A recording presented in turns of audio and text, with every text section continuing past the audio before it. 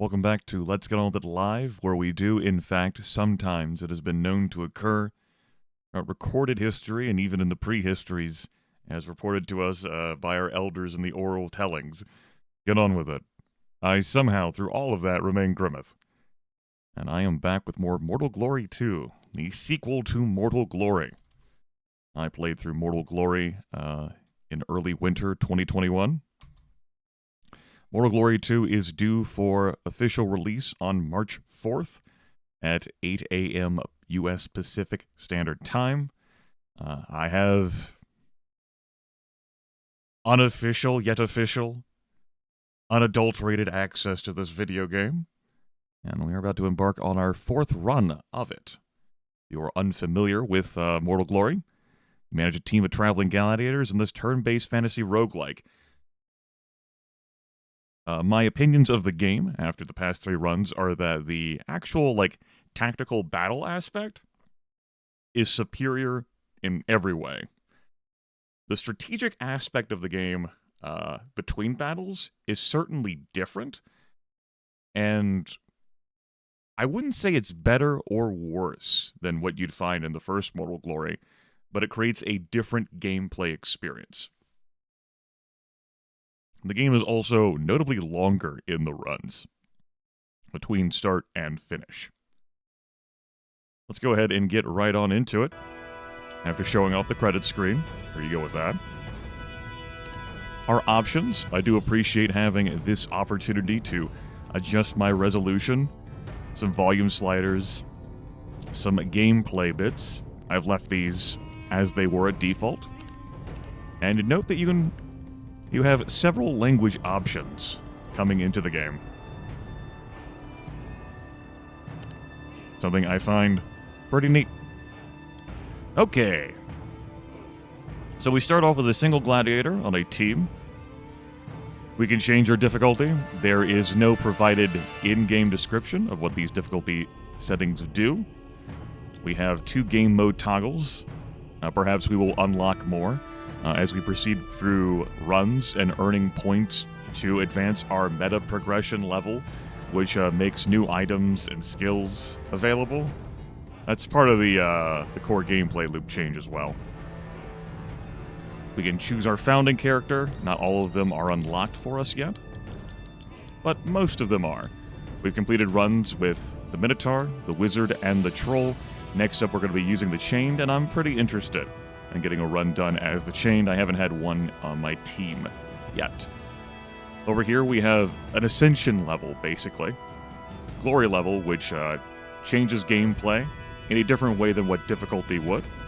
We've gone to 2, we've gone to 3, and now we'll be trying Glory level 4. Elite fights are harder, and effects from the previous levels.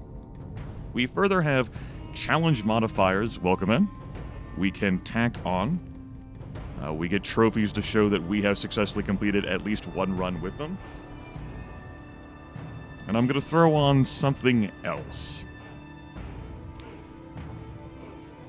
I am interested in seeing what short and long tournament do.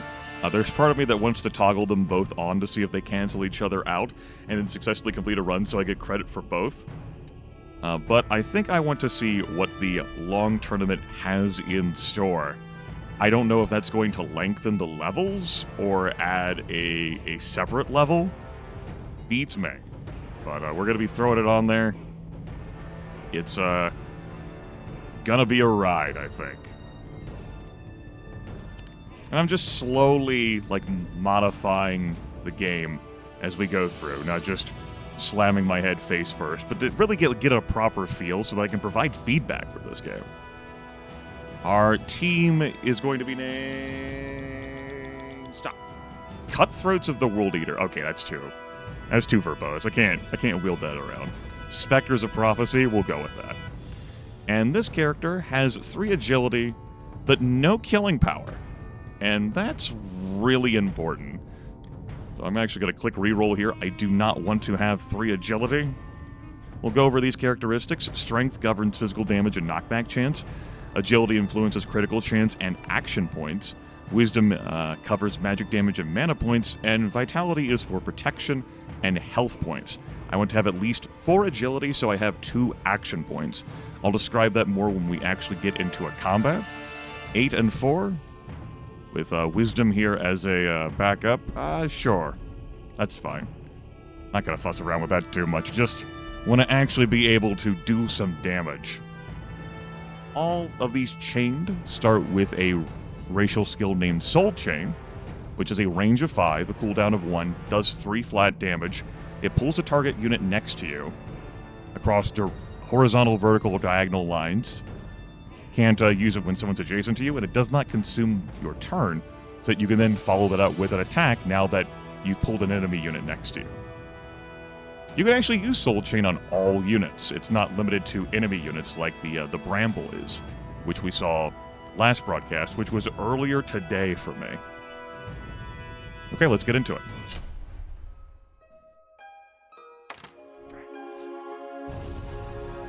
So all chained start with this. Each of the starting gladiators have their own specific things they start with. The troll for the last run started with 2 gadgets, which were essential because we really didn't have killing power without those. We get to have a weapon, and we have 1 weapon here that does physical damage, but it also does magic damage, so it can cover us either way. And we have a few mana points, 15 to be precise. Go ahead and pick this up. Equip this as well. And we get to have a skill.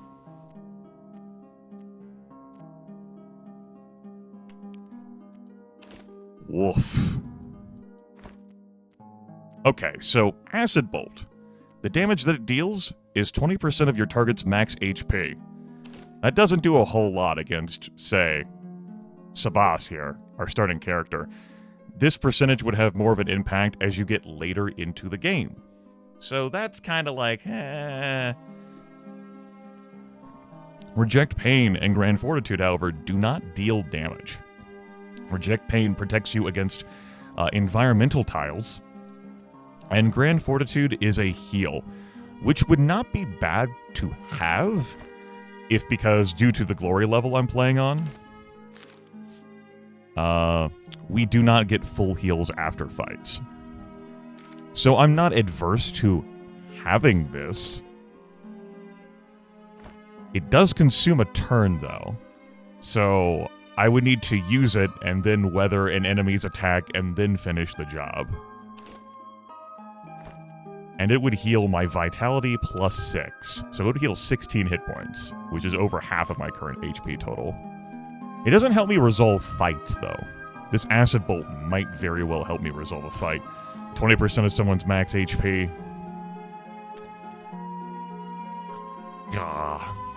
There absolutely are healing moves that do not use turns. And how they end up scaling just kind of depends on the move. Some provide flat totals, some provide percentages. I'm gonna pick up this Acid Bolt, see if I can make use of this.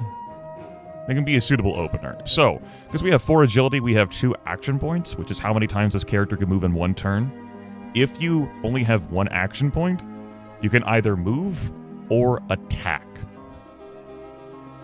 Starting at 2, though, you could say move once and then attack. Attacking ends the turn, unless you're using an ability that doesn't consume a turn, such as Soul Chain. We deal 11 physical damage. We don't have a skill to assist with that. It's just going to be our raw physical damage. We also deal 8 magic damage, though we do not have a skill that deals magic damage. We have 12 protection, which reduces incoming damage by 12%. And we have a 6% chance of critting, which crits deal double damage. 30 hit points, 15 mana points. And here is our level. Oh god. Okay. Understood. Yeah, okay. So I chose the game lasts longer, and yep, that's a bigger map. Understood. So the levels are longer. Looks like they're at least 50% longer. I'm not sure whether it's double length.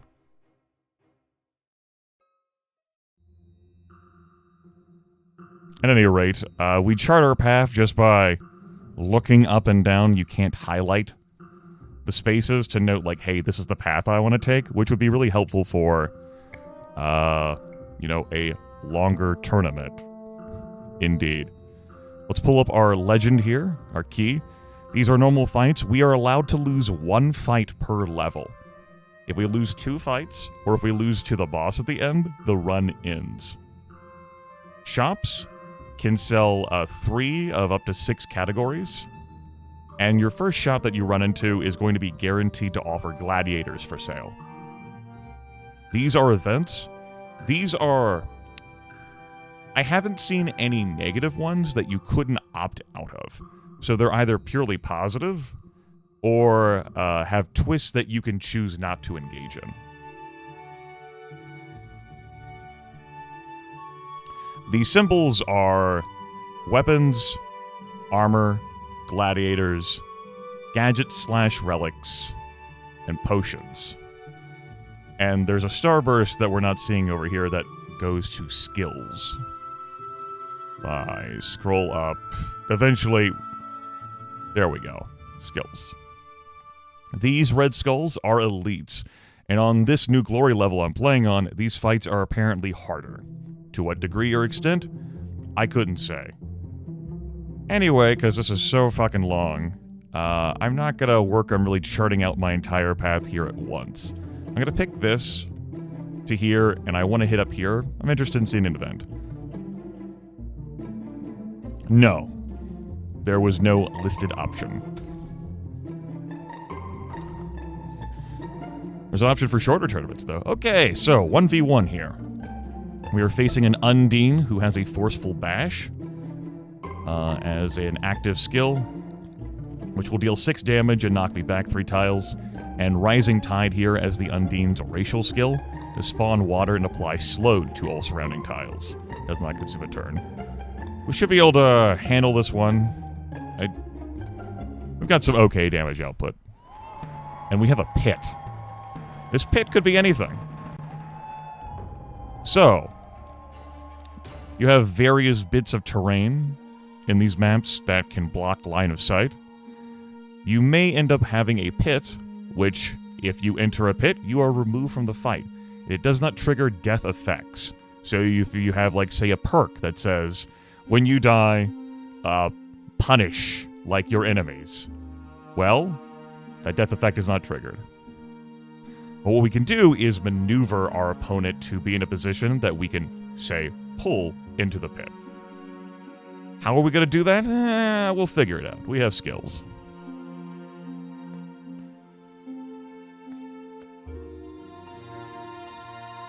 Our opponent does not have reach with their abilities. That is a spectator.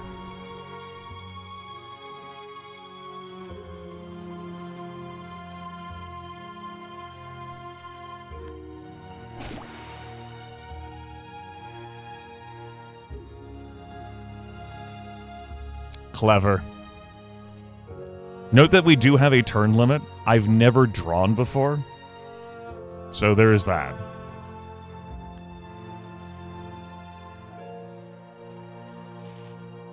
We got a crit there on our chain, so we dealt double damage. You'll note that there's a star there in the log. We're not going to worry about putting this enemy in the pit.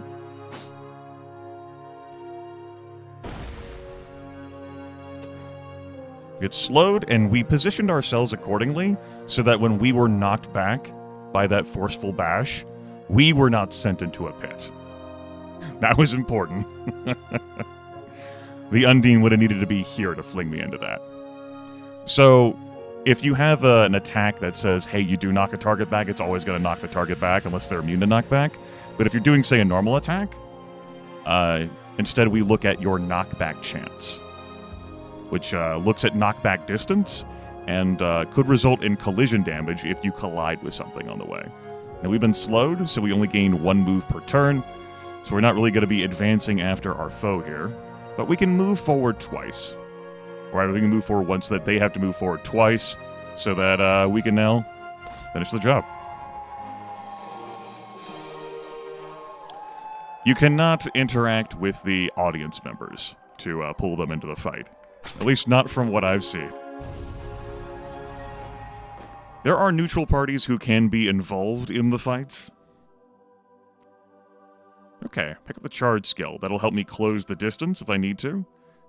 And also provide some damage. Is blocking a thing? Not in the sense of, like, how you're thinking. No, there is no evade. If you're in a position to take a hit, you're taking a hit. Your only, like, real form of damage mitigation comes from protection, which it caps out at 70. This is not, say, like, Gladiator Manager. Instead, like, your defenses come from tactical positioning and maneuvering.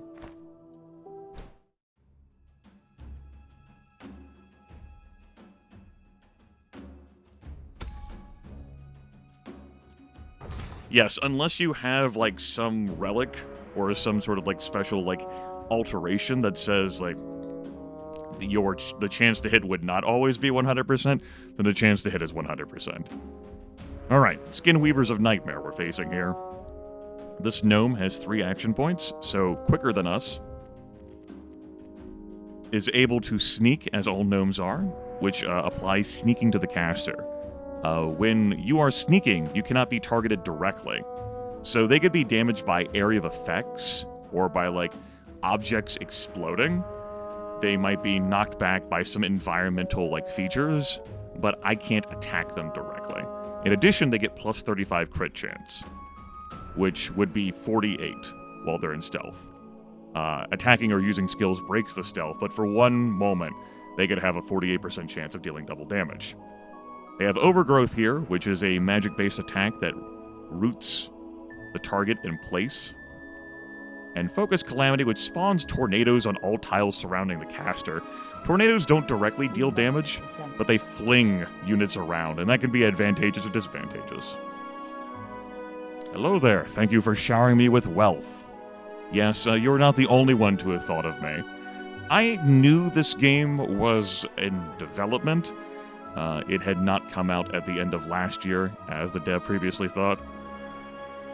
But apparently the dev was thinking of me too when sending me this game. Alright, 12 hit points. Let's go. No pits. A few columns. Let's get to it.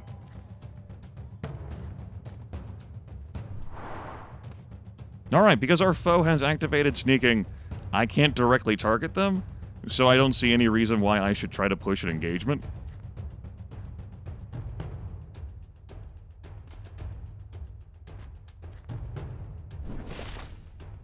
I have been rooted in place. So I can't move, but that's okay. Because we can pull our enemy to us and finish the job.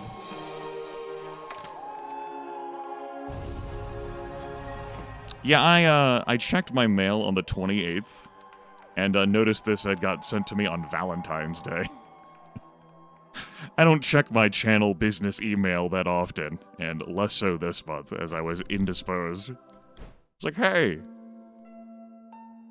let's get to it. Okay, with a little bit of gold in our pockets, let's go to a shop and see about acquiring ourselves a buddy, a companion.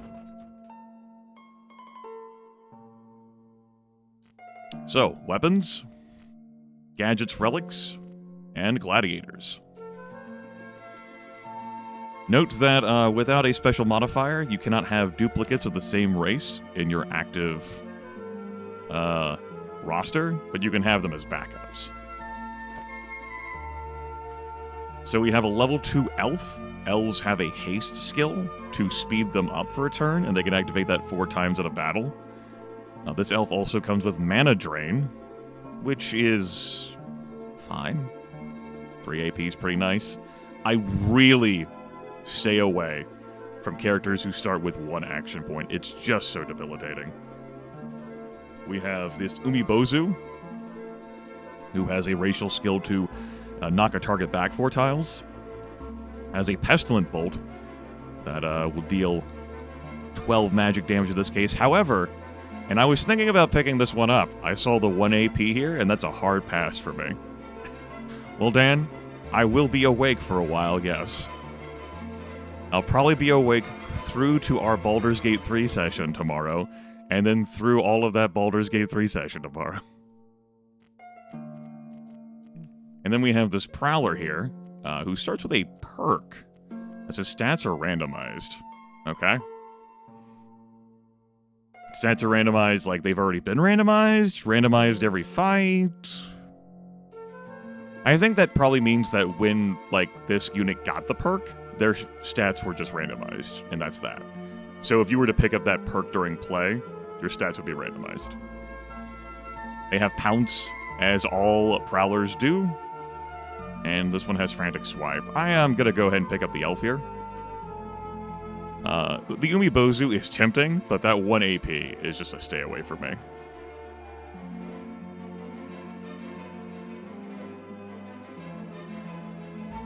That's going to be just about all of my money. This Anitha will not deal much damage, which is a real problem. This Pestilent Bolt does deal 12 damage. What's the range on this? 6.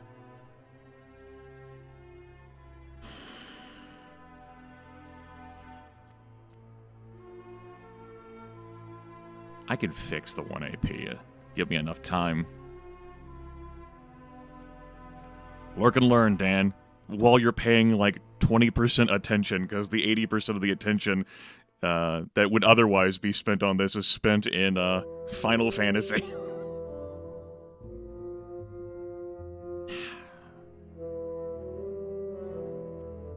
It's 3.5 damage. Before protection reduces any of it. It's just... It's not gonna do anything, man. I guess I am picking up the 1 AP Uibozu. Look. Alright. If I had the wealth to buy an item here that increased AP, I would. Well, okay. I'm gonna give you this. And give you this club.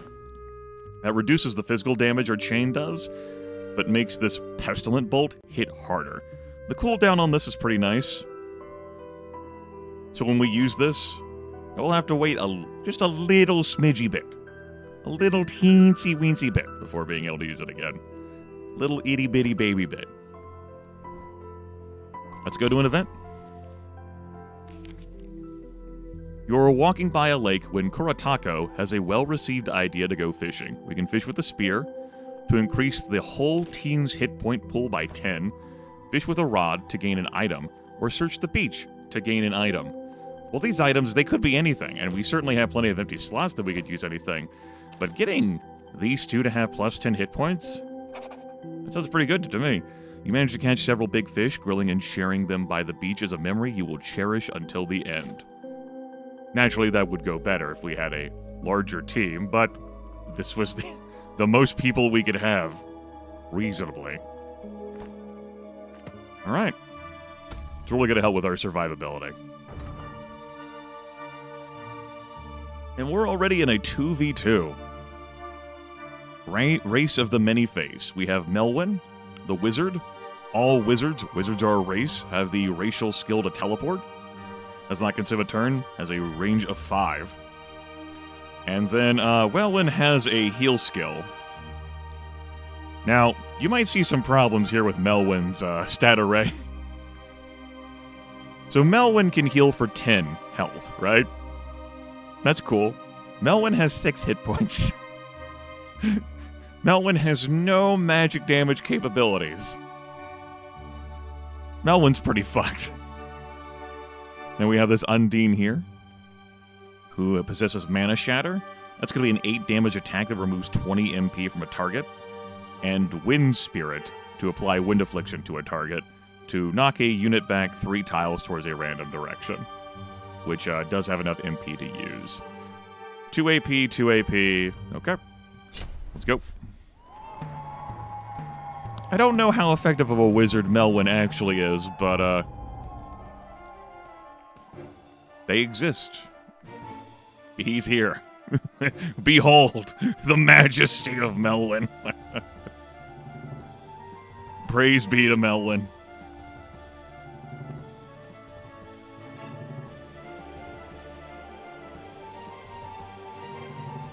Not in range yet. Someone will end up in my range. Teleport in, buddy. Yeah. Okay, so... Melwyn, I got some news for you, bud.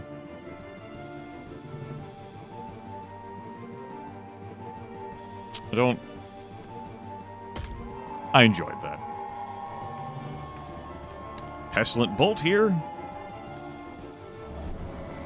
Which applies Plague. Plague is a debuff which spreads to all surrounding units after every step. At the end of turn, Plague deals 5 damage. Yes, that means that someone with Plague can spread that to your units, or if you're Plague, you can spread that to enemy units. Good night. Experience is earned at the end of every battle depending upon participation. How much you contributed in the combat. Scoop up some money and grab the Mending Jab here. That deals strength plus 3 damage. Heals self for 10. So it takes a turn. The healing does not scale. The damage can, though. That's pretty nifty to have. And if we say put that on our chained, that would deal 11 points of damage. We got a level up option. We're going to grab some hit points here.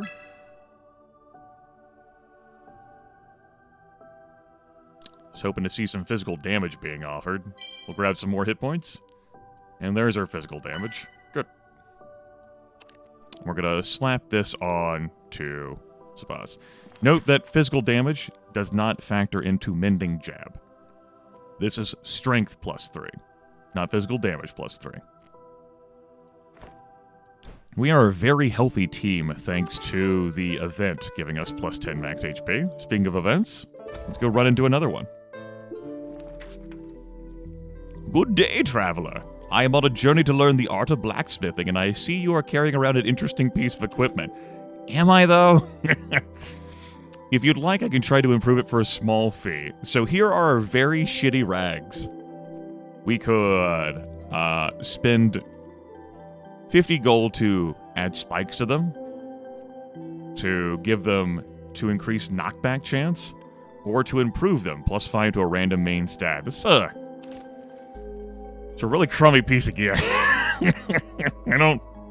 I'm gonna be ditching this. Even if I put plus 5 to random main stat, and the money's better spent here. No thanks. No pity. That event was a dud. That's how it goes sometimes. Just gotta keep moving.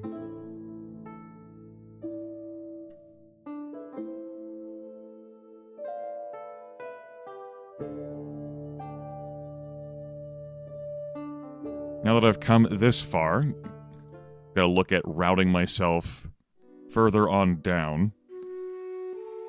I think what I'm going to do here is take this fight, and we could pick either left or right here. To get to one of these spots, take this treasure for this event, and then hang left. Because left can lead us to 3 elite fights. And while they are made tougher by the current glory level we're playing on, the rewards for them could well be worth our time. Now, if they go wrong, can we opt out of the path at any point? Yes. We have avenues eventually after the first 2 elite fights to avoid, the future ones. Cool. That's that then. 2v2 again? You look like someone who should have worn a helmet more? Well, fuck you too. We can loot this if we win. So, this elf here, level 1. Can haste up, so doesn't just have 2 AP, but can have 5 AP in a turn. Crippling Blow, which will deal 13 damage. This elf has 10 strength. And Savage Strike, which will deal 6 damage, because that's based on agility. Savage Strike doubles crit chance. So that would be an 18% chance of dealing double damage with a Savage Strike. This elf is dangerous. The 5 AP means that they'll be able to get in quick at a moment before I can really control the situation and deal meaningful damage. This level 1 dwarf, all dwarves have the racial skill to summon a barrel. A random barrel. Barrels are environmental objects whose effects upon destruction depend upon the barrel in question. And they can be flung into people. Damage-wise, Sweeping Swing is an area of effect attack, which is whatever in this situation. Lacerating Thrust is going to be 3 damage plus 7 and cause bleed, which is notable. It also has 2 AP, so they both got some moves. There's already a few barrels on the board. So, the barrels have hit point totals. Normal melee attacks against the barrels deal 0 damage, but always apply knockback. Knockback is dependent upon strength, so Sabas here would knock a barrel back 2 spaces. Our Umibozu would knock a barrel back 1 space. The elf here would knock a barrel back 3 spaces. But a melee skill or a ranged skill would just deal damage to the barrel. If the barrel is broken, it does its listed effect. Pressure barrel says all surrounding units are knocked back 5 tiles. These deal 15 damage to all surrounding units, so you don't want to stand next to these. That would be bad.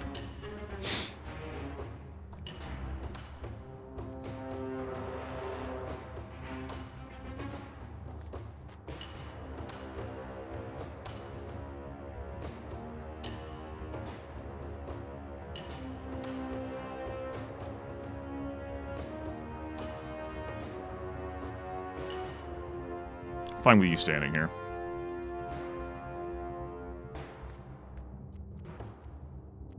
You can fling a barrel 2 spaces. Okay, so if you moved like onto this line, you could then put a barrel here and then fling it 2 spaces. It's good to know. Pass. That can hit, and we will do just that. And I want to finish the job here.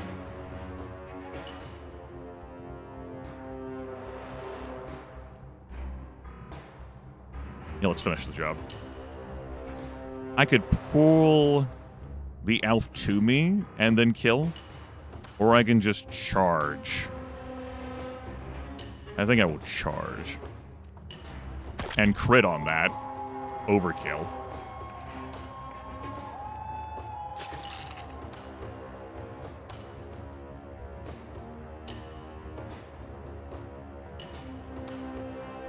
So, bleed has been applied to me. Anytime I move for the next 3 turns, I take 2 points of damage. However, I do want to move 1 space out of concern that, and pull the dwarf with me out of concerns that, some line of sight blockage will happen with, Sabas preventing Kuratako from attacking. I also want to potentially use my soul chain to attack. No, it's fine. We'll stay in. See? Case in point there. But we do have an explosive barrel we can shoot.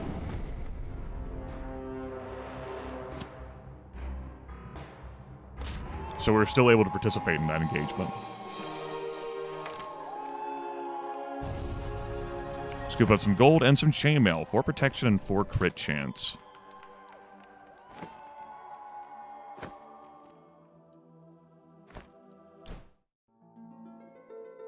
Alright, another event for us. Huzzah. I do like seeing the events and what they have to offer and exploring them. I've seen 1 event chain last run, which was pretty entertaining. It was well worth the price of admission. Well, not so much for the rewards, but the journey along the way. It was fun. And I mean, the rewards, they could have been anything. They could have been anything. We'll go left. You come across a cave hidden beneath shrubbery. Inside the cave, there is a strange pool of glowing liquid. What is even more odd, you notice one of your possessions starts to visibly vibrate near the liquid. So our cruddy mace is vibrating. We can dunk it in the water, and the mace will give us +3 action points. We can put a hand in the water and submerge and gain an item, or we can dunk a face into the water and get vitality up by 5. Okay, so vitality is forever, and vitality is always useful to have on any character. Giving that mace 3 action points would transform Umibozu from having 1 AP to having 4 AP. That is huge. Immense. We have so much health already from the fish. But here's the thing. This mace is not with us for any, meaningful length of time. I am going to choose to put someone's face in there. A random character. Whose face will it be? It's Sabas's. Besides, someone should stick their face into the pool and Sabas volunteers. Turns out it was a good idea. Sabas feels much better afterwards. But why can't everyone else put their face in the pool? Come on. Everyone else can get some vitality. Come on, come on. So, vitality governs protection. So, damage reduction, as well as health. So, Sabas is up to 58 hit points here. That's right, it's my pool. I peed on it.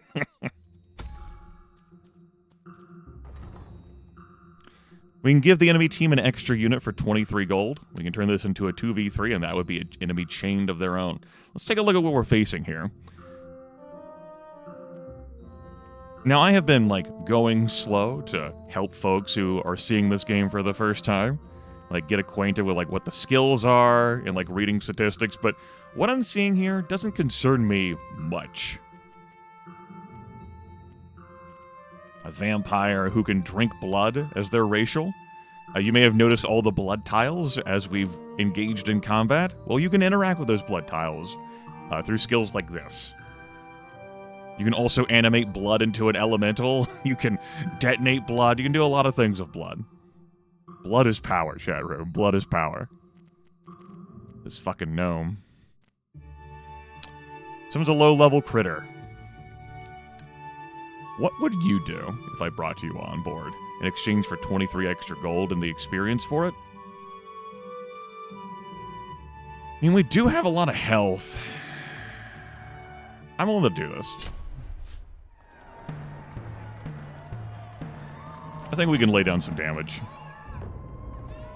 We do still have the 1 action point. We got to keep that in mind, and all these columns are going to interfere with our targeting lines.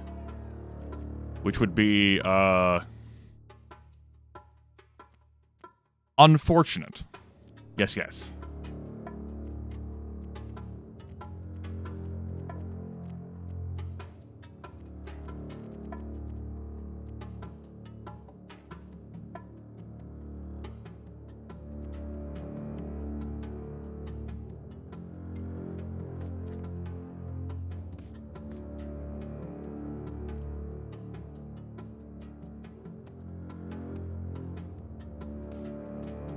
Did not summon a critter, but chose to move instead. Okay. What I can do here is yank the enemy chain towards me. It has a range of 5. So if I stand here, 1, 2, 3, 4, 5, can pull him in. I would also be able to charge him. Let's go ahead and pull him in.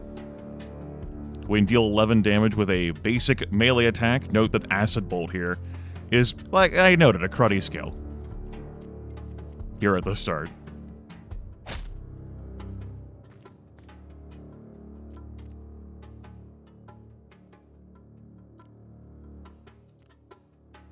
I'm going to finish off the adversary. I control action economy. That way we don't have to eat a turn there. Sneaks. Stealth.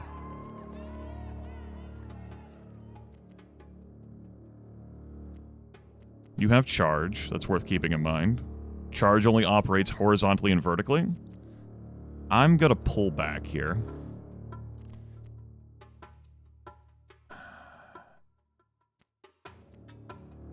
Presumably, you're getting charged. I think that's irrefutable. I don't think I will pull back. And note that this is preventing me from seeing this space, and I cannot target this gnome, because they are sneaking. Do I want to stand in front and just take the shot? No, I think I'll stay here. Acid bolted me instead. Now, Acid Bolt does deal a decent chunk of damage to me, since I have so many fucking hit points. I'll remain here. I was expecting a charge. Fine, whatever. I'm no coward. Your sneaking ultimately, like, prevented you from getting shot with an acid bolt, but did not, like, stop you from taking damage. Get over here! Goodbye. And then the vampire drank some blood and had to move back in, because charge does not work on a diagonal. That will not kill unless it crits. Let's get the kill here.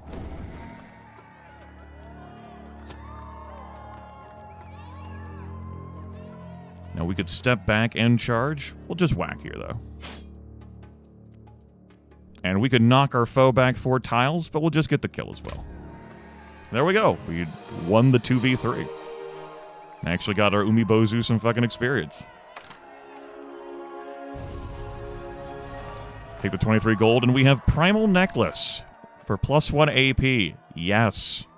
We must descend. Dissension. How goes? It's going all right, Pedro. It's going all right, especially now that you showered me with money. Yes. Baptize me in wealth. Another event. You stumble upon an open field filled with different kinds of unfamiliar mushrooms. Everyone else seems put off by the sight, but Kuratako is interested in experiencing what one of them tastes like.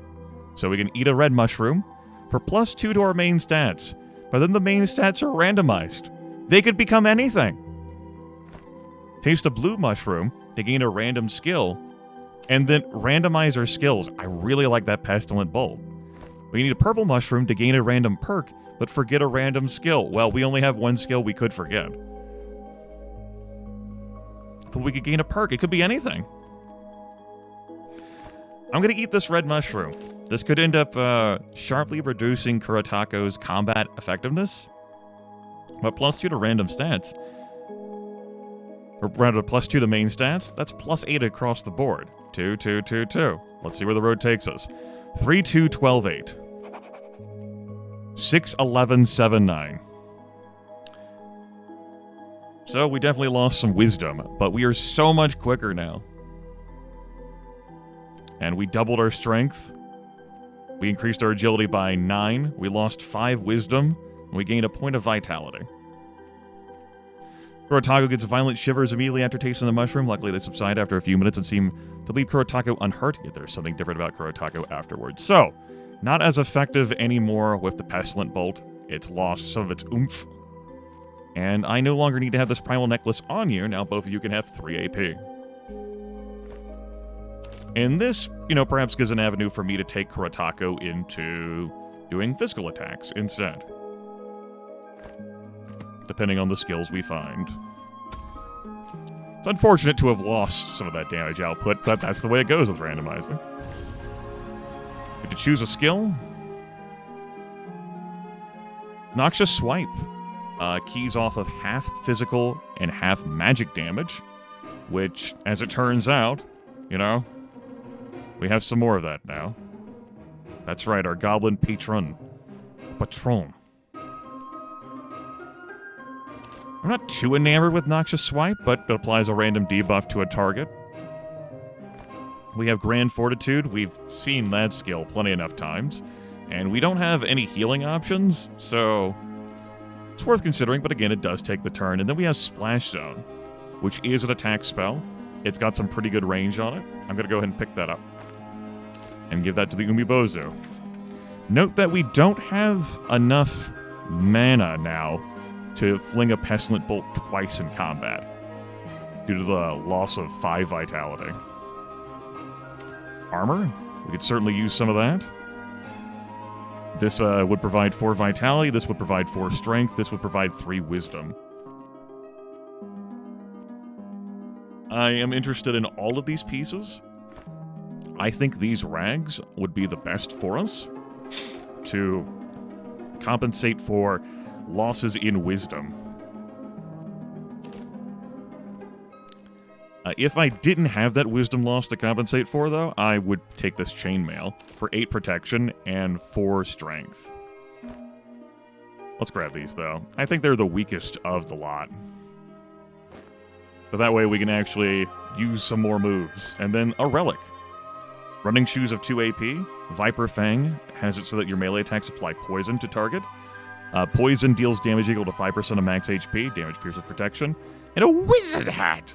This unit gains a permanent unremovable phasing. Phasing means end of turn, you teleport to a random location. Avoids harmful tiles. Since we resolved the AP issue, I think we could use some more damage on board. The running shoes are nice, but I'm going to grab this Viper Fang and put it onto Sapas here. And run into another event. A malnourished person runs towards you with a large group of men behind in pursuit. Please help me. Please help. They will slay me. Help me and I will fight for you. Welcome in, Necroloto. And we have here the opportunity to pick up a 3rd gladiator if we're willing to help. So Baggi here has sneak, as we've seen before, and their one skill is going to be Firestarter, which spawns fire on a random tile next to the target. It's a 3rd body, can act as a distraction, can wear some rags. We do help, though. Our team starts the next fight, which will be an elite fight with reduced hit points. We shall help, though. We shall help at Baggi. Now, we can opt out of this elite fight. I'm going to take it, though. We're going to try it. Because our team has reduced health. It does mean, though, that we're definitely not going to be taking the challenge. So we'll lose out on Rain of Knives. So, elites. Courtesy of this glory level, they come as tougher. Yeah, Baggi is going to be a big old bag of distractions. We have Limpo here, this level 2 Fiendling. 2 AP. Not too concerned about them. And then we have the Beast themselves, this level 3 Vampire. With Drink Blood, of course, Firestarter, and Ticklebolt. I'm not super concerned about them either, though 48 hit points is going to be something I have to chew through. For sure. Let's go. And there are barrels in the way. You see here our reduced hit point pools.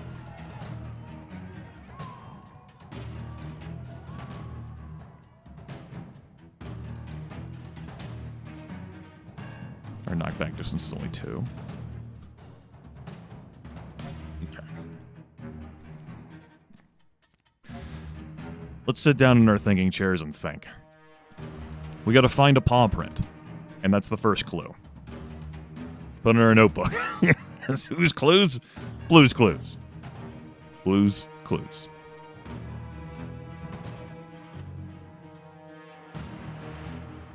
Those are the rules of Blue. As it was written. I was thinking about mending jab this barrel here, but I would break the barrel and I would get flung back 5 tiles and the collision damage would not even remotely be worth it. I think I pass here.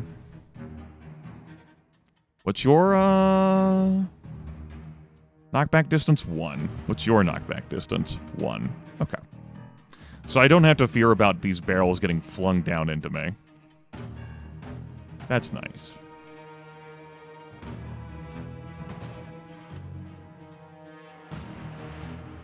I could step forward 1? No. I will not.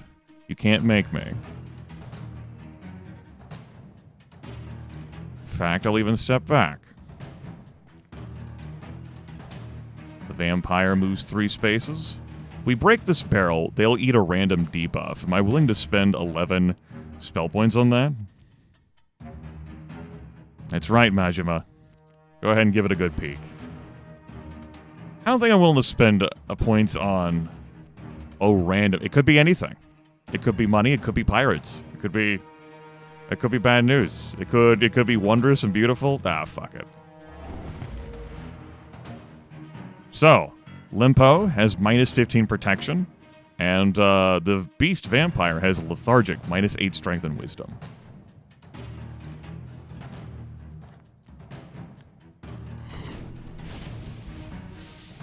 Oh, that was beautiful.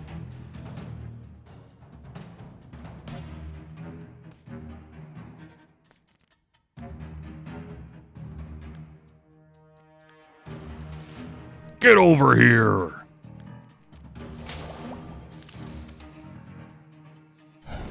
No! Baggi!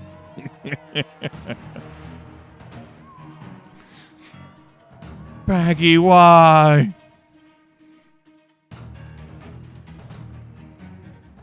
So, we could fling back Limpo here 4 spaces, which would not deal any collision damage, it would just send them away. We'll go ahead and get the kill here, though. We don't even need to use a spell. Do I want to charge into Barrel Palooza? Not really, no. You can come to me. I'll deal you points of damage to you.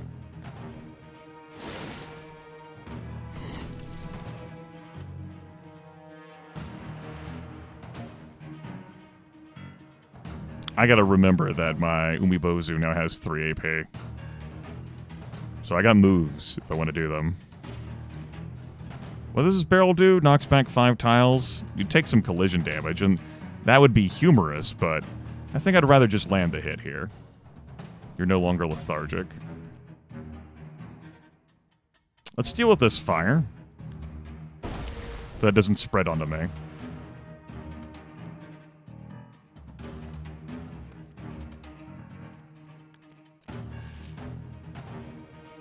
It's not a kill. Damn it.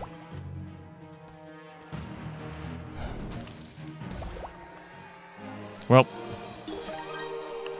we won, despite the hit point malice we had going into the fight. Kuratako is going to be slightly less than max, and Baggi will be at half health. We defeated the elite, and we got for our troubles a mana potion. Alright, that's pretty good. We consume that to gain 50 mana. Speaking of mana, take some MP. I guess we'll take some MP. Do we need 35? Actually, with that, no, we'll take some hit points.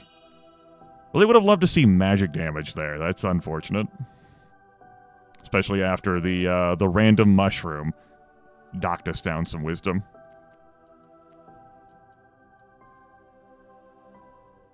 I'll take the hit points. So it goes.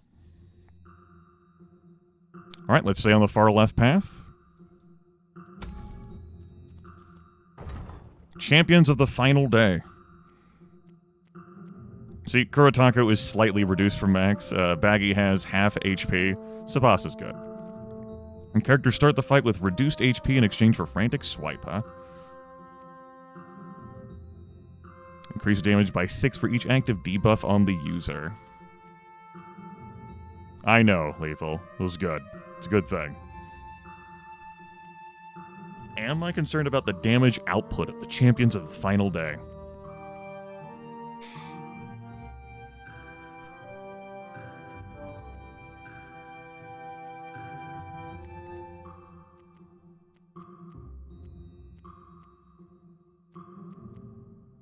Considering that what's next after this is an event, which might dock my HP depending on my selection, and then, like, another elite fight, I'm going to say that this isn't worth doing. Champions of the Final Day. Very good.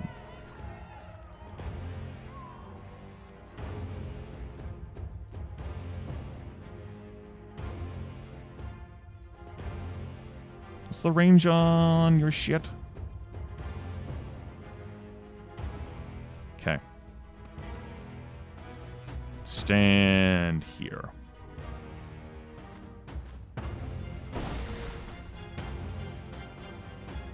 It's all gravy. Allow me to retort. Have some plague. It's my gift to you. You can't see, Baggi.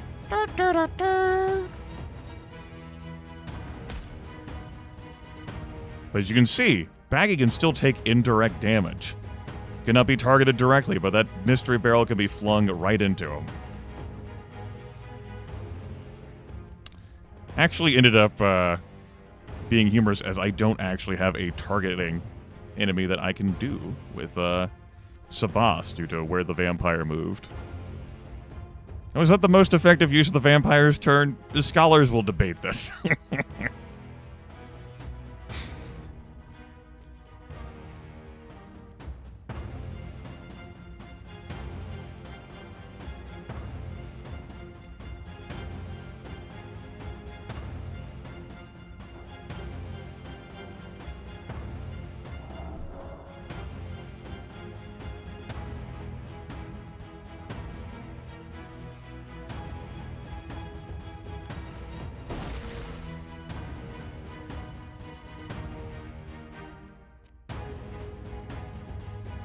What's your knockback distance? 2?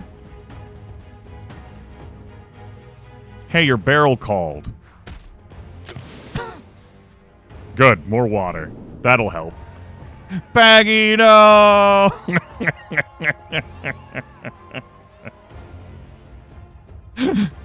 Baggi! Why, God? Is nothing sacred.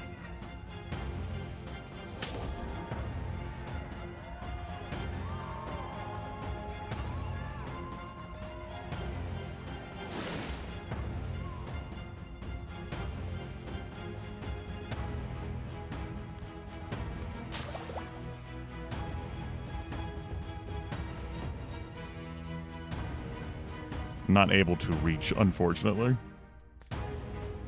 Because we are blocking line. Body Baggi. And you're right, you're right. Ow. Some good colliding there.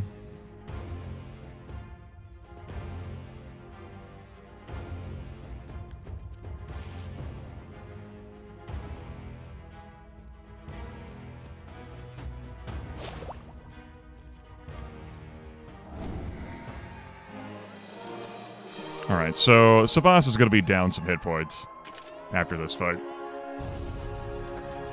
Unstable passage. Teleports to target location, deals damage to all units in between. I might keep that to sell. Miss it a little bit, and Baggi, of course, is at half health. Because thanks to our glory modifiers, we recover up to 50% of max HP after fights.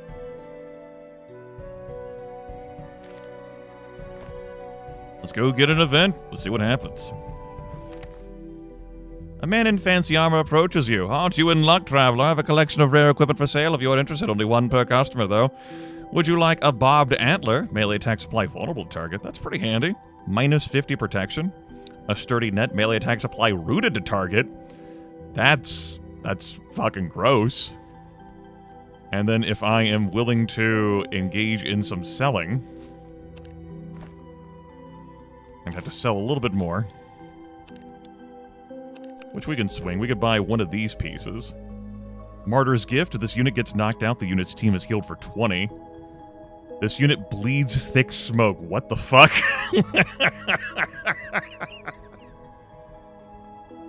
What do you mean you bleed thick smoke? That sounds like some Warhammer mutation. Here I am playing Warhammer Fantasy. The Game Master pulls open the fucking table. Rolls 3d10. You now bleed thick smoke. Great.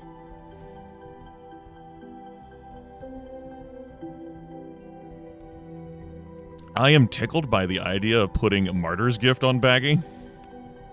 So that if Baggi gets knocked out, the unit's team is healed for 20, but I'm pretty sure I would put that onto the Umibozu.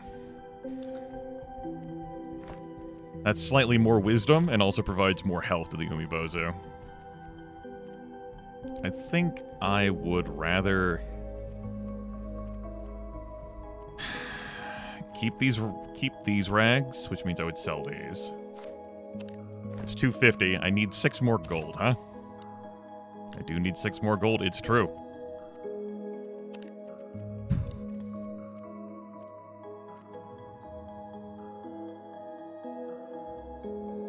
I'll sell this. Oh, wait, right. I did not need that money. I was reading the prices wrong. I do not want that. Though, 8 vitality is pretty nice. I don't want to bleed Thick Smoke. Thick Smoke would... That's not a bad thing, but it would complicate the battlefields in ways that I could possibly take advantage of, but could also block my lines of sight so that I wouldn't be able to use my ranged abilities.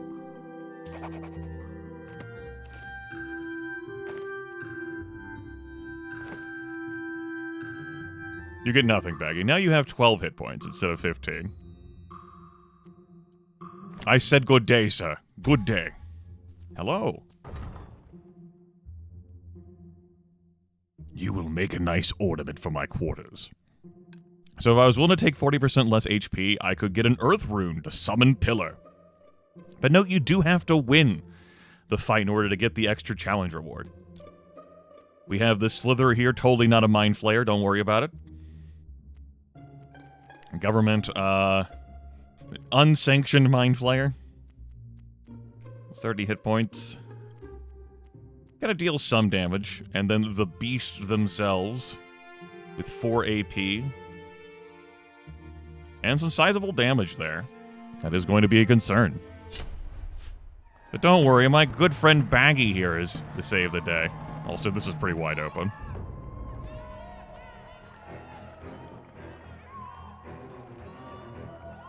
Burp, burp, burp.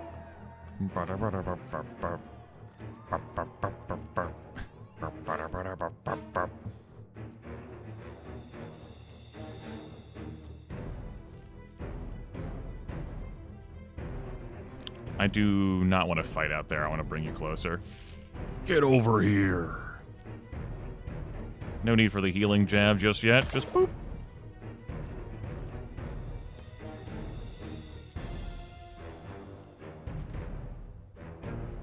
Separate from the pack.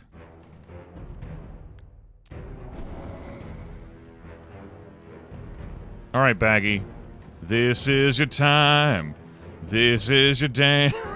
Live every moment. Leave nothing to chance. Oh, shit. If I can get a crit here. There we go.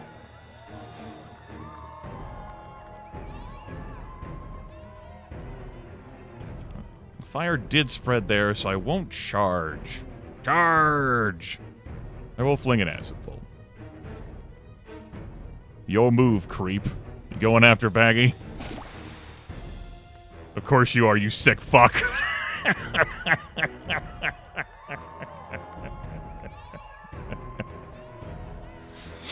Oh, shit.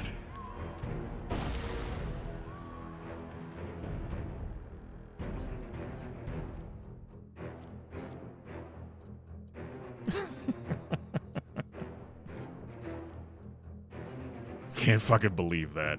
I can believe it.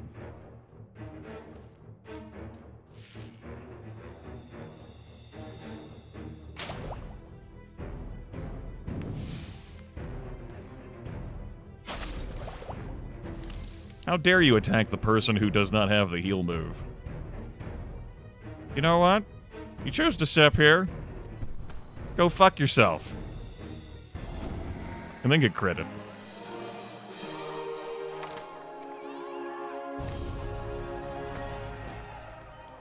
Tabard a +4 agility. Well, you get that. Baggi can become wiser. Wise Baggi. Wise beyond Baggi's years, Baggi.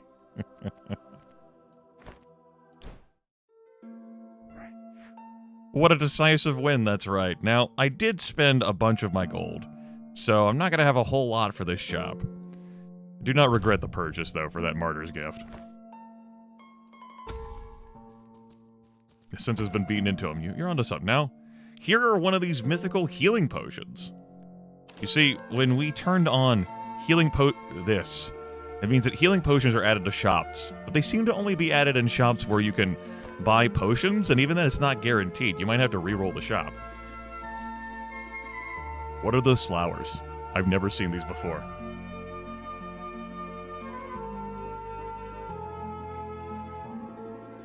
That's really interesting.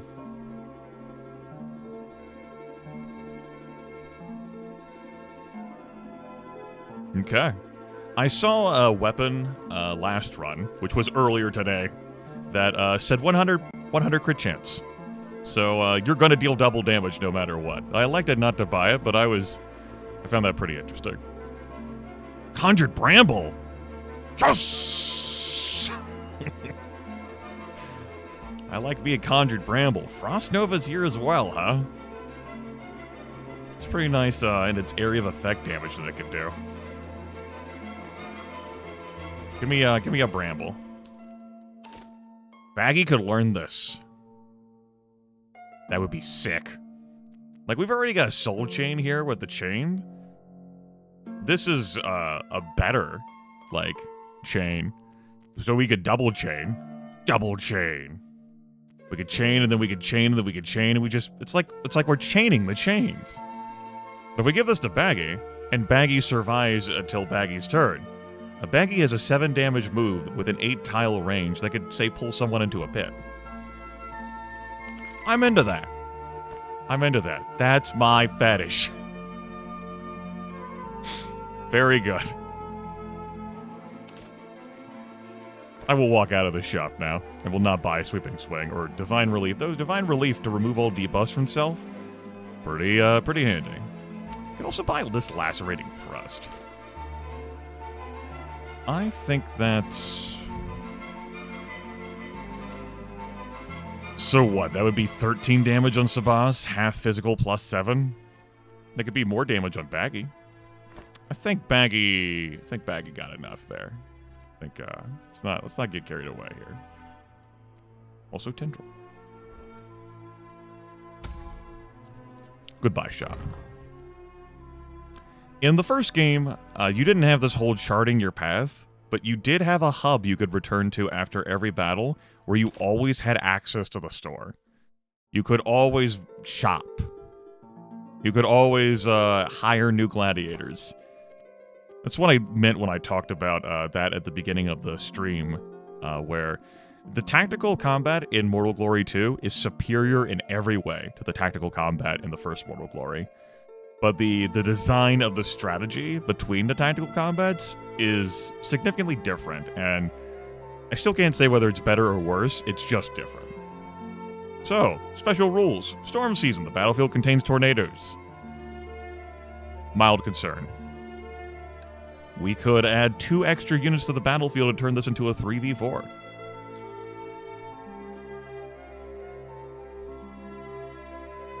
The tornadoes could be highly advantageous for us and help us control being outnumbered very well. They could also be highly disadvantageous for us and allow us to get overwhelmed pretty readily.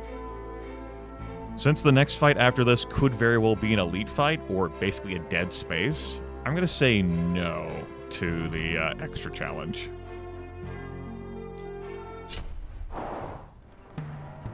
Tornadoes. These tornadoes might send your unit into another tornado, which sends your unit to another tornado, which sends your unit to another tornado, which sends your unit to another tornado, which sends your unit into a wall.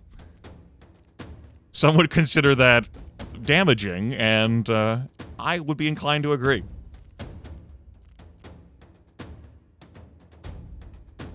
All aboard!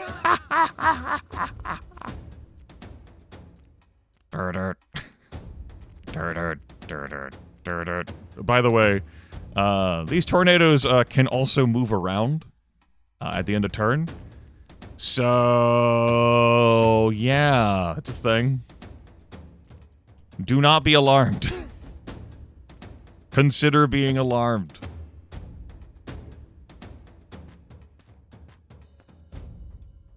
I.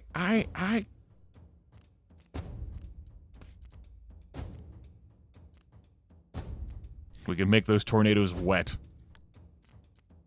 Unsteady would mean that anyone entering a tornado would get knocked back even more. Let's just apply the plague. Master of Plague.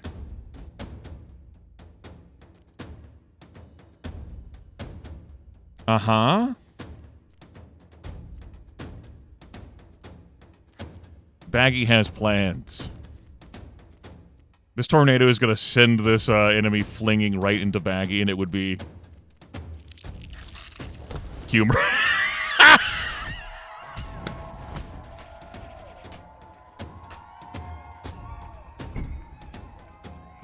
Oh, sometimes my oracular abilities result in great humor for everyone, and sometimes they really fucking don't. I was rewatching clips, like late last night, and one of them was a clip of a Payday 2 bit, where Lethal and I were doing a stealth-only mission, and we were like trapped in a stairwell. I was just chucking a body bag, and I was like, "Watch, we've killed so many people that now more guards will come. This is the first time we've like done the mission." And then Locke's like, "Looks like more guards are showing up," and Lethal's like, "Can't you keep it in your fucking pants? You knew this would happen!"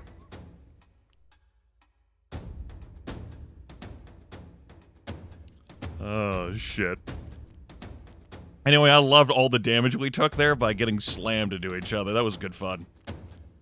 I like that part.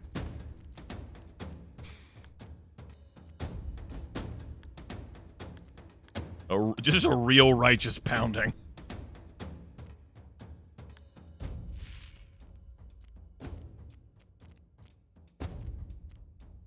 I'll actually deal more damage. You have enough hit points, these dryads, but I want to get a heal here. You need to step out of that. I should have stepped diagonal one.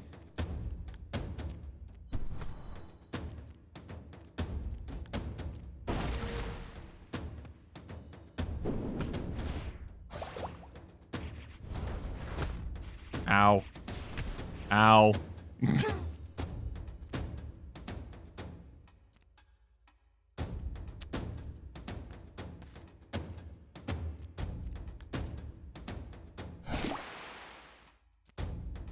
That's not a kill, eh?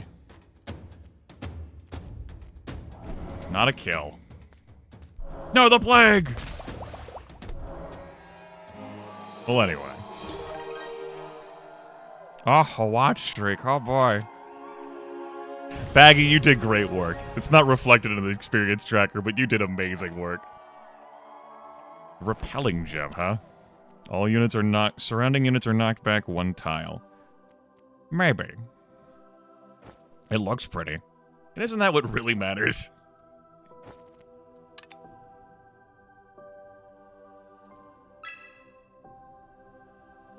Get some strength. Get some...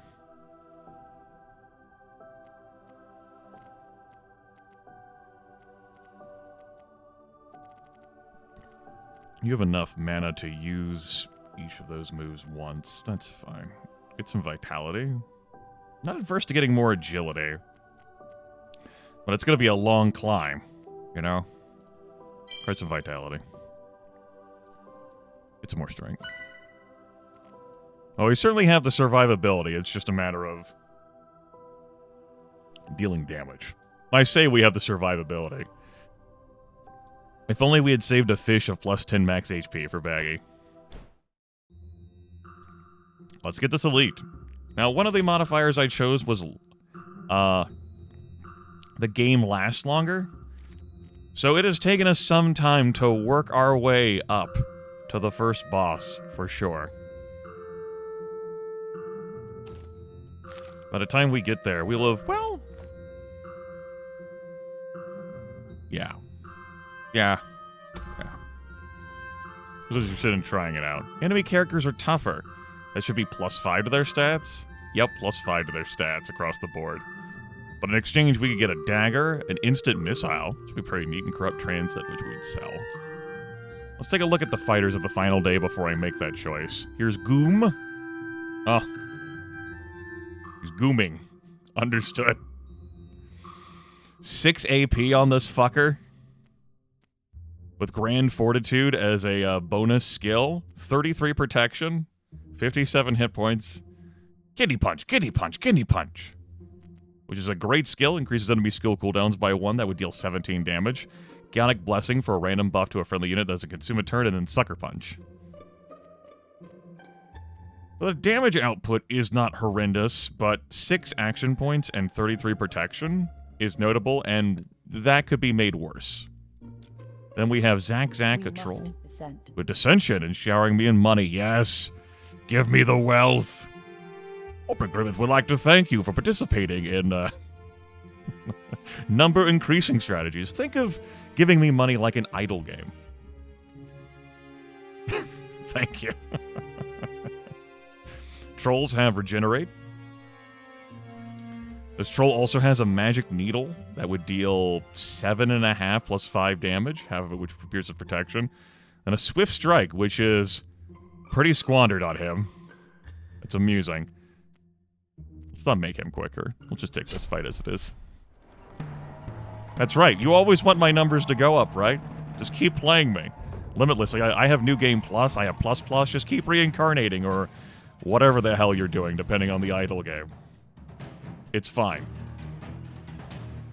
Also, curse you, game, for not having me in the right position. Like, if these two were... If one of them was over here, I could just... Whoop, whoop, ma-doop. Yes. Ooh-woo. I'm also wearing those really shitty anime glasses that have the half top frames removed so that you could see my eyes better. Even though I really hate those glasses as a design. I'm a glasses snob. I have difficulty looking at them. It just infuriates me on every level imaginable. And even levels unimaginable. 6 AP.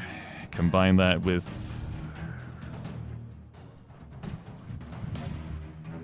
Just gotta get close. Snuggling. Snuggies! No, not Item World! That's it, it's time for me to become a felon. Just throw me into the crime portal.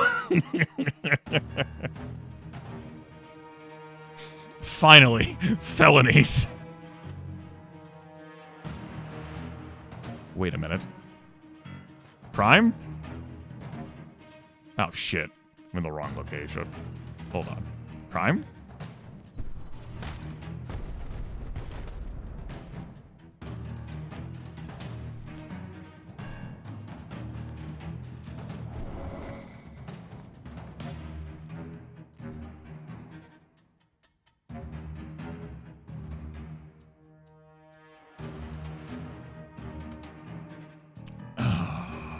Man. I was like, hold up. If I could just... I cannot position Goom here in a way that I could then use Conjured Bramble to... Especially with the AP I have. It was a nice thought.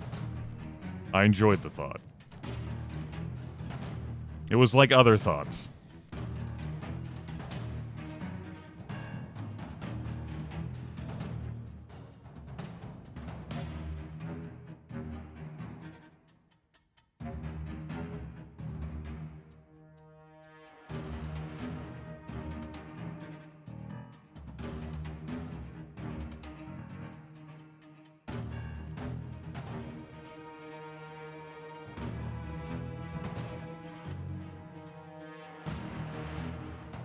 That just suicides Baggi again. Which is funny. But does not help Baggi get into a fight with full hit points. Science? Science.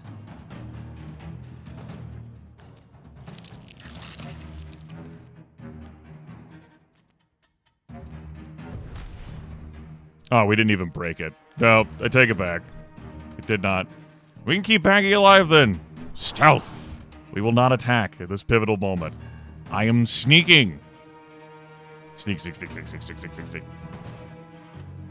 Sneak, sneak, sneak, sneak, sneak, sneak, sneak, sneak, sneak. Sneak, sneak.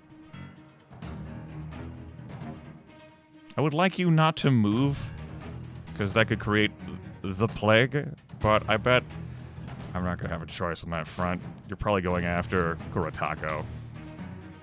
Mom, I don't want the plague. That's nice, dear.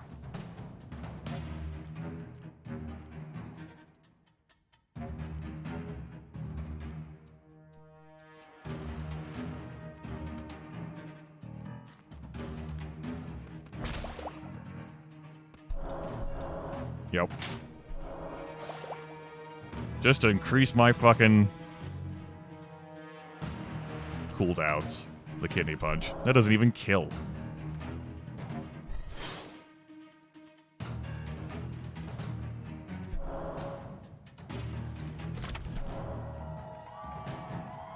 Well, Baggi's going down anyway to the plague next turn. That's good.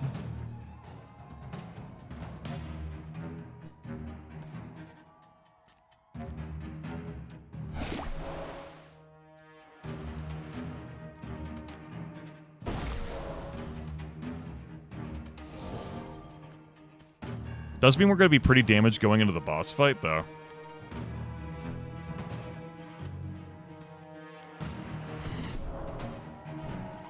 Bummer.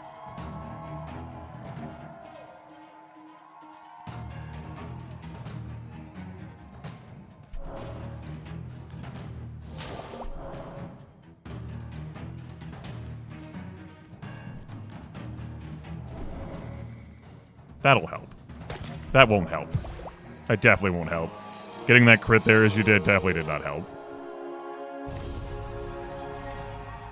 Melee attacks apply bleeding, plus 2 AP. Melee attacks apply poison.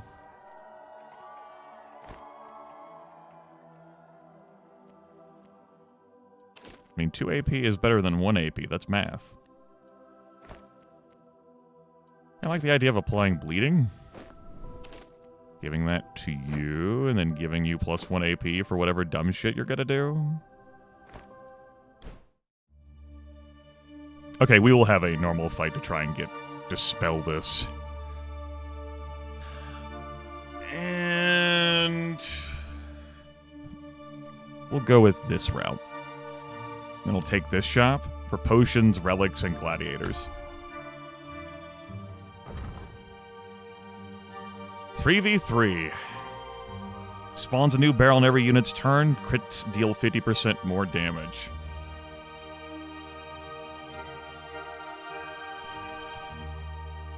I'm not too concerned about this grouping, though the Slitherer here has some real damage output.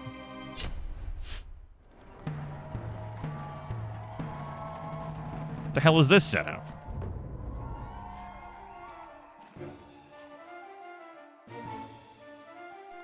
Grimith frowns.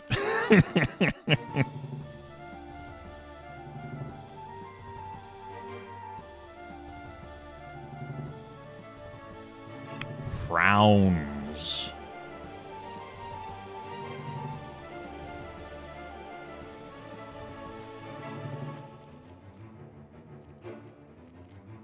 I probably should have stepped here and then, like, nudged the barrel out of the way. I end my turn frowning. As is my birthright. Uh-huh. Uh-huh. I crit that, of course. Kind of a wasted crit, but whatever.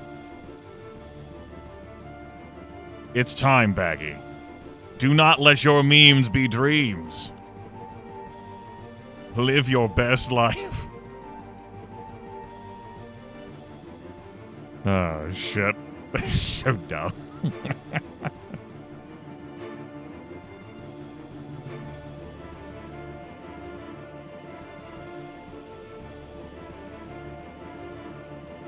Do I pull him in? I think so.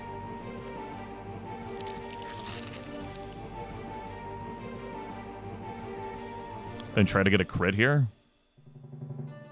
I'd be concerned if spawning a fire on a random tile ends up setting this barrel on fire, though.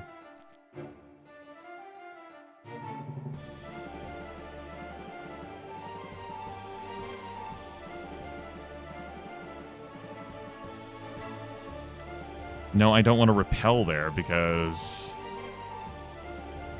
that could slam this barrel into Sabas.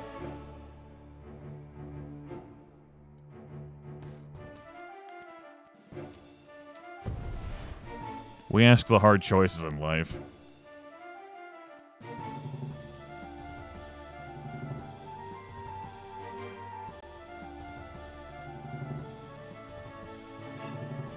That hard choice is, Baggi, you exist on this team for a reason, damn it.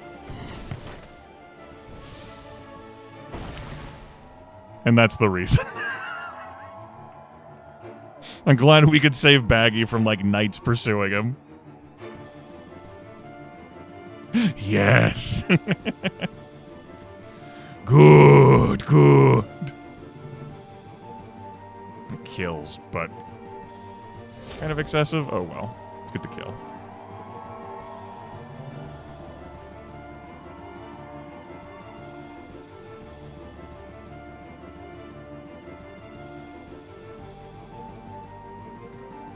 Of course you can't. Good crit. Remember, crits deal more damage in this fight. I can't say I care for this fucking position. With how these barrels have positioned themselves, I can't get in there. I can't do my cool moves, but I'm pretty sure Kurataka will be able to finish the day. Particularly if I throw down one of these.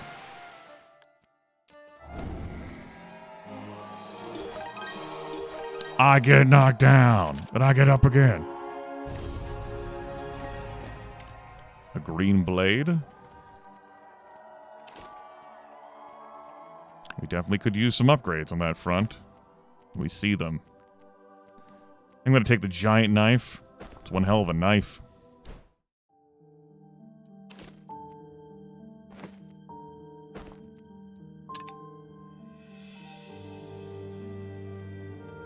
The extra agility does give me that.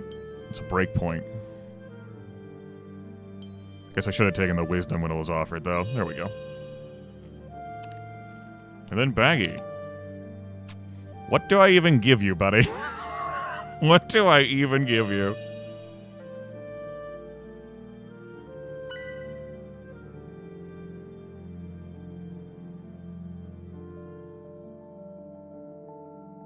Survivability, damage, like, what? What is your role? Scholars wonder this to this day. What do you do here?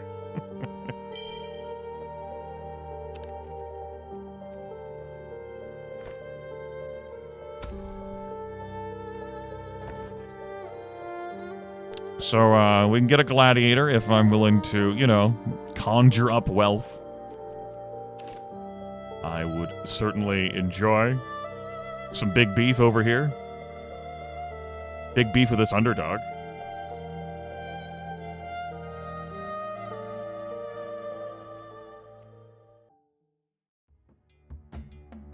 Boots of Imminent End. We've seen them and made use of them in a prior run. I could buy a healing potion. Restores 60% of max HP outside of battle. Mercifully, we don't need that coming into this fight. We don't need that. So we're not getting it.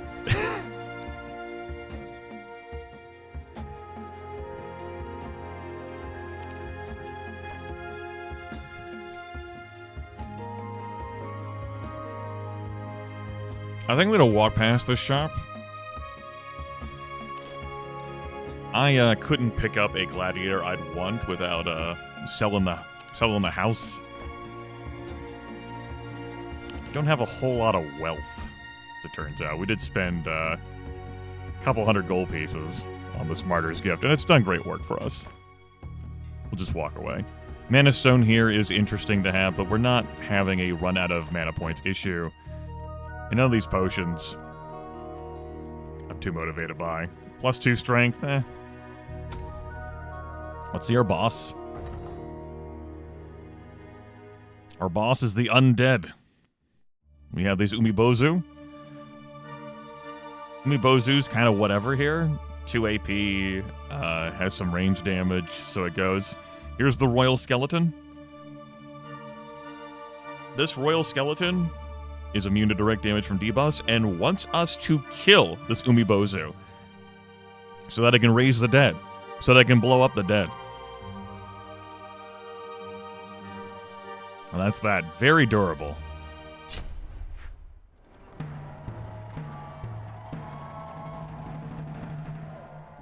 We go first. Yippee-ki-yay, motherfucker. They both have 2 AP, so they're going to be sticking together. Ish. They don't have any Dragon's Breath or, like, other ways to apply, like, a bunch of awesome, cool fire. However, we can outrun them. That's nice.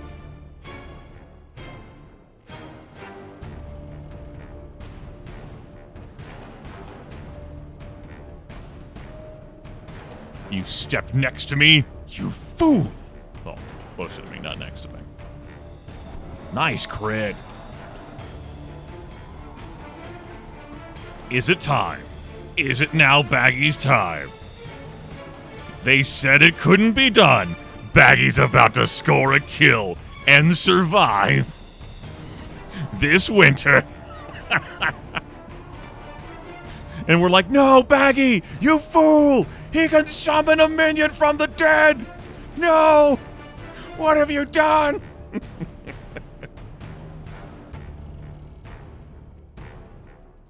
Baggi!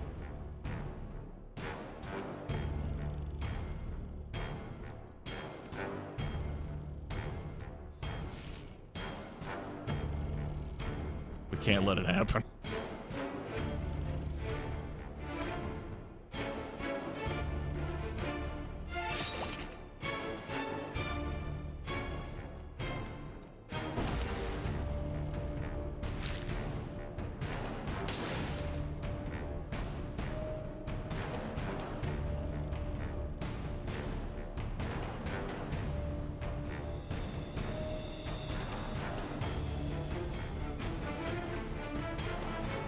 I have a hard time mousing over stuff there. Okay, yeah, that is adjacent.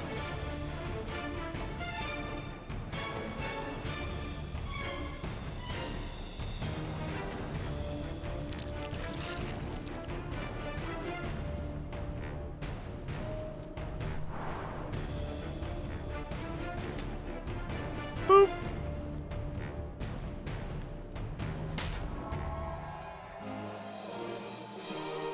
Awesome work, team.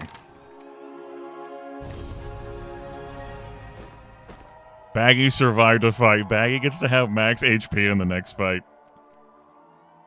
Well, Baggi gets to be at full HP in the next fight, I should say. Incredible.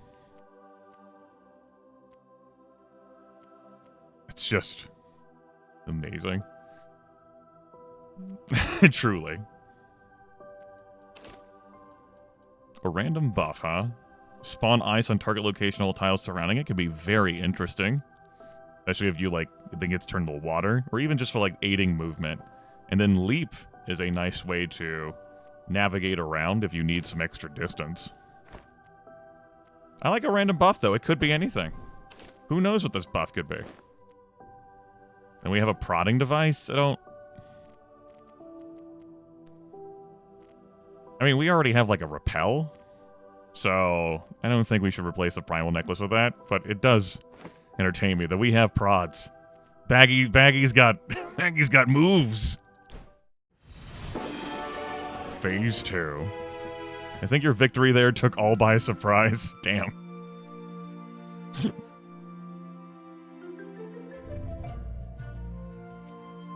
You can really feel the extra length here. Holy fuck. Okay.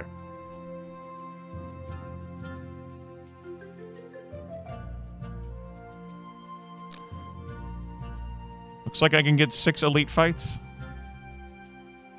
Looks like I'm willing to try for 6 elite fights. I can try doing it with this team of 3. Instead of rushing for a gladiator shop. There's a gladiator shop over here, but I don't have much in the way of money. And while I could raise some cash, it's not going to be a lot of cash. Cash. Let's go this way. Executors or executors of the Blind Seer. A randomly cloned unit from your team? Oh no, it could be Baggi.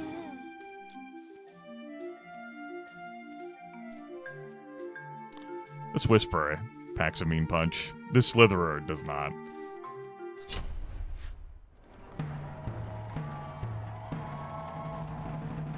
A lot of obstacles in the way here.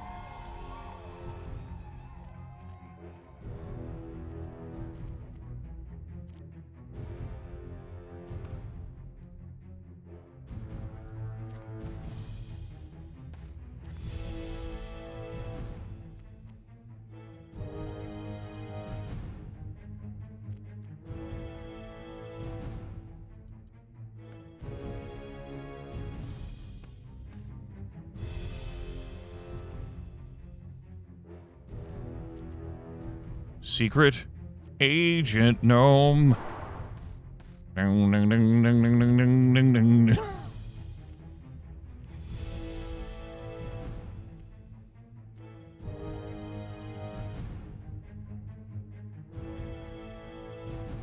I remain here.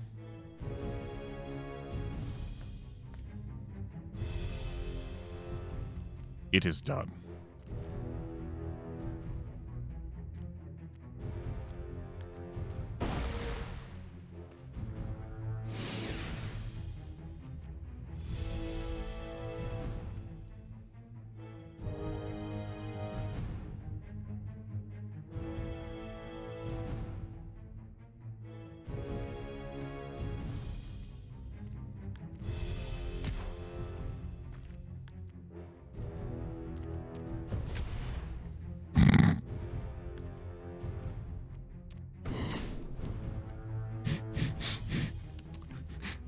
Baggi. Incredible. Willing to just go up front, block any of us from participating, and just put in some work. What a boss.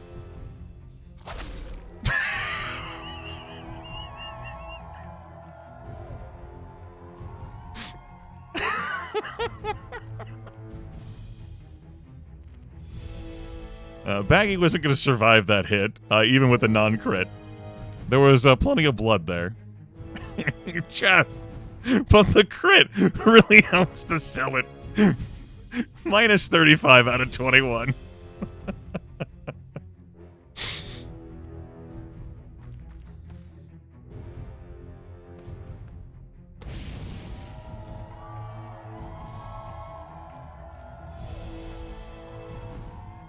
Fucking mental, dude!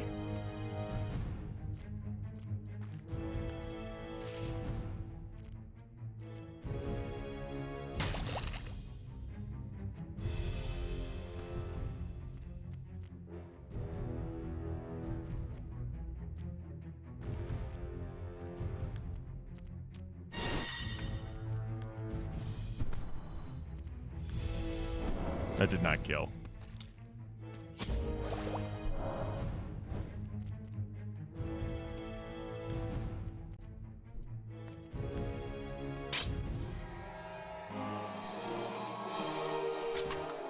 I will treasure those moments we've had with Baggi. Magic damage, huh?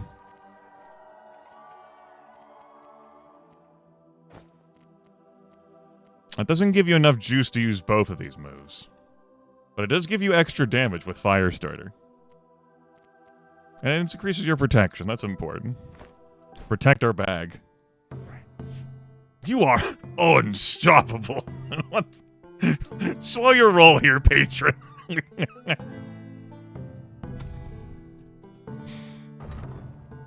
Smoldering field. The battlefield contains thick smoke. You're not taking reduced HP here. The Oracles of Annihilation. We have Ozma here. Swift Blessing. Some reasonable damage here. We have Lydia, the Dryad. Heal self. Nice item. Doesn't consume a turn. Heals 8. Some okay damage. And then we have the Beast Undine, who has Conjured Bramble. Notable. But this is a smoldering field. Thick smoke. Lines of sight are going to be blocked here.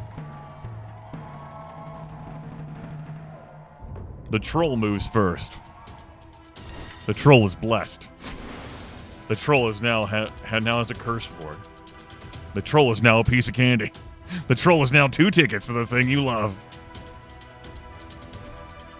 The troll is wearing a crown. Looks like it. That's glorious.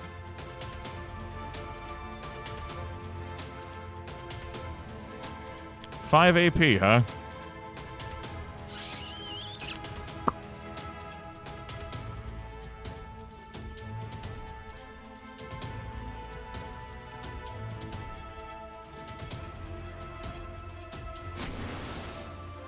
Have another curse ward.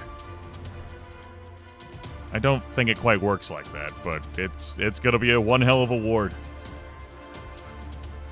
Note that if I'm standing in the thick smoke, I can't use my range moves either. It's wild like that. We could break open this cage to spawn a neutral unit that could cause some havoc.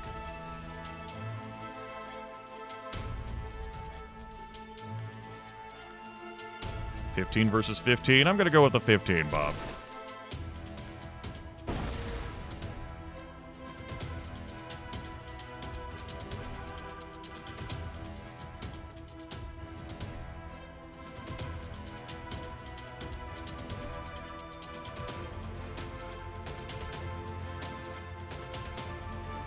The smoke will move around too, so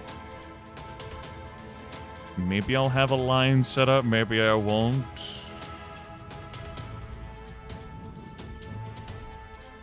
I think I would prefer you over there.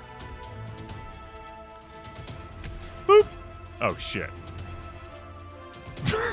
Well, I expected one tile. Baggi, please! I should have just used repel. Hold on, hold on. Get over here. I am a god. How can you kill a god? That's it. Just win, Baggi. My mana, no.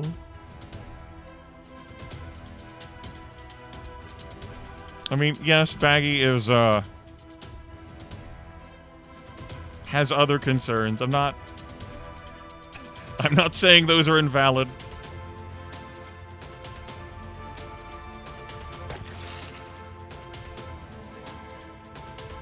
Okay. Fine. Just fine. Cool. Good.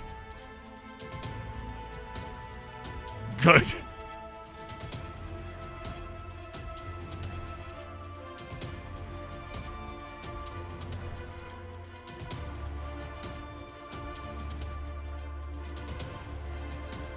So I'm going to plague you, and then you're going to walk next to all my units and give them plague. Understood.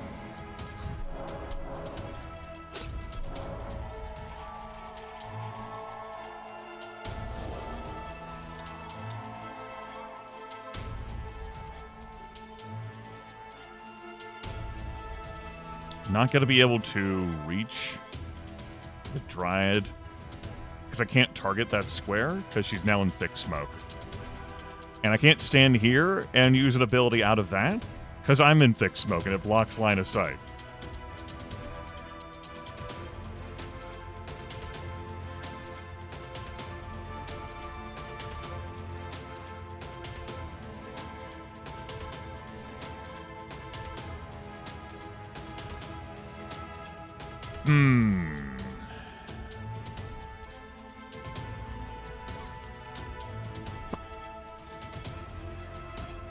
We shall walk away from yonder troll.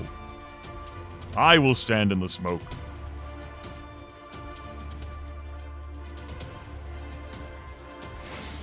Have a potion. Renew your plague. Give you some more plague. Have you considered the plague? Get over there.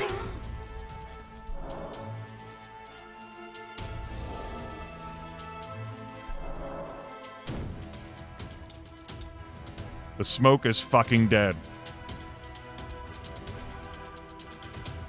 Damn.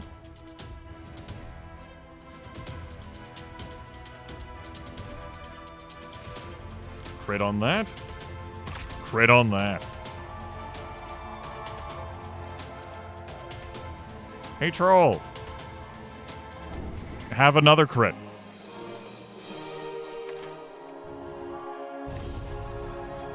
Mace. That's an ass load of MP.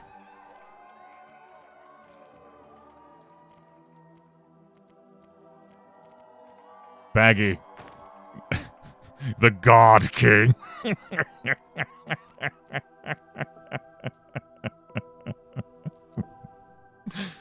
Baggi absolutely has enough magic to do all the moves now. Good. We were... Motherfucker. So dumb. This is dumber than a tulip run.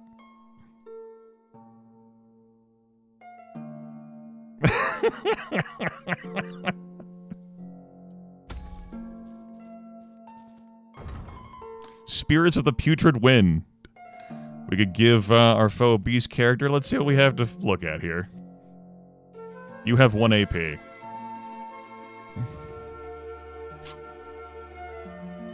What's the beast look like?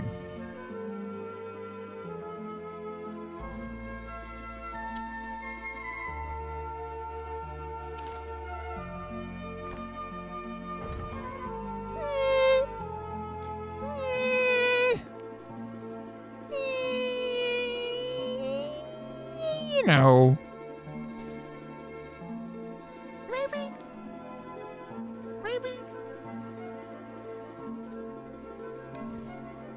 They'll all stay clumped together because they all move roughly the same speeds.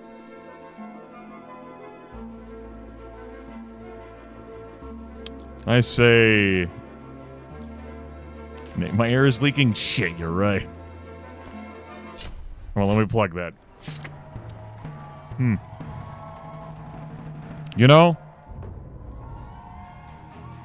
Had I known that this was gonna be what it was, I would have let the beast come out.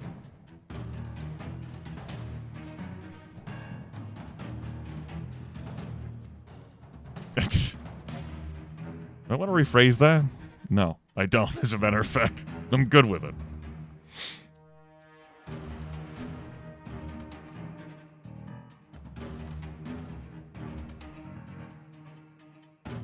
How much AP do you have? Yes, yes. Good.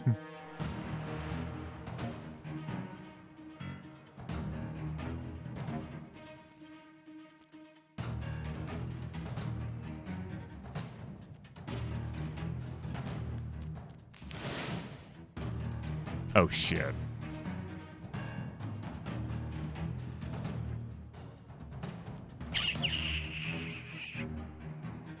Yes, we can pull them into the pit.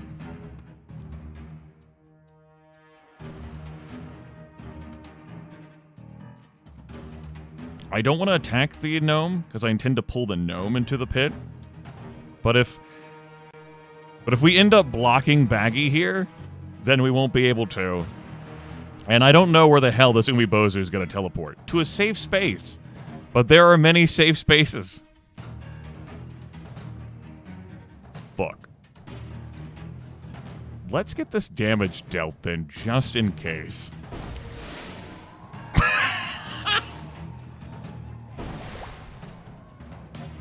Okay.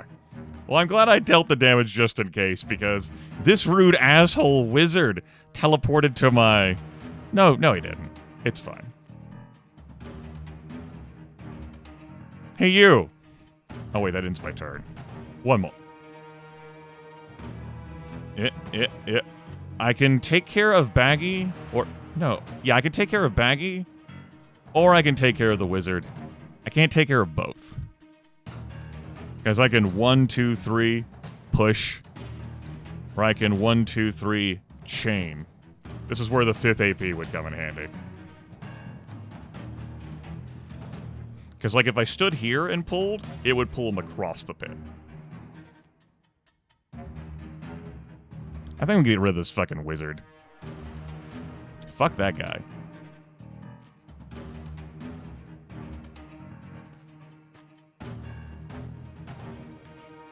Eat a bag of dicks. That's what you get for teleporting there.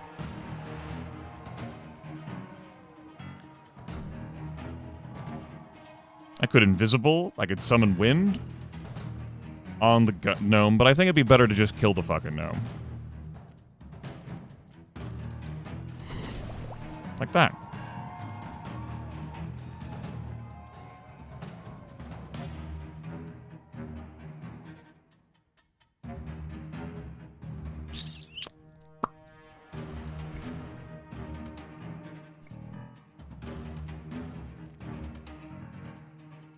I know. Got 2 kills that turn.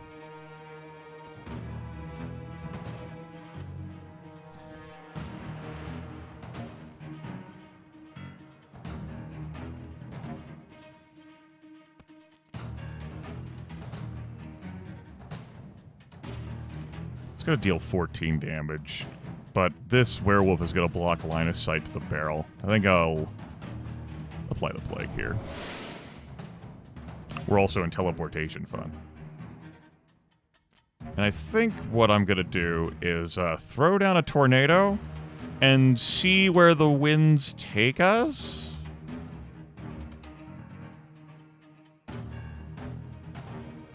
He said, with mild concern, before deciding that no, he didn't need to do that.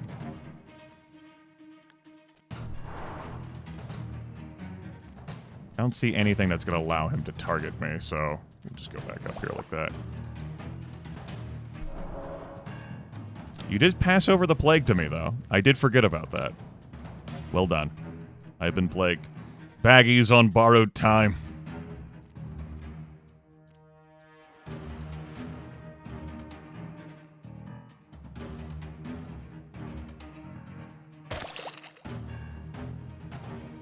Both these abilities are on cooldown.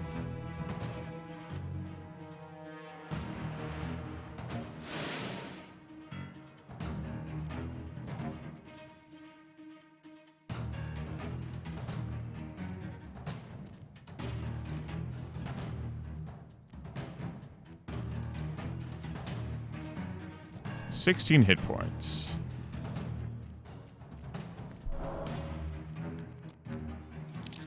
Uh-huh.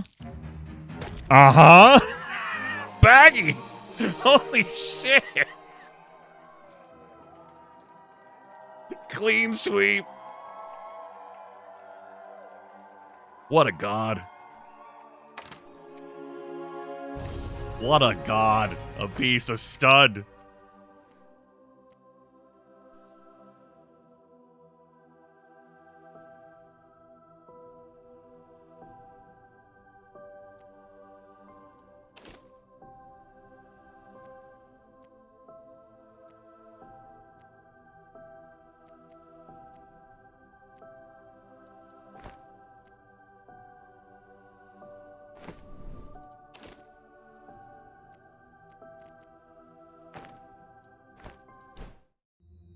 This is so stupid. I love it.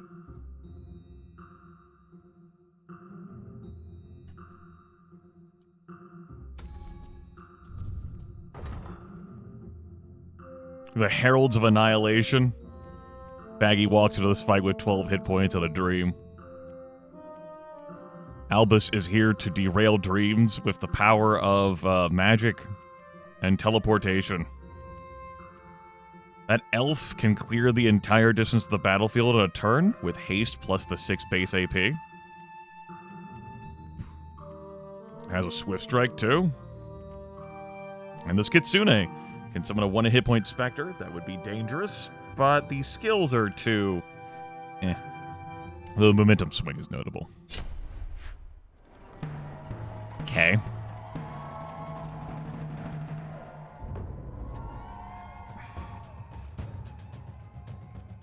Didn't even bother making a specter of yourself. Fine. 2, 3, 4, 5, 6, 7, 8. Pretty sure Baggi is gonna be wiped turn 1 by this elf. Though, I suppose, unless the elf crits, that would not deal enough damage to take down Baggi. What do I know, though, right?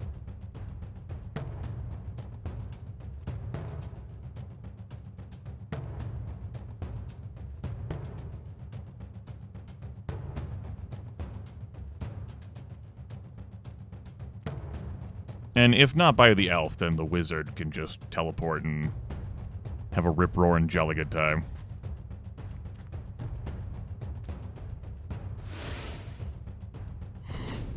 Case in point. I misread the initiative order. That makes sense, though.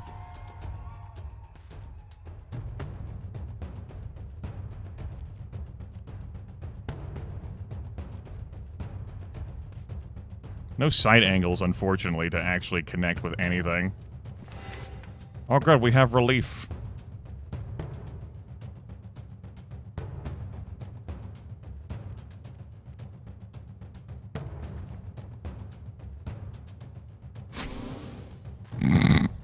With only 2 gladiators?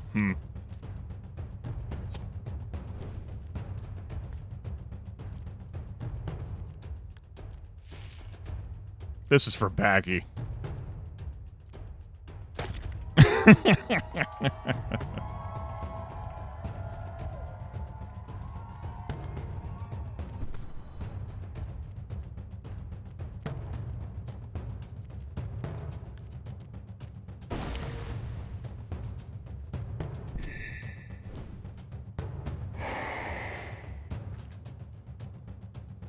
Well, that will consume a turn.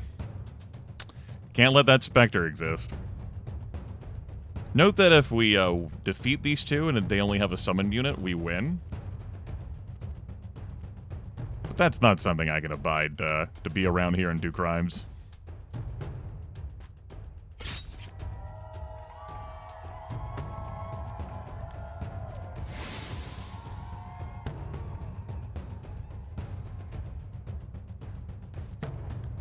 That won't be a kill.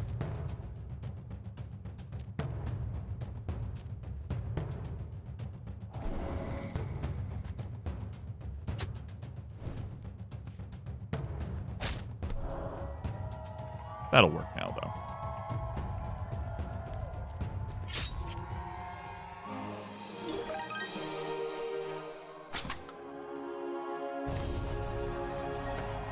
Focus Calamity, spawn Tornado on all tiles surrounding caster. I think that's going to be something I sell. Let's level you up. We get a skill at level 4. Cult Assistance, summon a medium level unit to aid your team. That's kind of and it ends the turn, and we don't have enough MP for that anyway. Purge, remove all buffs and debuffs from target. That ends the turn. That's pretty spiffy. It can be, anyway. And Rending Throw. That's half strength plus 4. 6 tile range, applies bleeding to target. Half a damage, pierces protection. I'm good with that.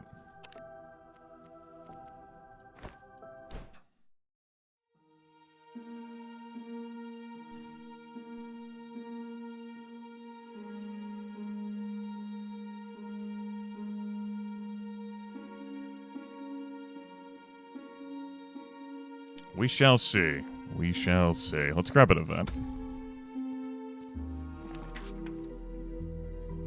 Would you be unopposed for me to acquire a drop of your blood? Just a drop, nothing more. Is of paramount importance to science. You'll be handsomely reimbursed, of course. Don't you care about science? Doesn't science matter to you? Science does matter to me. They get to have a familiar in the next fight. Which way do I want to go here? It looks like this path will lead to both this and this. This path will only lead to this. I do want to go on this route, though, so let's just go here. Wow, look at this duplicate. Look at this. Look at the AI cheating here by having two of the same race, wink. Courtesy of the clone. That's right, the familiar special unit is a clone of Sabas. This battlefield contains ice. Oh, I can give them another clone.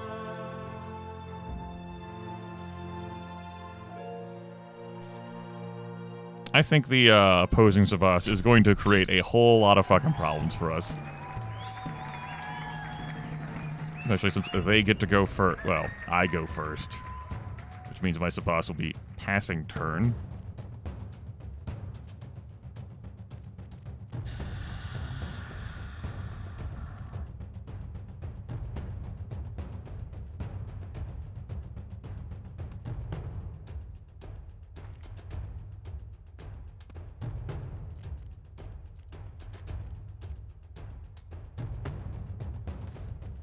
Still can't see around that fucking thing, huh?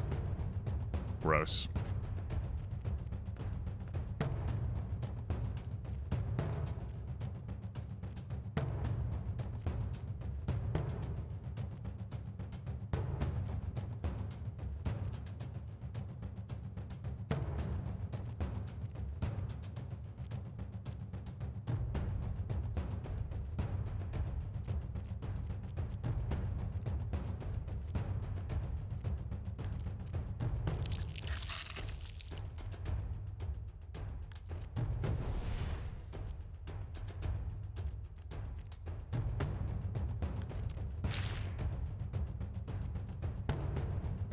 Good knockback on that. Okay, yeah, sure. Cool. That's fine. Yeah, get fucked. Oh, wait, they knock target back 3 tiles. A target collides with something, apply rooted. I'm tired. Shut up. I can't read. Fuck you. Yeah, they're not rooted. They just got knocked back. They were sent into the Shadow Realm. And they're going to be able to close the gap and attack. Now, I could tornado them. They could end up going anywhere. It could be fun. Let's see if I can crit on this. That helps.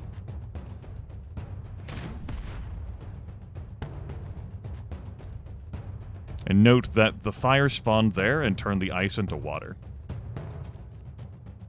And we can even get a kill here. Cool.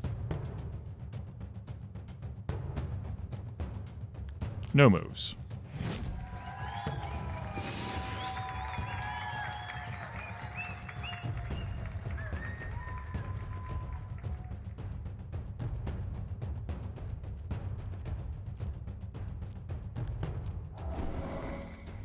Holy shit, Baggi survived to this turn. This is unexpected. I know not what to do with this. I'm pretty sure the Clone is going to be killing him, though.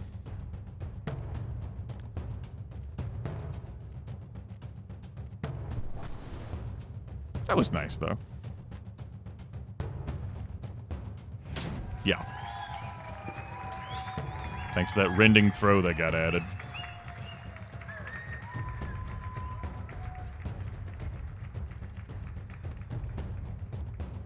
That doesn't kill.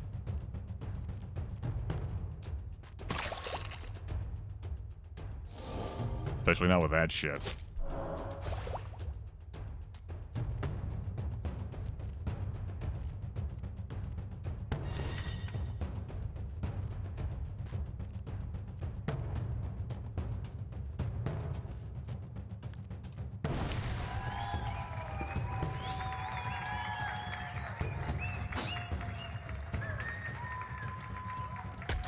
Oh, that was terrible to see there.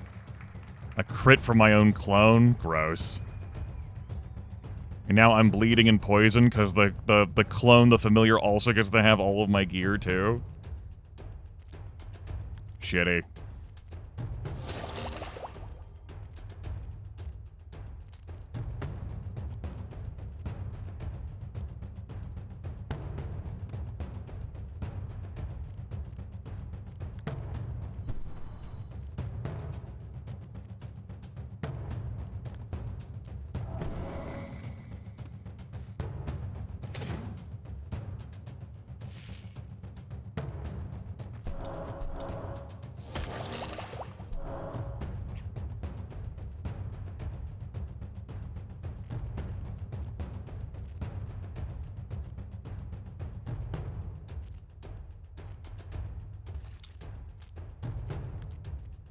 Oh, fuck, I'm not in the correct line.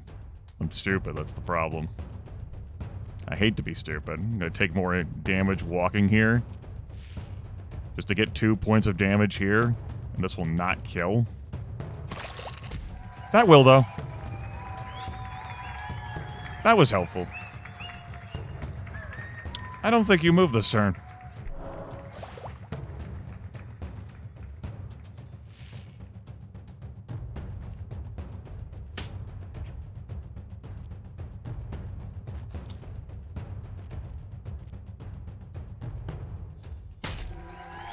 All right, we won. We didn't gain an experience. We're gonna be in some rough condition going into the next fight, but we got a clone.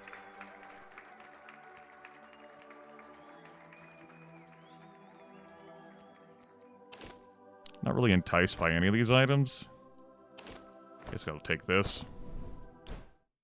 The cell. Walking into an elite fight. In our condition. Okay. But we got the 300 gold and we managed to win that fight. It's okay. So Lumi here has 7 AP and can stealth. Doesn't have anything with a range greater than 1, so that's nice. But 7 AP. This Fiendling here with 3 AP is going to have plenty of magic to do healing moves. Okay. And this Dryad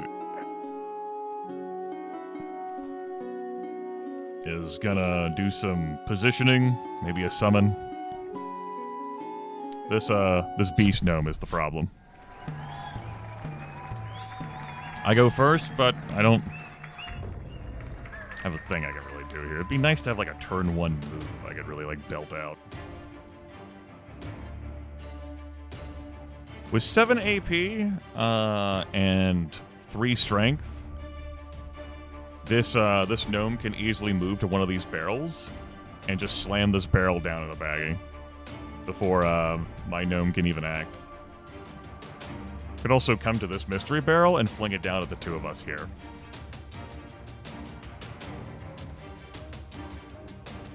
Consequently, I could just break these fucking barrels. I think I will.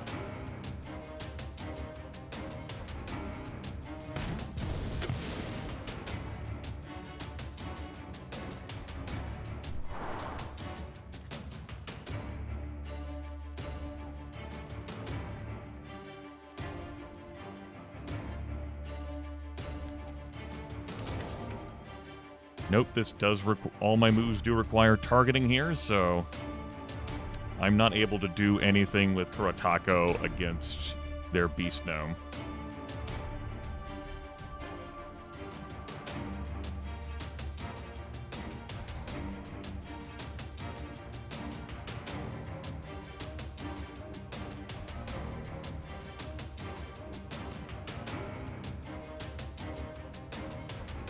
I think I'm just going to step here and end turn. Has. You, though.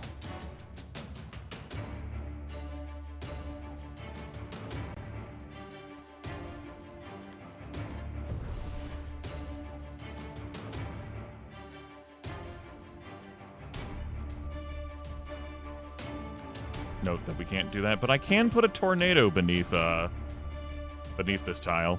Will it do something that's worth a damn?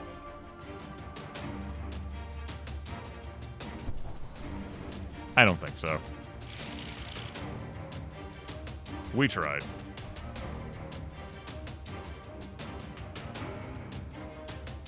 Of course, the unit is still stealth, and I do not have an angle on any of them with how I position things. That's unfortunate.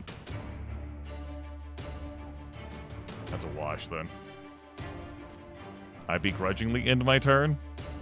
Come on over here and slay Baggi, you fucking monster. Baggi ate the crit for us. What a champ.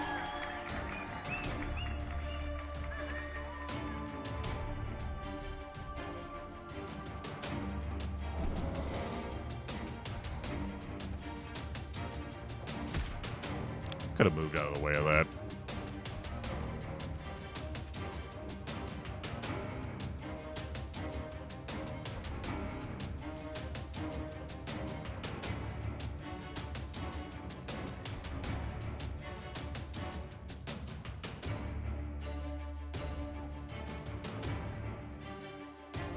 We'll just take the kill. Don't worry about healing later.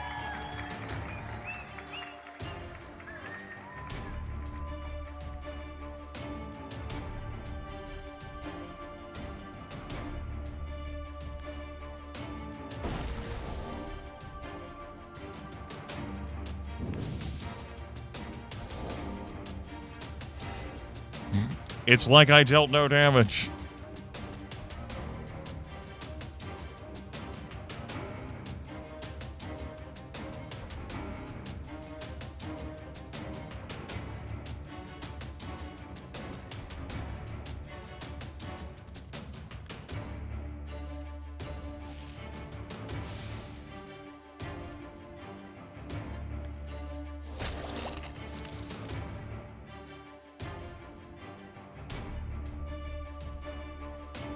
AP, huh? And that barrel is going to block my targeting line.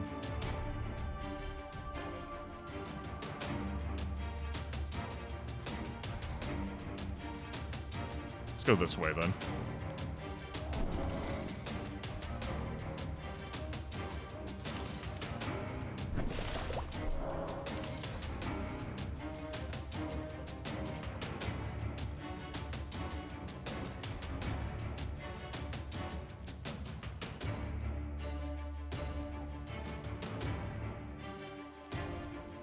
Charge does not kill. Let's guarantee the kill here. You have been rooted, yes. That'll work. That turning out to be spikes worked out pretty well.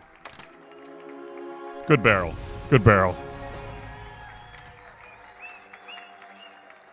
Special delivery, summon a random barrel in target location, Mana Fiend, and Mend Spirit. Could be interesting. I might want to spend a turn on that. Another Conjured Bramble, huh? Maybe. Don't hate the skill. Pair that to a Rupturing Thrust. We certainly could use some more damage on the team. We'll pick a Rupturing Thrust. And probably teach this one to Baggi. We'll see, though. Pick up Invert Mass. Knock target back equal to their current HP divided by 15. Damage is a flat 10, which pierces protection. Your skill that you get. Dissolving Touch. 30% of target's current HP absorb blood. For healing and prolonged death for Undying X2. You can engage in all sorts of barrel crimes.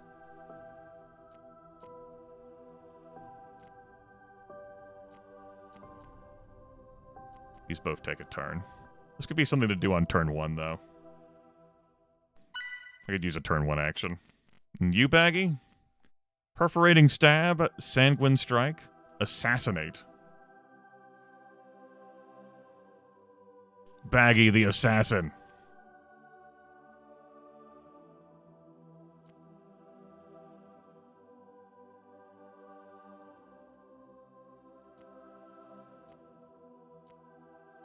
I'll grab Sanguine Strike. If he had like the Martyr perk so that every time he went down my team got buffed and the enemy team got debuffed, that would be great.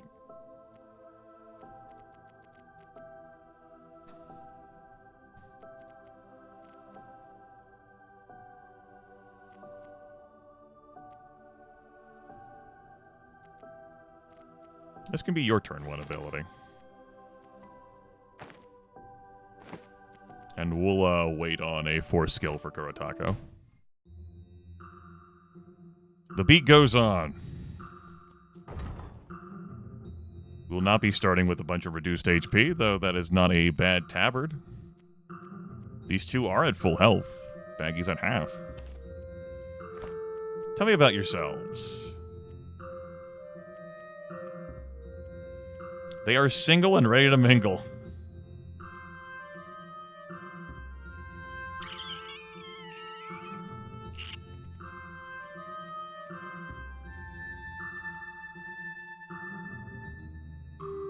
Baggy reduced down the soliciting bank.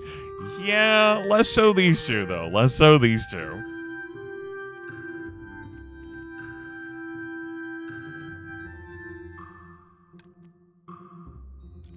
What's the fight after this? It's gonna be another elite.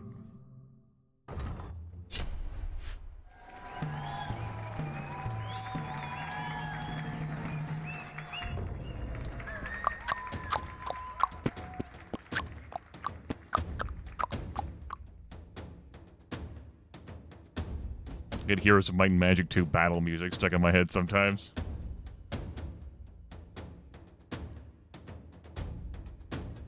As one does, of course, as one does.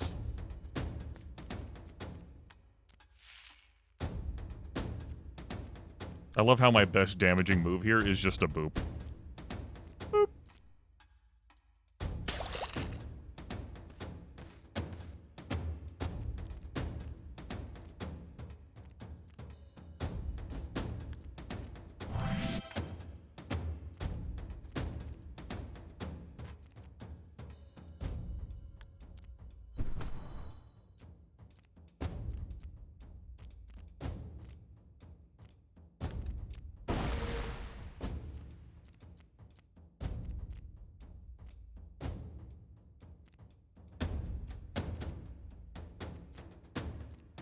That would heal Baggy for 2 hit points. Wow.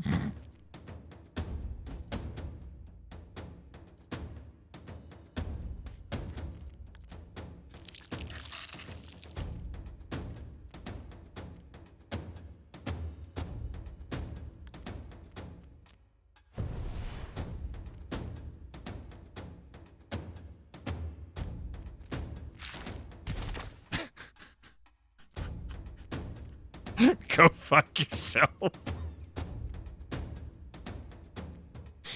Enjoy.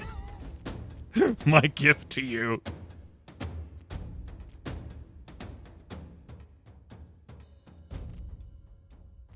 I did to throw a tornado down up behind the, or on this elf, but I will heal too and end my turn.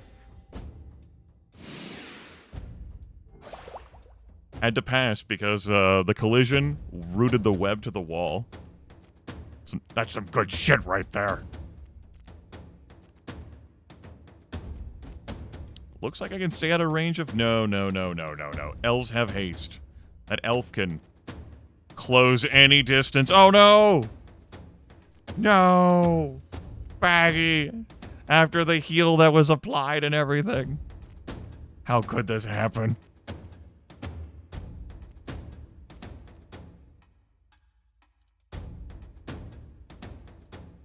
Hup. If you want to walk to Baggy, you gotta bleed for it. And she did.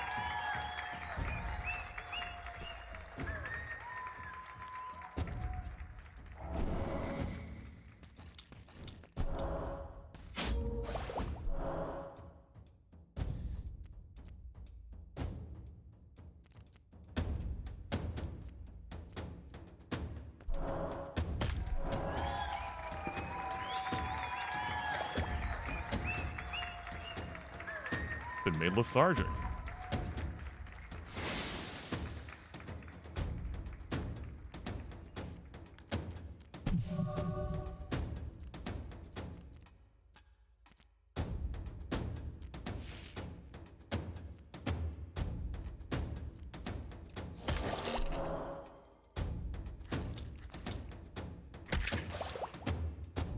It's a lot of extra damage to get that done.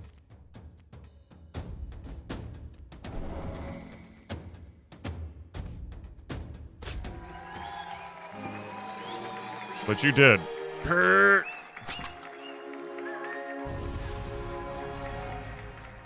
cutlass and a primal necklace. Great, another primal necklace. I'll add that to my primal necklace if I can primal necklace. That I can consider primal necklacing. Have you thought about primal necklacing? Maybe we could primal necklace. Do you like primal necklaces? I like primal necklaces. We could definitely use an item that increases my magic damage. We can't do that. He needs all the MP in the galaxy.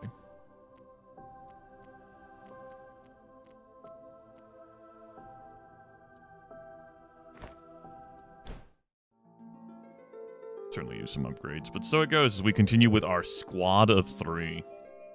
Here into the bowels of hell.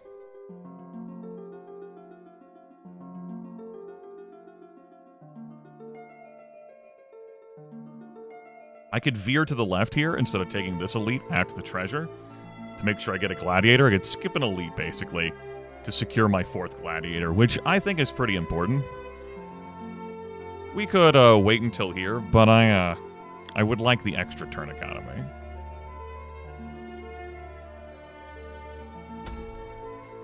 But hear me out. Like, what if you put the primal necklace? What if you string the 2 primal necklaces together? Huh? Huh? Think about it.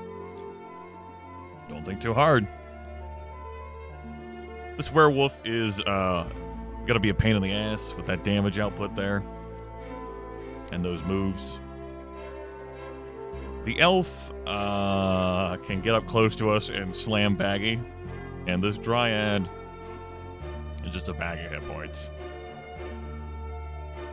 And also 26 damage with that sinister bolt. Okay, we got some pits, but we are in inconvenient spots to make use of those pits again. Unfortunate. Pain in my ass.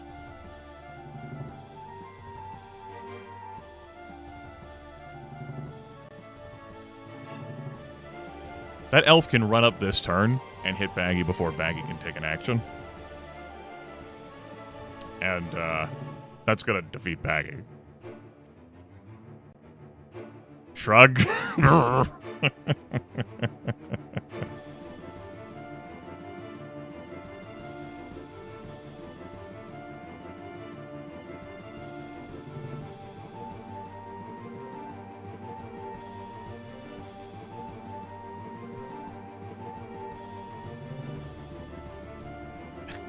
That's right, Overlord Zorb.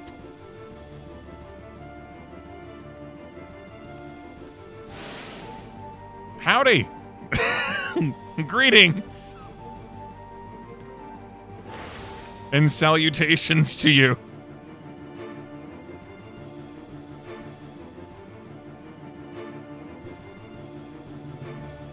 Uh-huh. Uh-huh. Goodbye.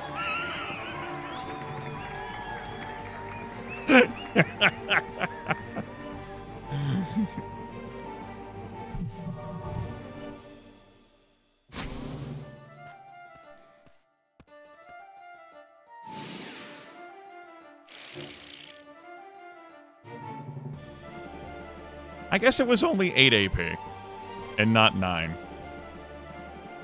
Would have needed the 8th AP to move there. Okay. Baggi gets another shot.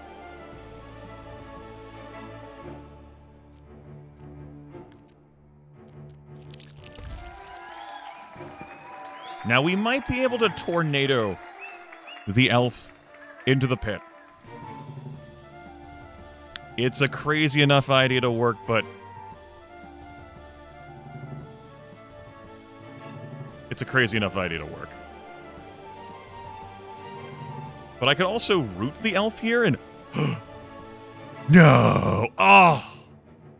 Sabas doesn't have enough moves to get over there and then, like, chain, but if the elf is rooted there...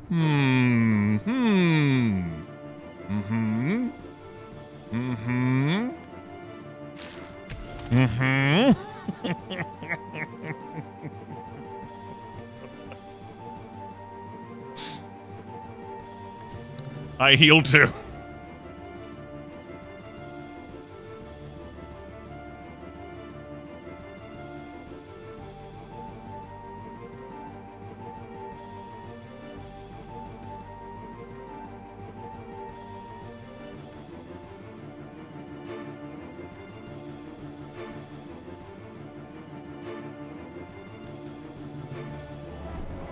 Nice crit.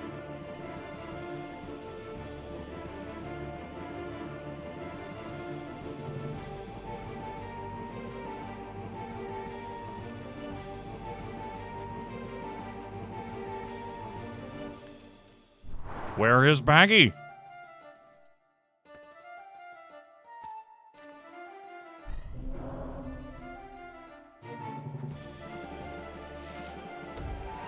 Goodbye!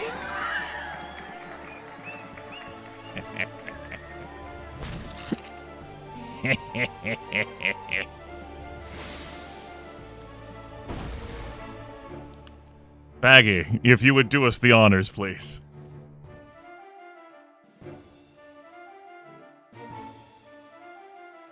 I may have accidentally pressed intern instead of moving him to a position where he could fling.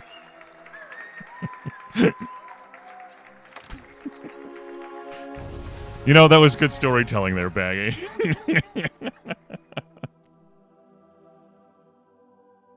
What?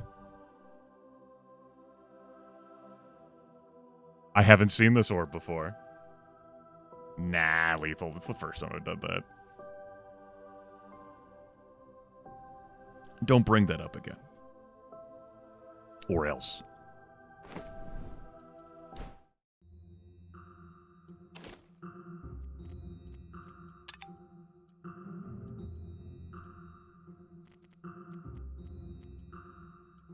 Take the protection. Take the hit points. And, no physical damage, huh? Take the protection.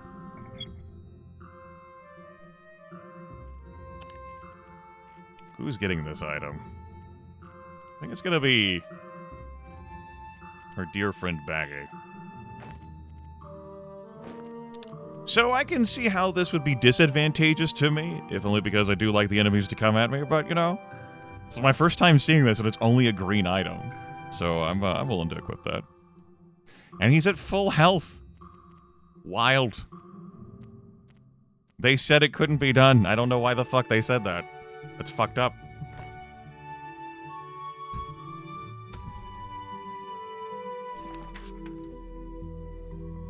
A narrow pathway leads you into a dense dreamlike forest. With every step you come more and more certain that the trees are whispering your name. Baggi. Baggi. You are about to turn around when you see a glimmer of gold up the road. We walk towards the glimmer. We get 2 items, 150 gold, and a random debuff in our next fight. Whisper back at the trees. Or say goodbye.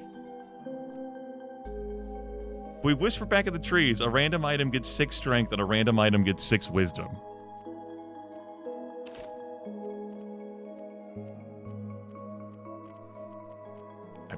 I mean, it could be anything, right? Or 2 items and 150 bucks. I would rather take this hit of HP than my team starting with a random debuff, because that random debuff could be brutal. I'm willing to do this. Okay, 1 item got both 6 strength and 6 wisdom. It was a tavern. I think the best roll here could have been the Martyr's Gift. But, that's pretty nice. Yeah.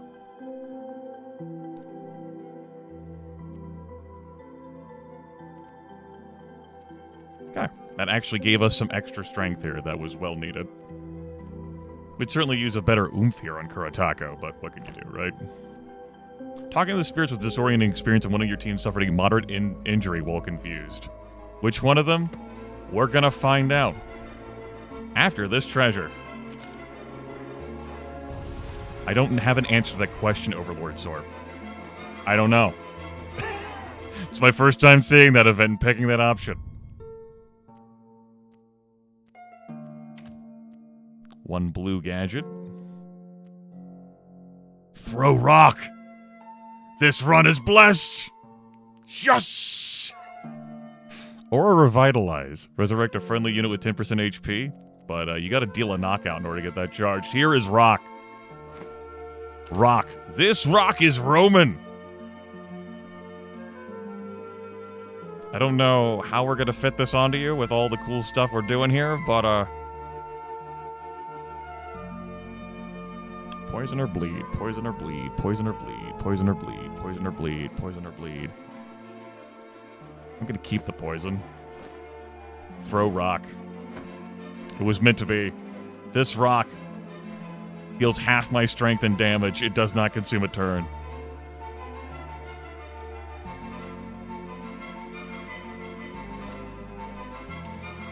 Blue armor.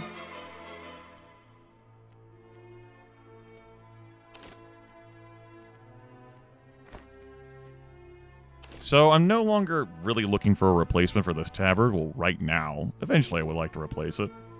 This plate mail would be the way to do that.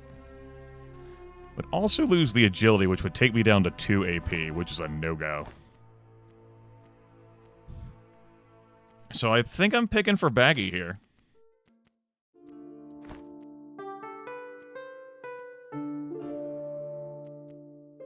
I guess that was 5 agility. Yeah, I'm definitely picking for Baggi. Baggi, I am a bit torn on whether I want you to have this vitality. That you can have some more hit points. 10 protection, 7 vitality, that translates to 17 protection, basically. With all the extra hit points that would come with. It doesn't give you any extra strength, but the durability. The gains. 42 hit points. Doubled his hit point total. We know who the favorite child is. Summoning Stone. Any units this unit summons gets plus 30% to main stats. Equalizer. Anytime this unit receives healing, deal equal amount of damage to a random surrounding enemy. Infectious Root. Debuffs applied to this unit will also be applied to surrounding enemies. I'm going to pick Summoning Stone here just as like a future investment. We'll see. So if I want to go after that 4th Gladiator, I would skip this Elite fight. If I don't, I'm taking this Elite fight, then this Elite fight, then that Elite fight, and then going to recruit a Gladiator all the way here at the end.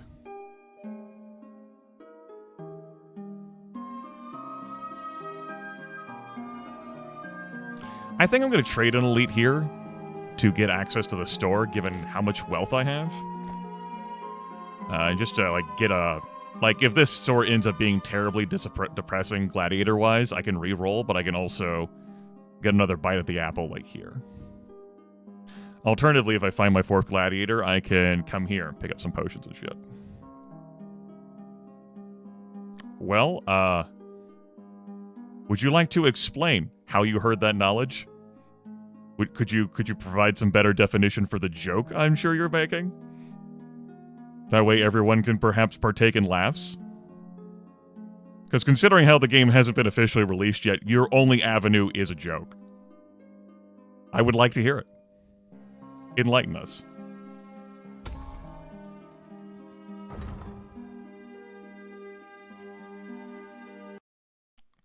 Well,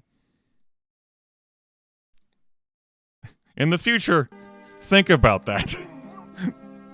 Consider that.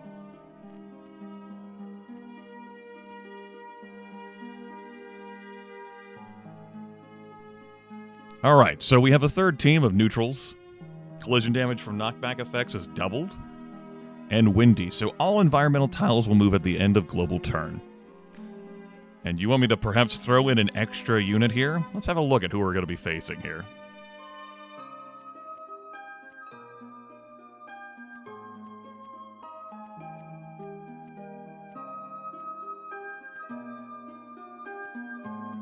Not really concerned about that.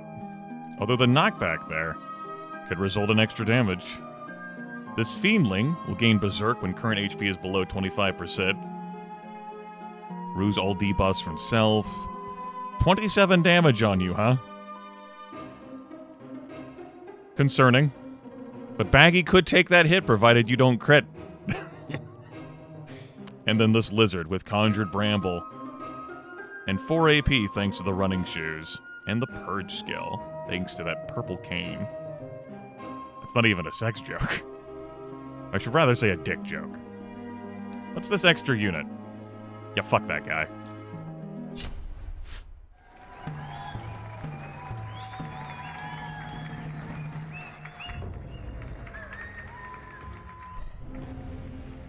Was not expecting the neutral team to win initiative. I hadn't seen that before. Fascinating.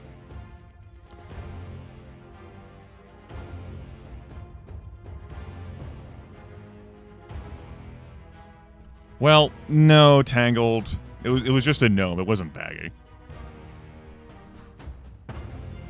It said an extra unit, not a clone.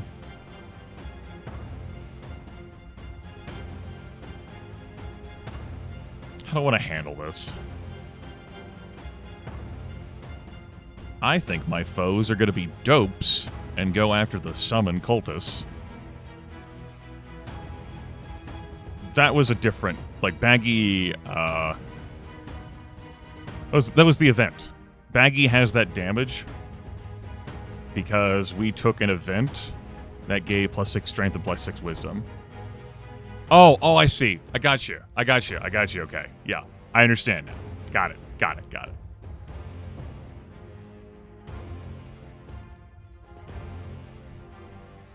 I understand what you wrote. I get it.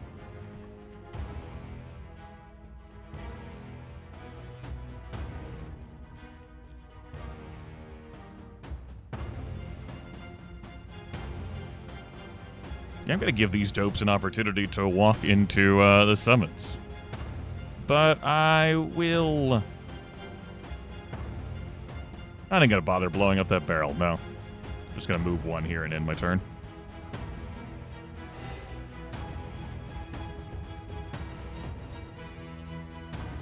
Unexpected. Let's wait on the buff. I can knock you back 4 tiles to get you all the way over here, Baggi.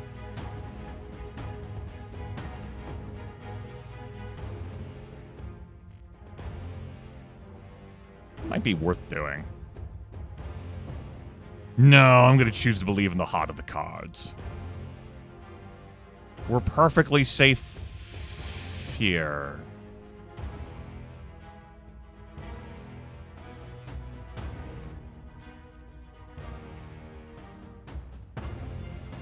He said, frowning.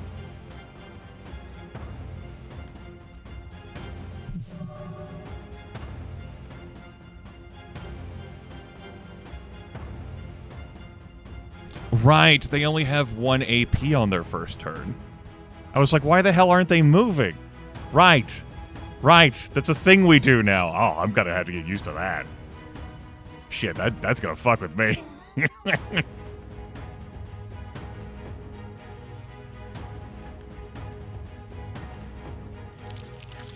Nice crit.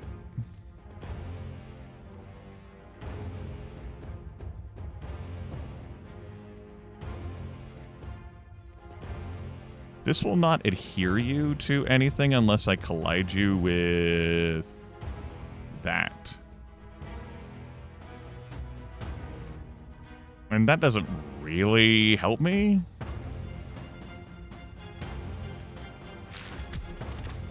But it does deal damage. Isn't that what really matters? I know, we have to... No, the grapple rules! Fuck! We have brought doom upon ourselves.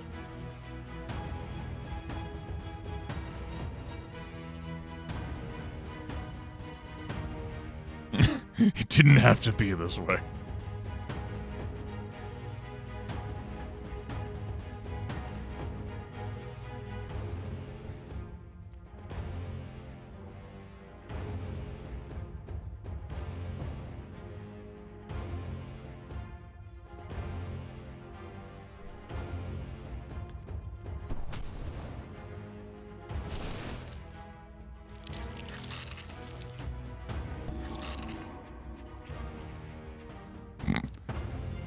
Right, that's right. All the environmental tiles can move. That looks so weird seeing the blood move. That was...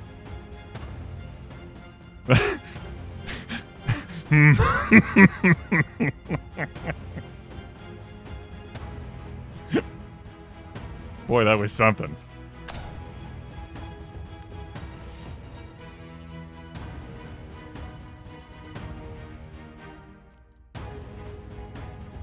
Looks like it's 15 damage either way. Let's line up like here, just in case I get a collision.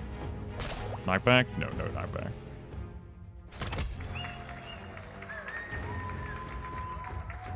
Good, we can get a kill.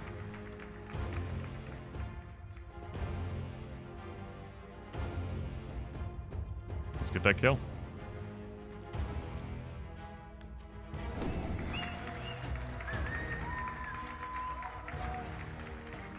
I am a god. How can you kill a god? I don't know, but damn it, I'm gonna think about it.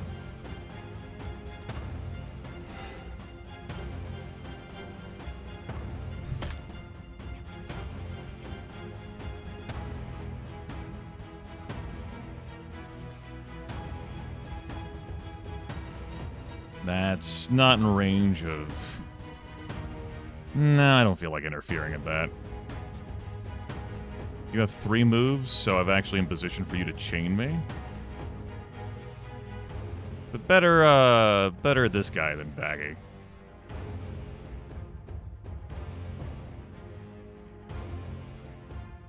I mean, he would be a fool to chain Baggi, though.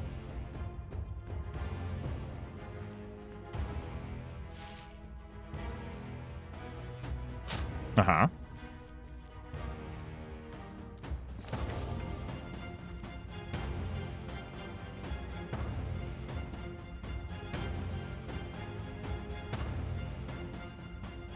No, I don't feel like exploding that barrel on myself. I'm gonna stay away from that tornado.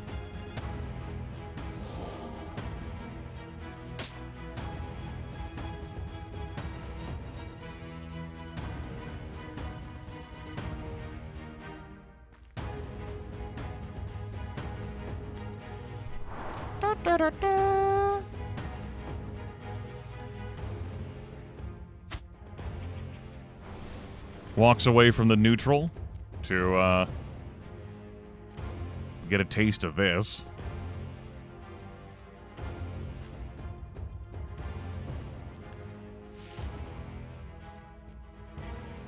Just 22 damage without using a skill. Let's take the heal.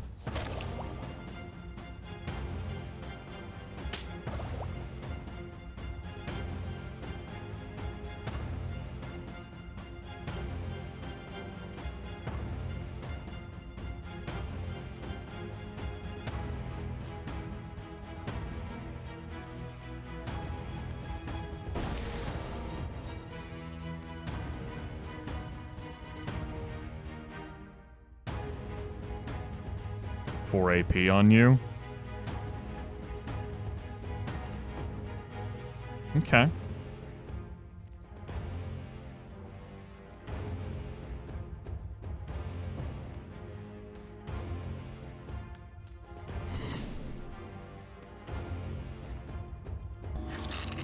Oh, right, that was an area of effect. Lined up for that. So be it.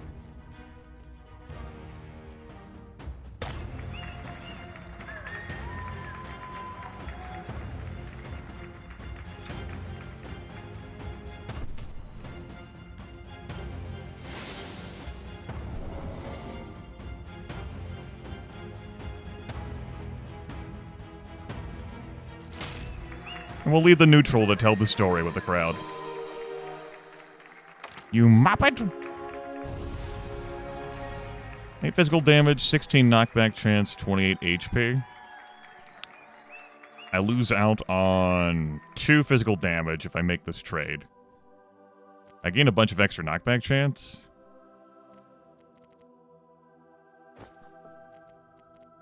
And I gain some hit points, which, that's cool. Shop time!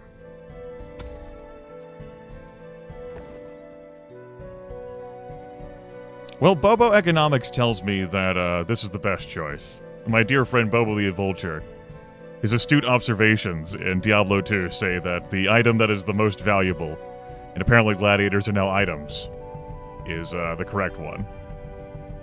What is this perk? The attacks of this unit deal 15% more damage if the target is surrounded by an ally of this unit. Resident Filthy Neutral! I don't feel good about these skills at all. And by feel good about these skills, I mean they're flaming garbage for me. For my situation and what I so desire. The Sinister Readjustment I would be interested to play around with if only I had double the MP. But we have an opportunity to perhaps rectify the poor skills. I could reroll the shop. Of course, I do need to raise the cash, but somehow I believe that will not be an issue based on evidence waiting here in my backpack.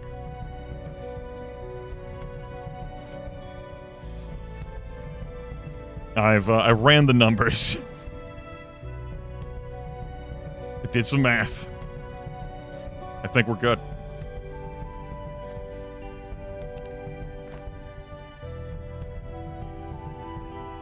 Take it. Welcome aboard.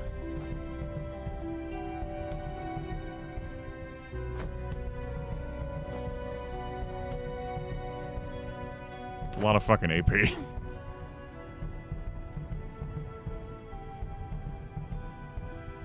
Do I want to move your position? I might.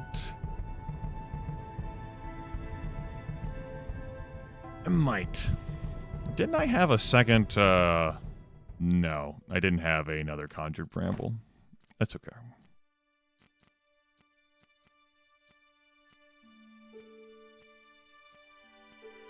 Secure Strike's pretty nice here. I like that as a pickup. Let's take that and put that on Margie. Margie with 45 hit points. A little fragile.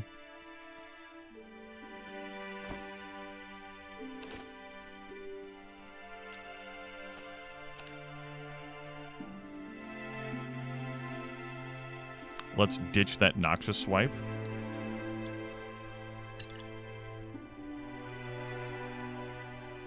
Put in a Rupturing Thrust. Sell these two. Keep that for now as a potential, like, angle.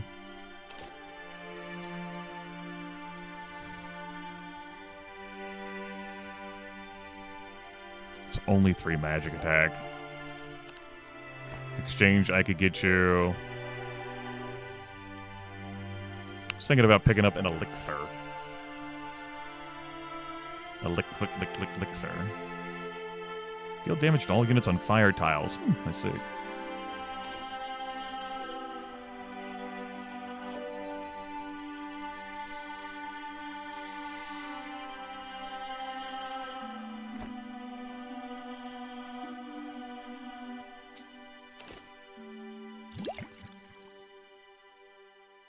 There we go. We've compensated for the randomized stats from Kurotako's Mushroom Dive, dropping wisdom as it did. It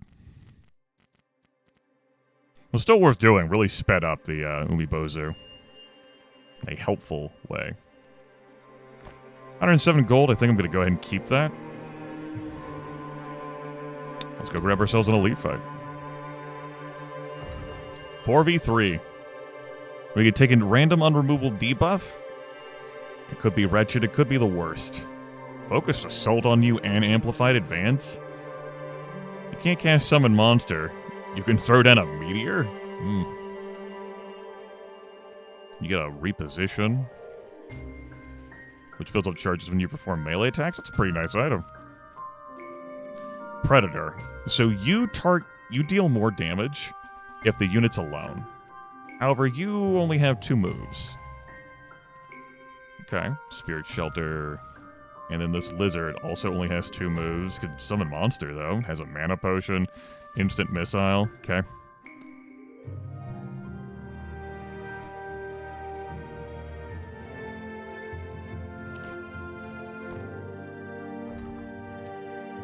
Let's take the debuff.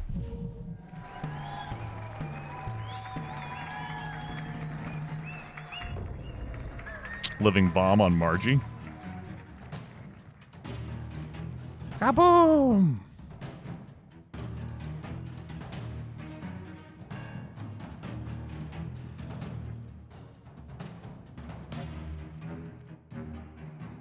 That Focused Assault has a range of 8, and there are definitely lines to make that happen.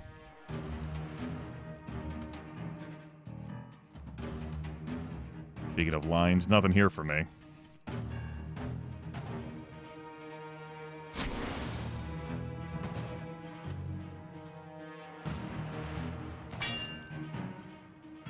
Okay.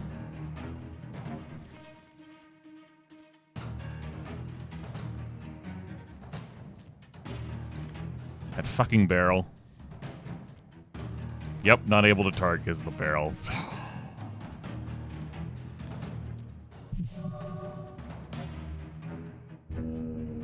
Brrr.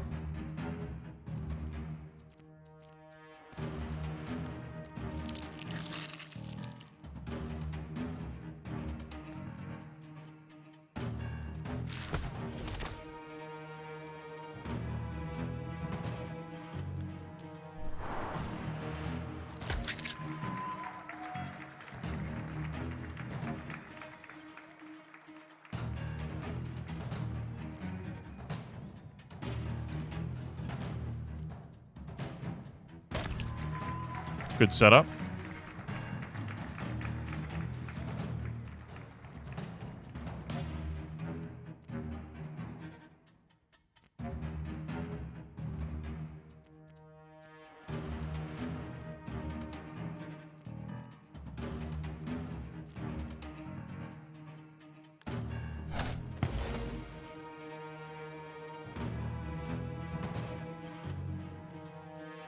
You're gonna get tagged out here in the open.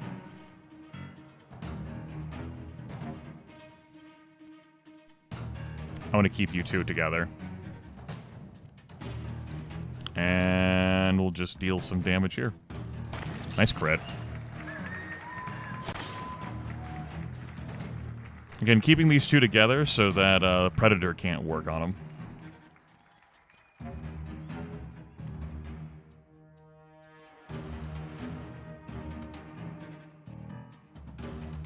I could step up here and Tempest Touch, but I don't think that's necessary, especially with the slowed.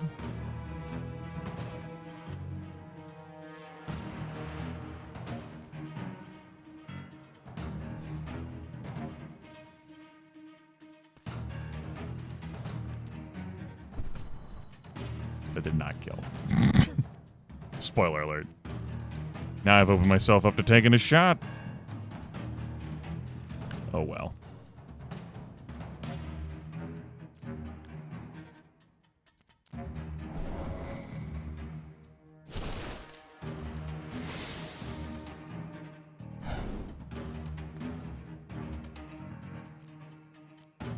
Right. Shot!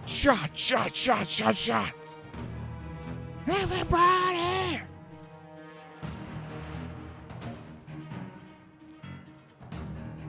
This might fling you into that monster, though.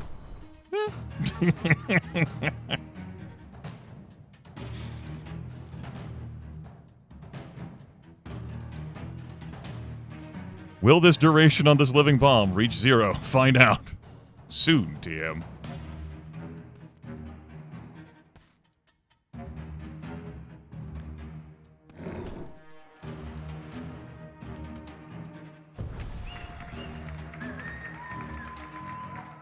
Dare I brave the tornado? Ride the wind? Do it. You know what? Not bad.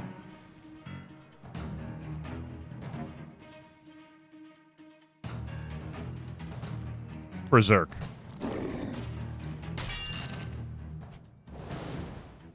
Howdy. How you doing? Welcome. I know. Having 7 AP, well, now it's 10 because of the whole Berserk status. Berserk.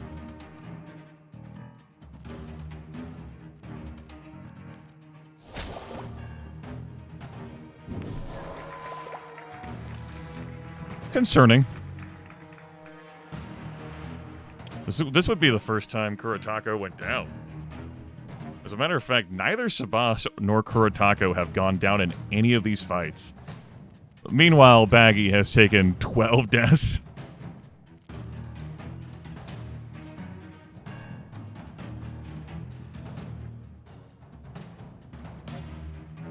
The whole vulnerability thing, you know, that's had a big impact. Taking so much extra damage there.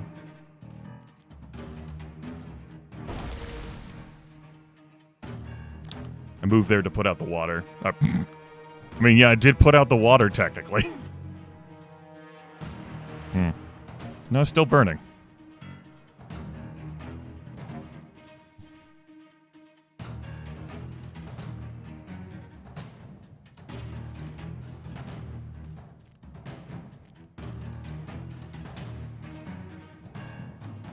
This is not going to kill.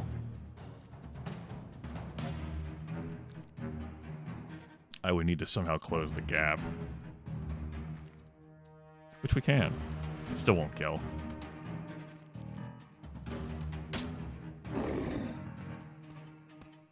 But that will.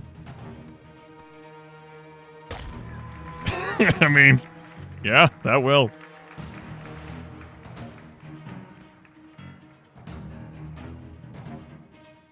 It's the vulnerable that's unremovable, not the burning.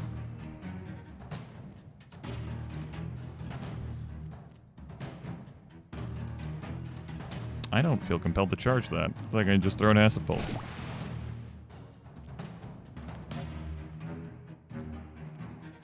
What if I moved into the water? I did not put out the flames.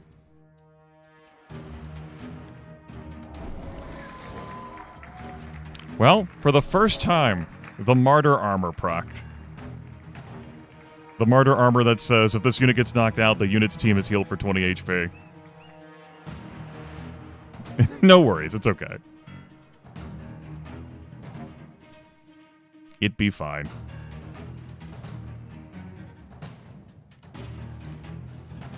If only we could have gotten close enough for Baggi to administer the heals.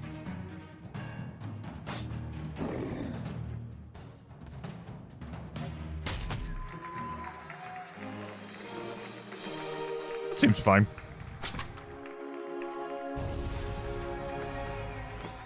We take our challenge gold, because we did accept the challenge there. When this unit gets knocked out, spawn a random friendly creature. And then a gadget. There's those reposition gauntlets. And then here's some sprint boots. Some Pegasus boots. You build up charges on these when performing a melee attack. I think I'd rather have those. Who will get these?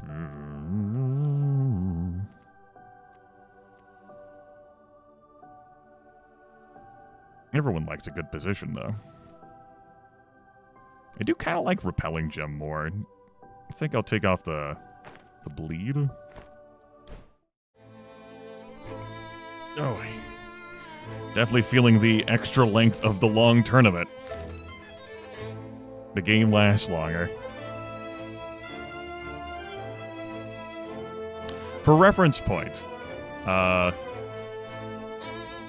each of all of the runs have had me doing 30 fights, or at least 30 fights won. So it'd been like 30 and 1 in each of the 3 runs. Maybe the first run had like 1 fewer fight, but we averaged out to like 10 fights a level, and there's 3 levels. We have also had an ass load of events. We've seen some shit. Just like Back to the Future. Here, you take this. It's brought me nothing but trouble.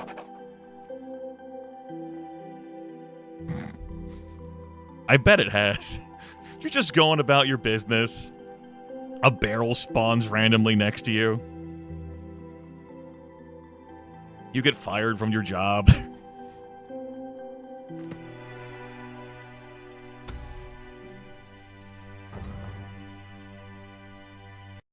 Oh, big stretch. Big stretch. Oh. A random unremovable debuff? We just did that shit.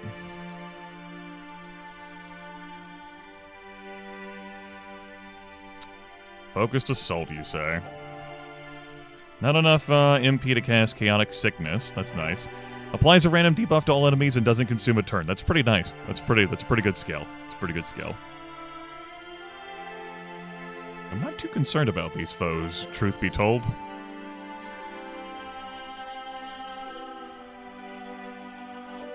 I'm willing to take a random unremovable debuff again. 2 of us have living bombs. Kuretako is poisoned, so that's lamentable for Kuretako.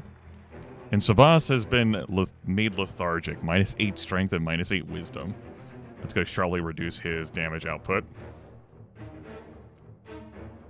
Which, you know, bummer.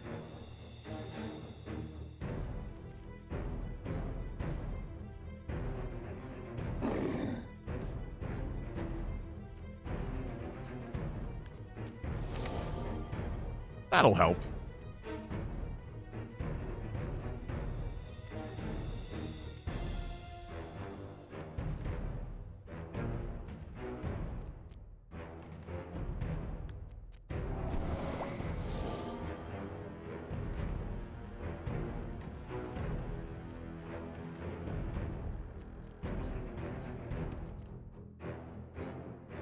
This is the exact same battlefield. Anyway.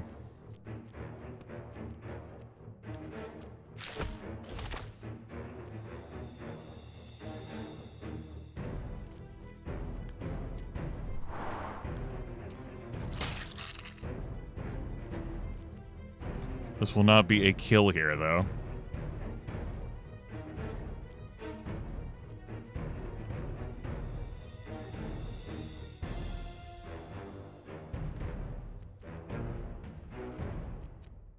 Three hit points.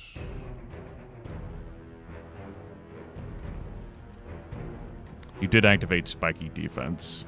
That explains so much.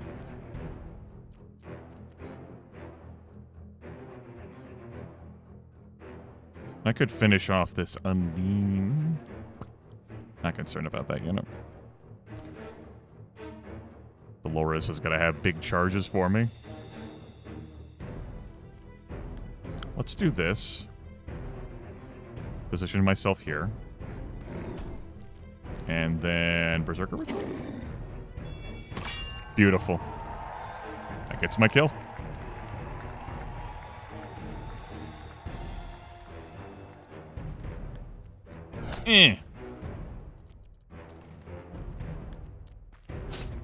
Might be lethargic, but I can still handle you.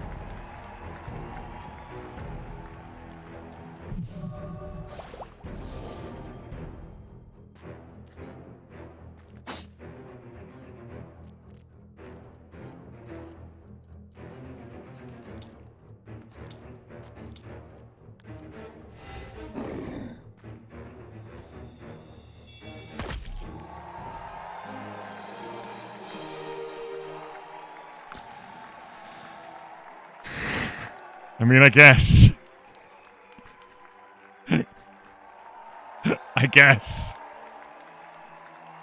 I guess that secured the kill. The crit would have done that. Fucking Berserk. Undying kept Kuratako from falling again, but 1 HP there just kind of means that we're still going to be basically at half health in the next fight. Nope. Wizard hat. And a green skill. Another conjured bramble? I don't mind if I fucking do. I think I'm going to give this one to Margie, though I don't have enough MP. The alternative would be if I give a healing touch to my spellcaster. It doesn't consume a turn, and I think I will do just that. It's pretty nice. Especially as we go in here to another elite. 4v3, I saw a vision of you die, it was glorious. The apprentices of slaughter. They sing up all night, and I want to spend my life with you.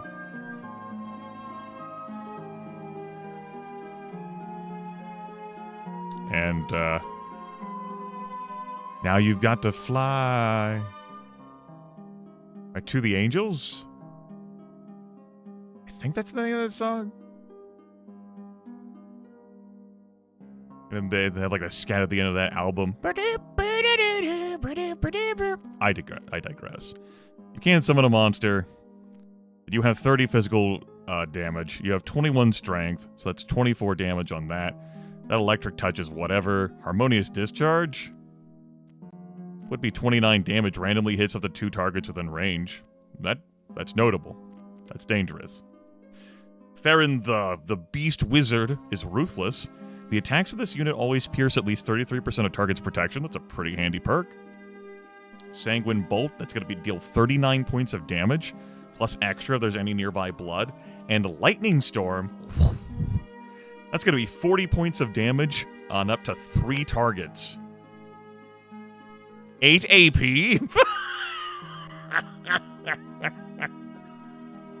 Okay. I see.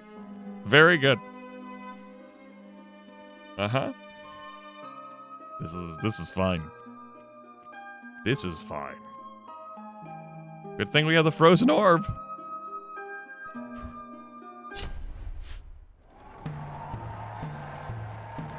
This is fairly wide open.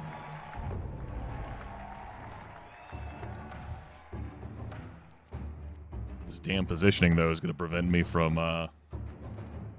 leveraging any sick moves.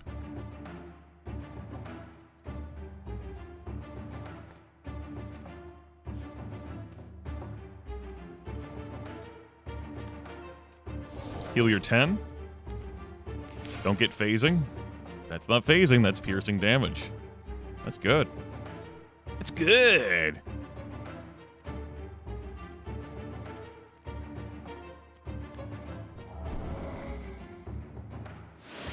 Oh god, no! I forgot about the teleport! I mean, I was gonna get fucked by that anyway. Like, there was just no shot in hell. Like, that's the most area of effect, like, damage I've taken from one unit in this game. Not even, like, the Emperor with, like, that Void Rain has done that to me. Imagine if that spell had critted. Dead, dead, dead. Fucking blink. Fucking wizards! It's always wizards!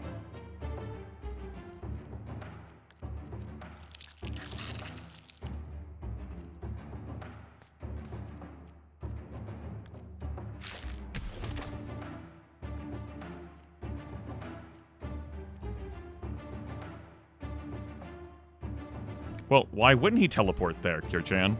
Literally, why wouldn't he? Why wouldn't he teleport there so that he could, like, nuke the team? Like, what am I gonna do?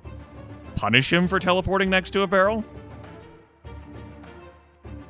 Take care, Club.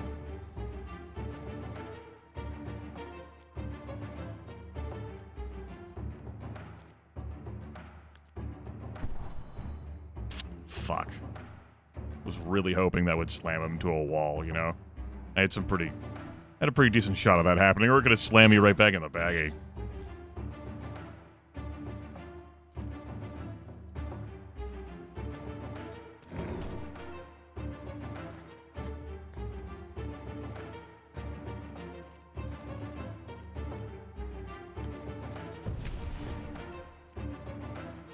That does not kill. That does, though. Fucking wizards. What did he care with his 47 hit points? I spawn firing around all tiles? Cool. This is an example of how, like, you're the only one who has to deal with all of your combat encounters. And the enemies in the combat encounters don't, like...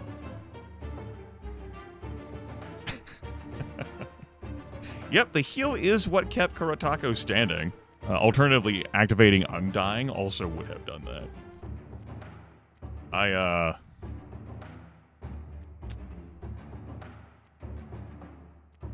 1, 2, 3, and your skills have a range of 1? 1, 2, 3, and your skills have a range of more than 1. That tackle.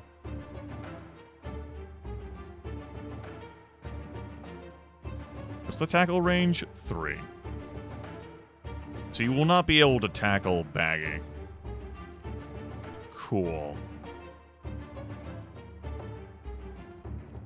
Okay, that's what we're looking to learn. Great.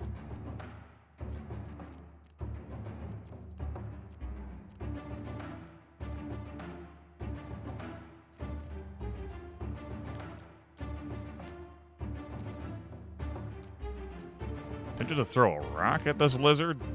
Keep my distance? I mean, Sebastian could like, you know, wade on up here and resolve some situations. And I would definitely go after the lizard with a charge if I could reach. But I'm not in range to tug or anything. I think I will stay in place here, though, and throw this. Nice crit.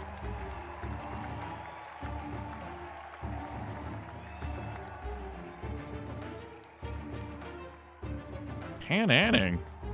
Hey. Your time with Yakuza and with Dancing with Haruka is at an end. Howdy. We are currently on a very long run of Mortal Glory 2. This game has not been officially released, and it will be on the 4th. I have received access to it, courtesy of the solo dev. I played the first game pretty extensively 3 years back. The tactics of the battles are really engaging, more so in the first game. The strategy element has changed and been redesigned so that now it plays like... Slay the Spire is a noted inspiration for how it goes, and it's like that. You have winding paths to take, run into battles and events, and you just keep it moving.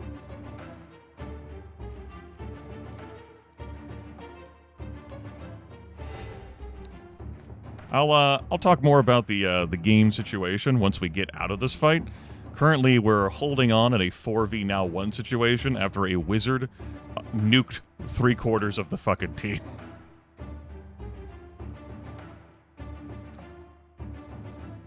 Broke baseball instead? Understood. Understood.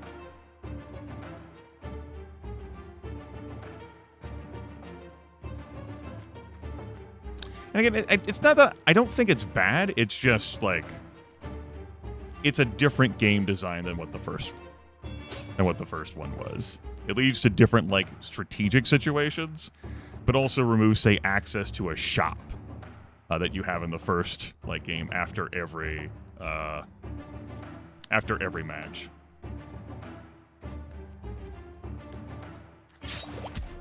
I was concerned about a knockback there.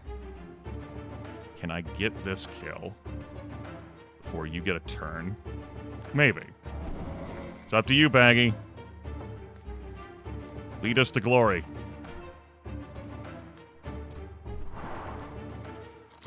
All right. We weathered that wizard lightning storm. But we will certainly suffer for that with reduced HP in the next fight. We won, and we get some prizes. Some gold, a skill book. Go ahead and grab Ignite here, but I don't think I'll learn it. And then this armor piece. Okay. So we're currently on level 2 of 3 levels. Consider them acts.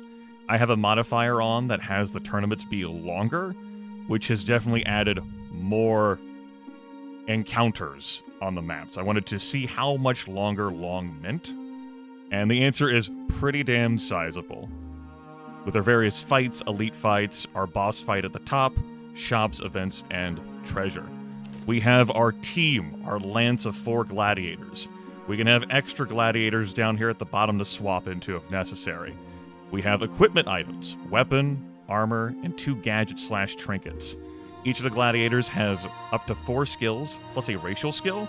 We can have them forget the non-racial skills, as the case may be. We can also rename them and retire them for wealth if we need to. We can sell items at any time for money, but we can only buy things at shops. Here's the stats. Glory levels, consider them like ascensions. You know, for like your Slay the Spire or for your monster train, which is changing how the game plays. For example, my units only heal up to half of their heal up to 50% of their max HP after fights instead of getting full heals. And we also have challenge modifiers on top of this, like fights having more special rules and the game lasting longer. And here our friend here, Accountant Goblin, is telling us our stats of everything thus far. Characteristics of gladiators: strength for physical damage and knockbacks, agility for mobility, critical chance, wisdom for magic damage and mana points, and vitality for protection and health points. Protection is armor. It reduces the damage you take percentually. It caps out at 70. Action points are how many times you can move. So if you have 3 AP, you can move twice and attack, or you can move 3 times. Or you can move once and attack. That's that. You can have one of each race, like on the active roster. They do different things. They bring different aspects to the table. Our goal is to get up here to the top. We are allowed to lose a fight on the way. Once per level, you may lose a fight, but if you lose 2 fights in the same level, or if you lose the boss, you lose the game. We have not yet lost a fight in this run, though that last one was really close. We're going to come here and walk into an event. None of the events I've seen are purely negative. They are either purely positive or you get a choice. And this long run is exposing me to a bunch of events I haven't seen before. There's at least one event chain in the game as well, which was pretty enjoyable. We saw that in the last run. Okay, a blind, extraordinary-looking woman approaches you. I see where destiny leads you, Baggi. You need but a nudge towards it. Choose your blessing. This is Baggi right here. Baggi is the mascot of this run. Baggi has taken 12 deaths. That means he's been knocked out in battle 12 times. He has been a distraction for us. A real patsy. But we built him up to do some good things. Do good deeds. Anyway, we can get Baggi 200 experience points, which will level him up. The level cap is 10. Leveling gives you access to stat boosts. It can give you access to a perk. We can give Baggi a random skill. The skill cap, though, is 4, at least in this category, so I'd have to forget one. Baggi can gain a random perk, or Baggi can replace his racial skill with another from a random race. I think I'm going to give Baggi a random perk. It could be anything. How long can the names of gladiators be? That is a good question. I showed this off, I believe, in the first run. Let me show you. That's how long they can be. That's your character limit. Some is the answer. Can I put special characters in here? I cannot.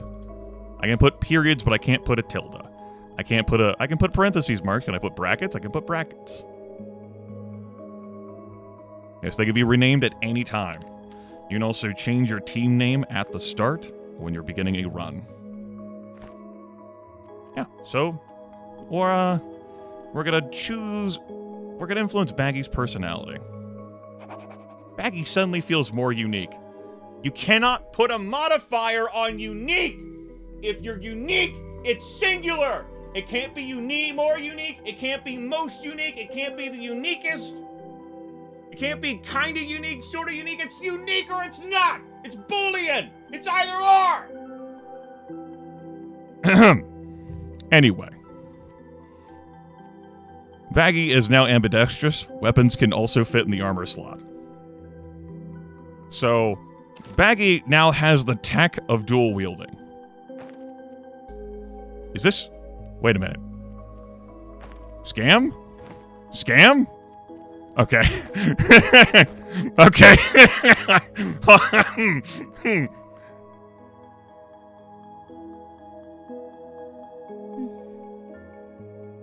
They would have been nice Kyros. I know I saw that armor was like red boxed. Can I repeat that? Scam? How do I use this to my advantage? How do I use being able to equip 2 armors on someone to my advantage?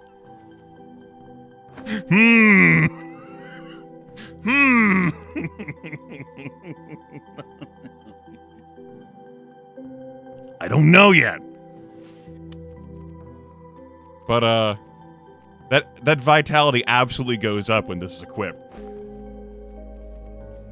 Excuse me. I gotta do the order correct. There we go.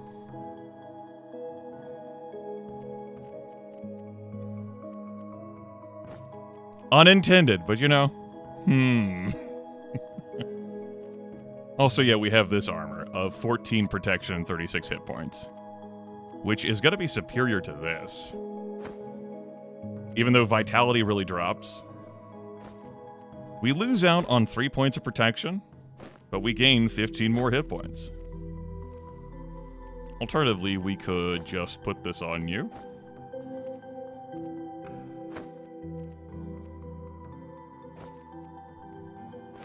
I could also do this to keep you closer together in hit points.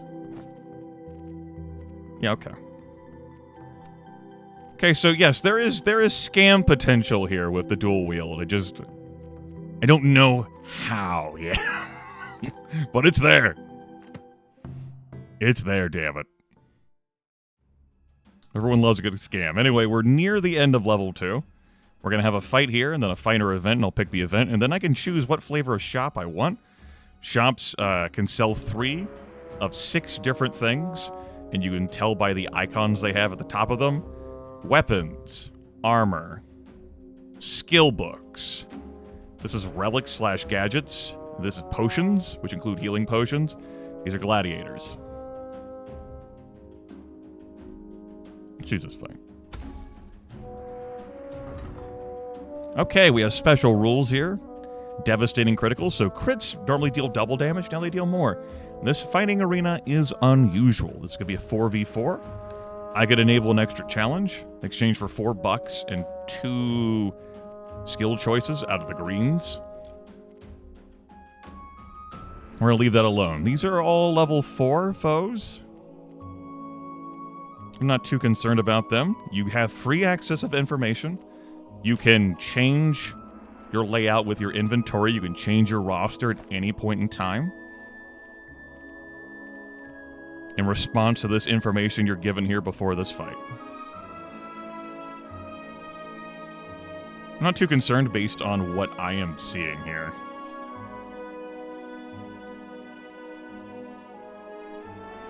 That's rude.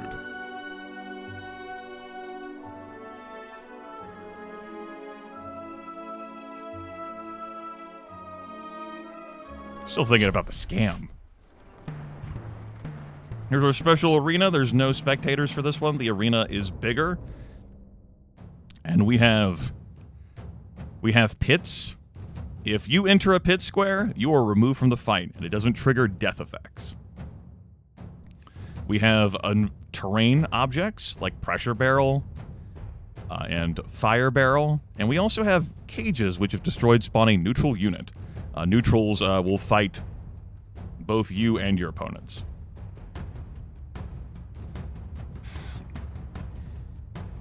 Now, one of my items means that my foes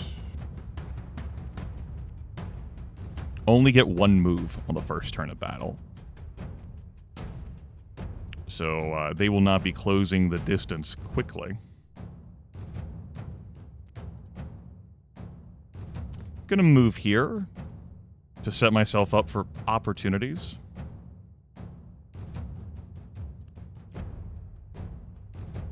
And I'm going to destroy this barrel so that I have like a clean line around this pit.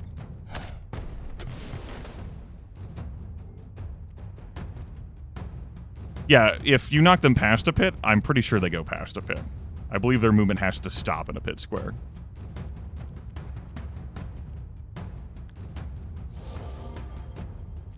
You're not going to be able to reach. I'm thinking about how far I want to move you.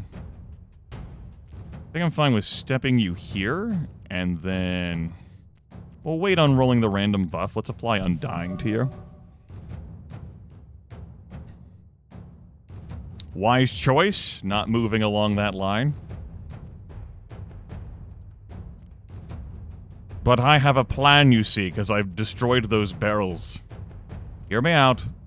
What if I did bullshit? You! No global rooting. Get over here! Ah!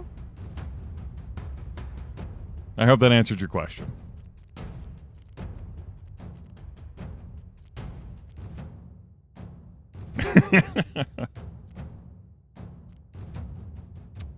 I'm now going to disappear, Baggi? No, I'm gonna...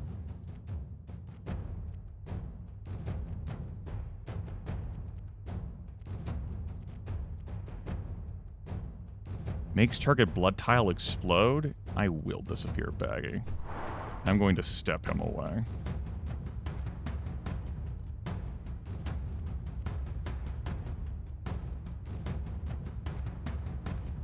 You come here and just end your turn.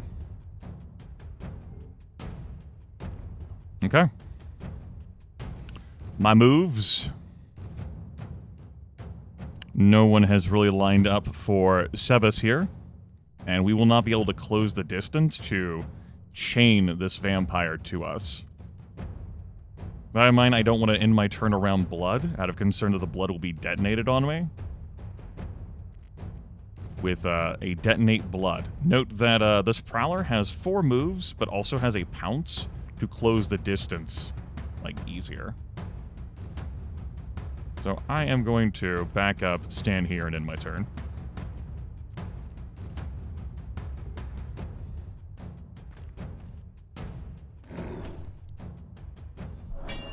Case in point. Okay. This combat log does not auto-scroll. Yeah, that's something I'm going to suggest. Like, hey, that would be nice if that auto-scrolled here automatically. So, we got crit with that righteous outburst. The pounce activates an ambush, making crits more likely. Thankfully, Kuretako had enough health to weather that storm.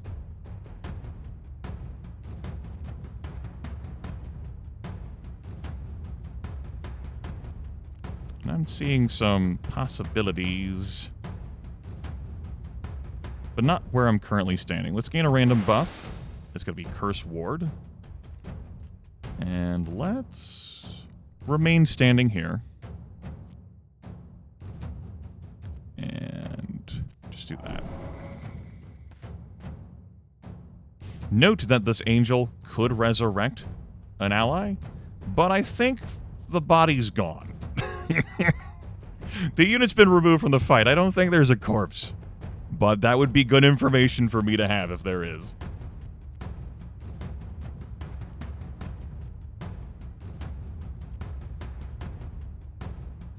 We could provide a heal. Or we could see if I maybe roll this angel into a pit.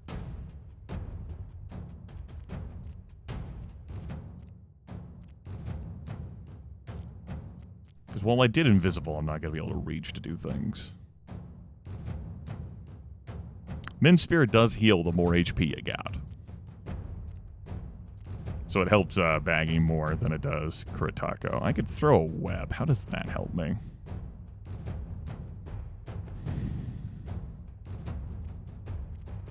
I don't want to stand here, because I want Sebas to come over here and then chain across to the Prowler.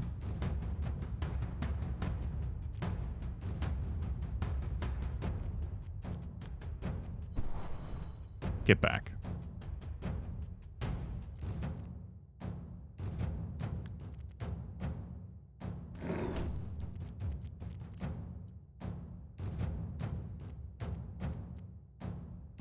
I can't guarantee that a berserked Margie won't go after this Prowler here. So I'm going to handle this control manually. Rupturing Thrust will be able to hit them both. I'll have to stand next to this barrel to do it. I will. It'll be fine. He said, firmly convinced of that.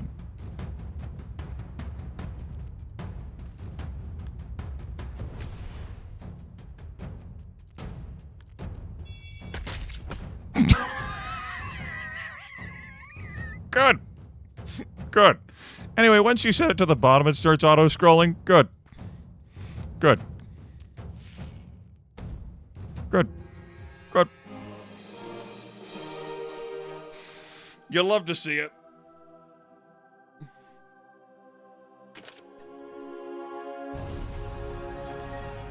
Blue armor. It's going to be either 14 protection and 8 strength or 10 protection and 7 wisdom. I'm not replacing that martyr's gift. So 14 protection and 8 strength. I do lose out on that agility. Sebas still requires that. Otherwise, I'd go down to 2 AP, and that's not okay. You replace one of these pieces. Baggi would lose a bunch of hit points. Or Margie would lose a bunch of hit points. How many hit points are we talking here?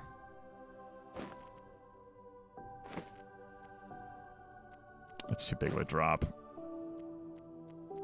Circumstances may change to where we can equip that. Next event. How you doing, bud? An unkempt mage in a ragged robe approaches Kuratako. Yes, you will do. Listen, I've been working on a new spell to unlock hidden potentials, but it still has some side effects. I just need more test subjects in order to perfect it. Let us help each other out.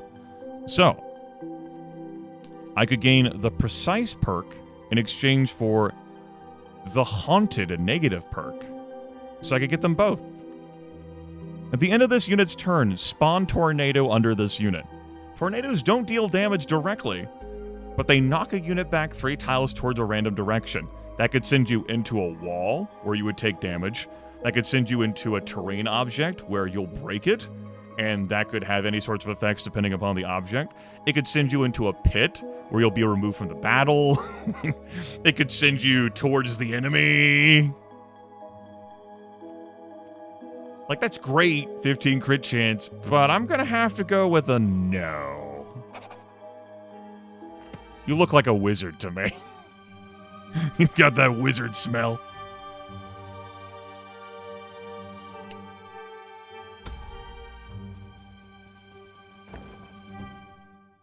The trigger before or after like an auto teleport? I don't know the exact end sequencing there. So, chaotic perk potion. Gain a random perk. It could be anything.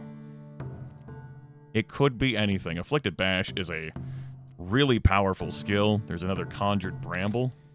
I would like to have an Afflicted Bash. I don't really have anyone with that much strength. Let's take a look at the armor. Special Delivery? No, thank you.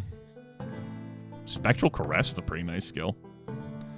If you knock out a target with this, you get to summon a 1 hit point specter of that target to aid your team.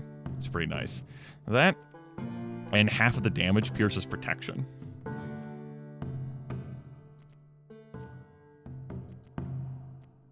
Murky Leap, and then this. This!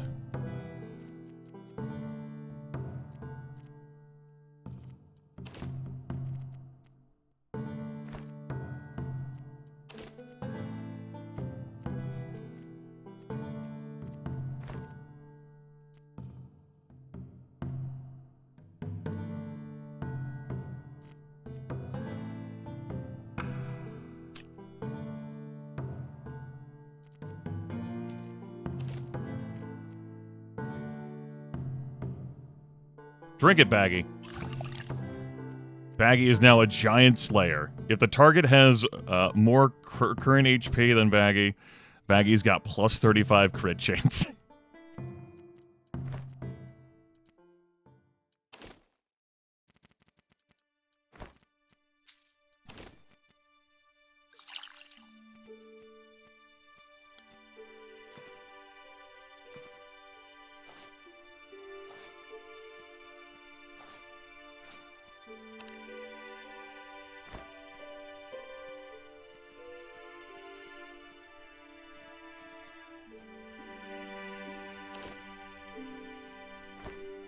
Nothing that'll increase my wisdom. I'm going to take this to help increase that agility so I can get that like 12 for a 4th AP here. Or it could allow me to swap out this tabard for something that does more for me. I don't think I'm buying any of this armor. I can buy Afflicted Bash. I do like that skill. I'm going to pick it up. What am I replacing here? I'm going to be replacing Acid Bolt.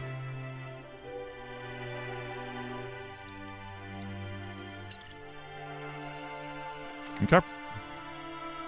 Keep this armor. We're going to keep this Summoning Stone on the off chance that I get something that maybe, like, sings with it. Let's go fight our second boss. I haven't seen that boss before. The Warlord's Beheading. We have Slitherers here. This discount bargain bin Mind Flayer. That Sucker Punch is only going to do 9 damage. The Exposing Assault will deal 18 and inflict vulnerable. The Crippling Throw, that's not going to do too much. Though the Slowed is annoying. Mind Lock here. Increases enemy skill cooldowns by 1. Doesn't consume a turn. It's a pain in the ass. And you also have Kidney Punch from your Battle Axe? Okay. What's notable? 5 AP. This Werewolf here has a Swift Stab. Also has a Repel. Plenty of protection. 72 hit points, a Sucker Punch, a Savage Strike that would deal 20 damage with doubled crit chance, which would be 78% for this werewolf, and a free healing touch from the government that you could just use with your MP. And finally, the Royal Goblin. I mean...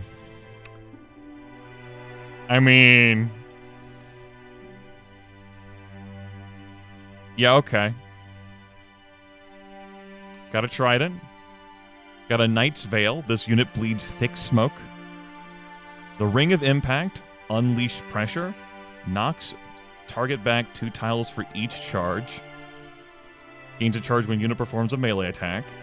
And Pressure Combustion. Yep, we've seen these items before. Builds charges when unit performs a melee attack. All units surrounding you are knocked back 12 tiles. 61 protection. For perks, we have Medical Oddity. Direct damage from debuffs heals this unit. A boss means they're immune to stuns and cooldown increases. And Bloated. When this unit gets knocked out, all surrounding units are knocked back 5 tiles. Racial skill is Grand Fortitude, which will heal 32 hit points for this goblin. Mending Jab to heal self for 10. Energize to have all skills of the charge gain 1 charge, does not consume a turn. Fuck my life. I've only seen that on items. So that can help charge up these 2. Putrid Presence, which is just going to be a debuff. That's not a whole lot of damage. And then Split... No! I didn't even... No! No! No! Fucking Goblin Slime King over here. Fuck. Alright. Fuck. So what does a clone mean? Clones are exact copies of other units. They spawn with +1 to skill cooldowns. So that clone will have all of this gear and all of these stats.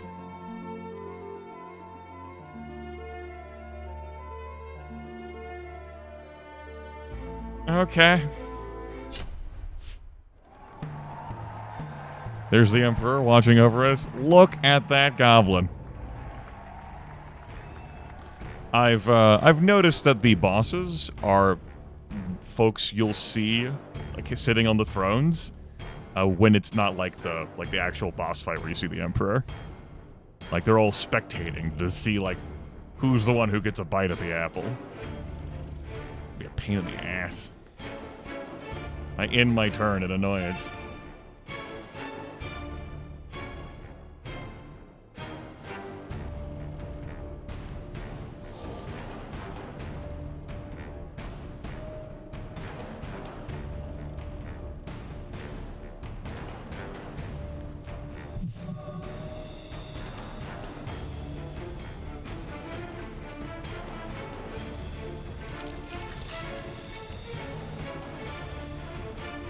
You have more current HP? You absolutely fucking do not.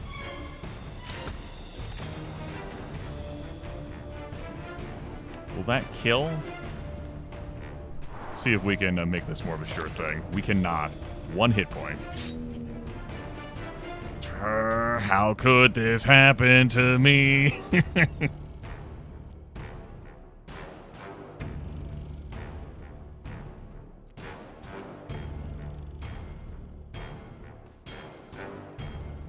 Get her kill.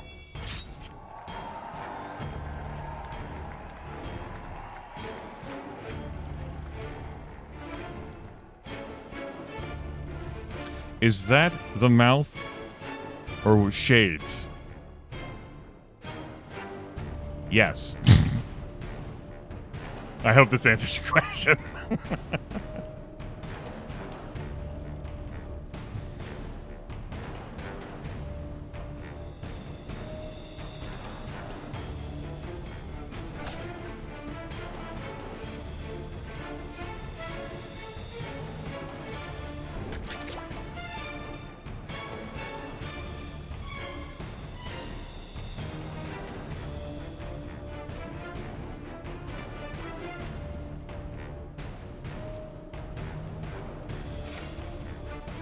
Okay.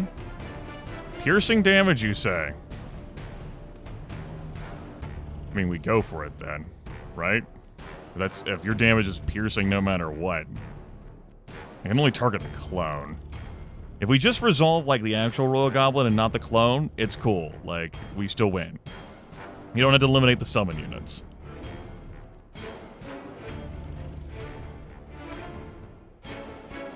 But I don't think I'm going to be able to do that unless I step in this space. Still don't have an attack vector on it. Fine. Baka.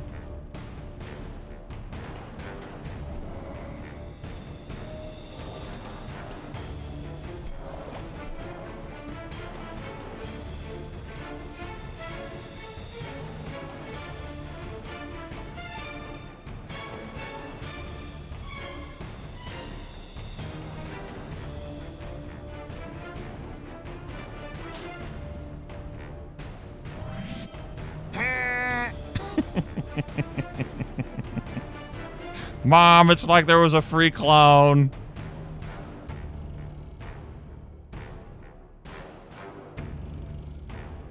Thanks, I hate it.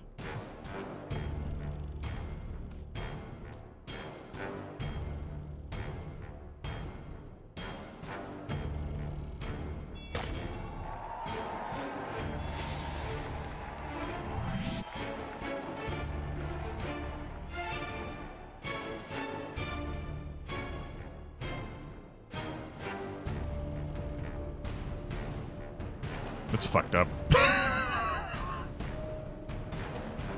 I can't get an angle on chaining over that the true Royal Goblin, in part because of the thick smoke. Even if I could see, like, get like a sight line there. Well, better get to work.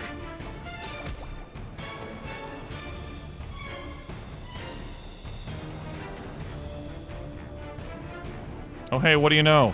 Can't see shit to target it.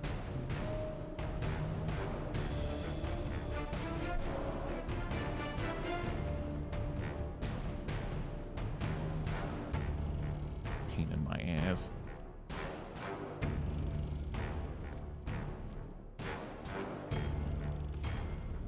Oh yes, they could absolutely split again if they had the mana to do so. If they had the mana to do so and that cooldown expired, yes, 100%. I have done clone crimes before in a prior run. It's great fun.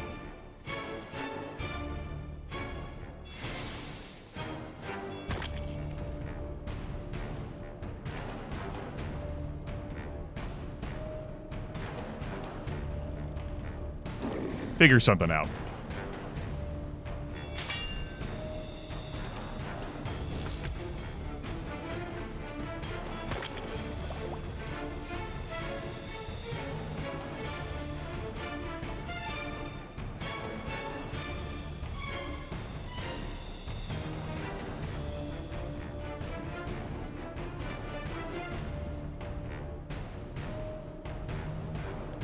Ow.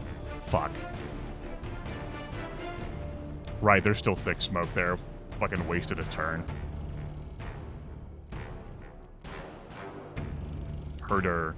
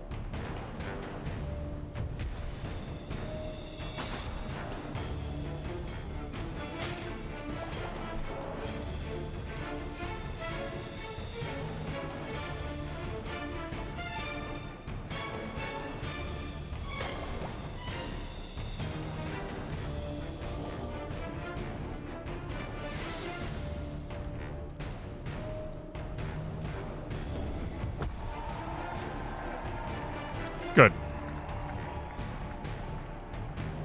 can't keep getting away with this. He can and he will.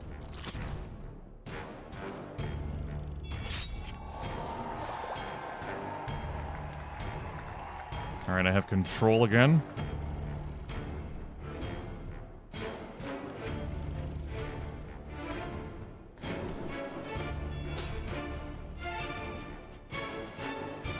This fucking smoke.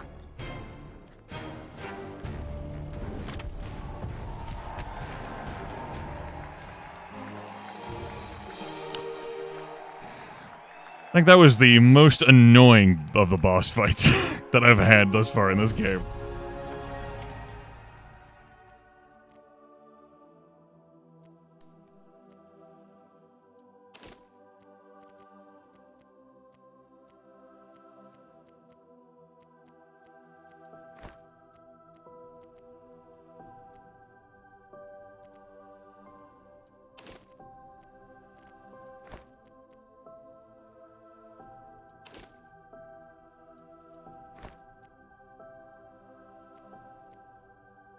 I'm thinking the steel band, but I'm also considering the ornate collar.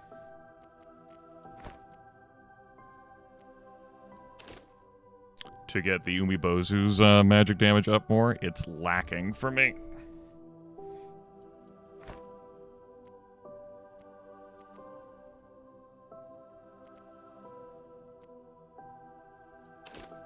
It's really a health increaser more than anything else, though.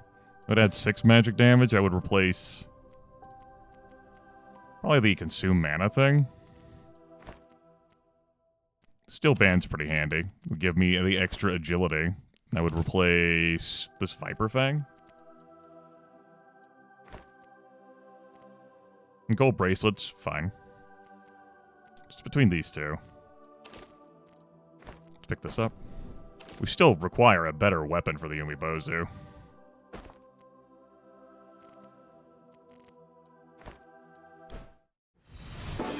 Alright, final phase. And it very much is going... Yes. We've definitely felt the longer tournament. So, we're going to take a break here.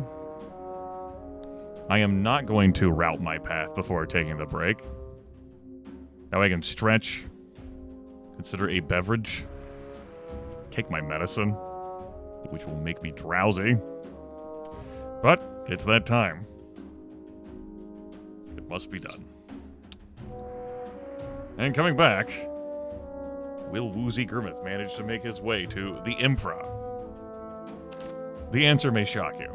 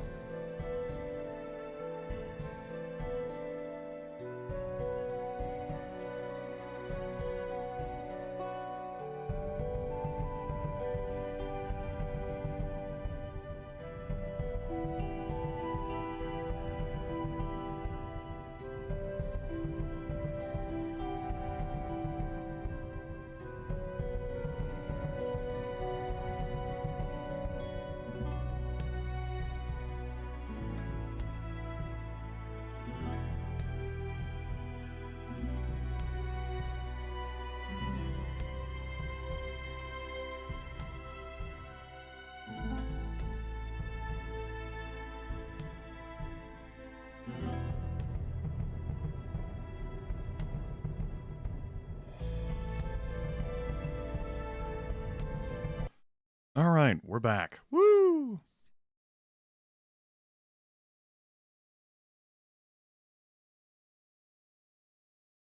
So I was away. I'm just thinking here. How much I don't like this glory level modifier, which has units recovering up to 50% of their max HP after fights. Healing potions are added to shops, but I've only seen them in shops which sell potions. And even then, they're not guaranteed. You might have to re-roll to make the healing potions appear, and they take up the slots that other potions would be in the bar that you could see. Now, you can save healing potions. Also, Kaelin, thank you for showering me with wealth. But you don't get a heal before you face the final battle. When this event, like, clears all the other modifiers on you, so that you can come in with a fresh slate. Also, you do not get a full heal after you defeat a boss. Notably, my Umibozu is at 46 hit points. And that seems poorly designed. If healing potions were either in their own separate section or available in all shops, which I suppose would also end up putting them in their own separate category, I'd be cool with that, especially with the fact that you can save the healing potions. And if you got a full heal, like, after every boss, I'd be cool with that. And if you got a full heal, maybe if you didn't get a full heal before the Emperor, but certainly a full heal, like, after a boss. Like, this is definitely a modifier, much like the challenge modifier that says, like, hey, going down in battle is a permadeath. Like, that favors, like, going back to a central hub. That favors the first game's design, where you always had access to a shop between matches. Here, it doesn't really vibe with me.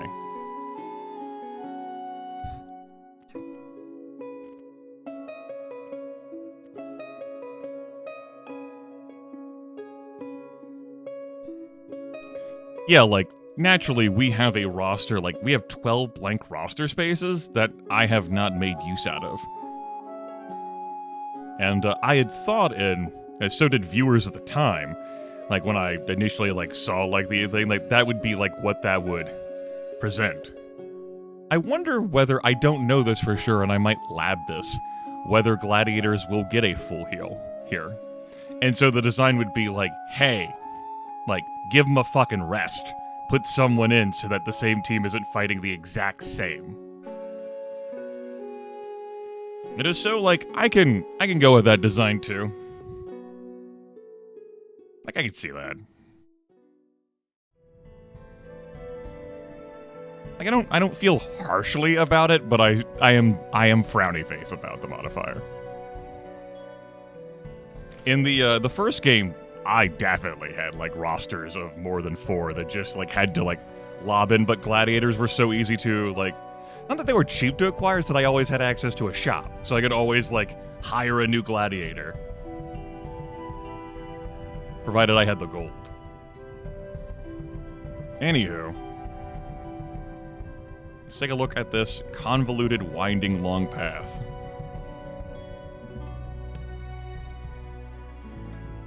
I do appreciate that there is a cleansing event here that does remove all potential fight modifiers. I think I was able to use that to my advantage in the second run I did, where I took a malice in exchange for, like, extra wealth, like, say, like, at this event, spent the extra wealth at the shop, and then lost the malice here.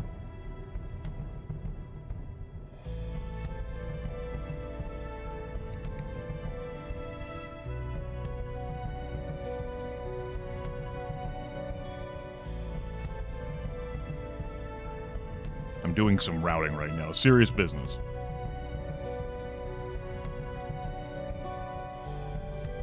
Looks like I'm getting 3 elites. Am I interested in that shop? Maybe?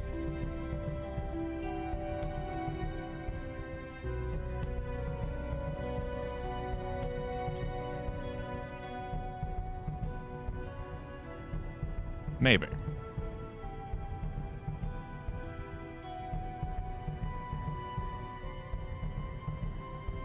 Okay. Okay. Let's go to this fight then. Yeah. I considered changing gear, but I don't have any gear that increases wisdom besides this tabard, but it's also upping agility, which I really want for Sabas, that I could cheat code my way onto the Umibozu so that it was dual-wielding armor, because this mate sucks. This shop that I'm thinking about going to have armor or weapons by chance? It does. Okay. That seals the deal for me then. Remove the away text. Yes, good. Enemy team has 2 extra units. I'm not feeling it, Mom.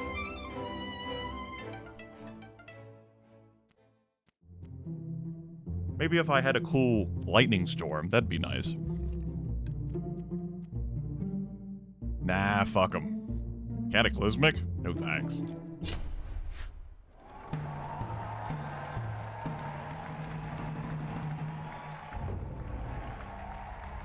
Where are my straight lines? Also, the fact that this Frozen Orb is a green item? Ugh.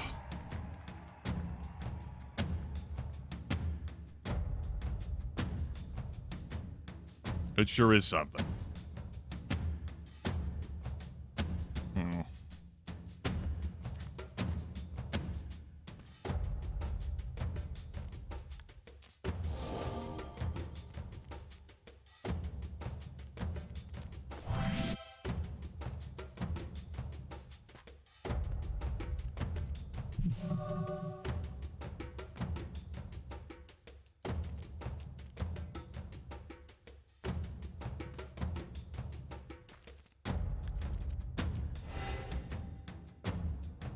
Healing skills are definitely putting in some work for us, though, this run.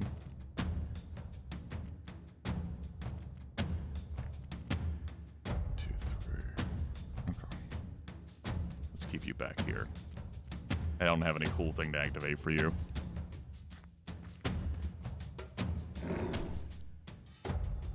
Didn't measure that out perfectly.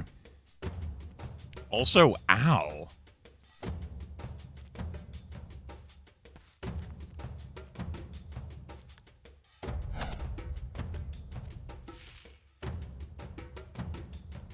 Don't even need to use a skill, but I will to get the health points back.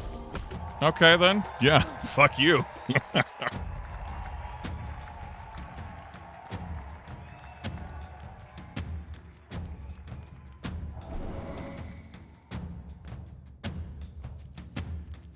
I did block a repel, not a repel, but to get over here by stepping there.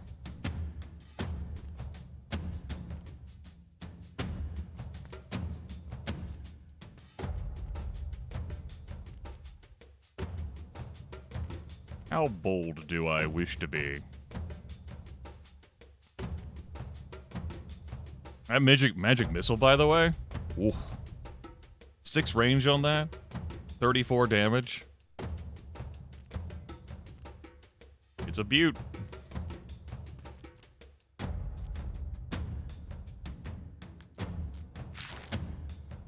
It didn't have enough force to like root him to the wall, but it pushes him away. Gets him away from the team with his frenzied dash and his grand fortitude that would heal himself and impervious that he could apply to himself. We're gonna stealth. Stand there.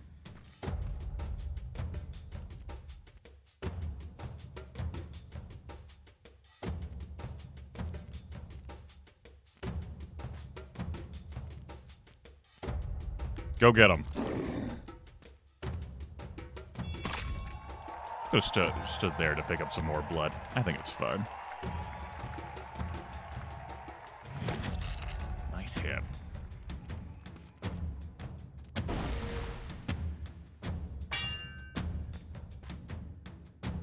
Oh boy, can we finish the job? Baggi wins. He's too good.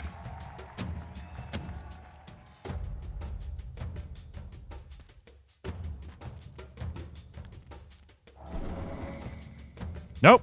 No evade. I think so, yeah. I think that is Now, that is one of the several correct decision choices in the Mortal Glory 2 battlefield, along with all the environmental terrain, the objects. I think just having, like, protection, and then obviously, like, tactical positioning with, like, various skills, like thick smoke and what have you, is the way to go.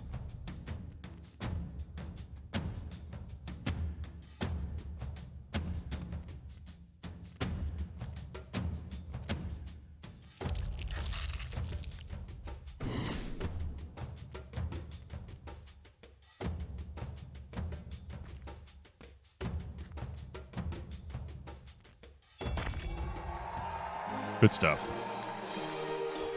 Alright, just squeaked in a level 6. You know, for all these extra fights, we have, feels as if we are missing some levels here. These do not increase the wisdoms. What am I supposed to do with that shit?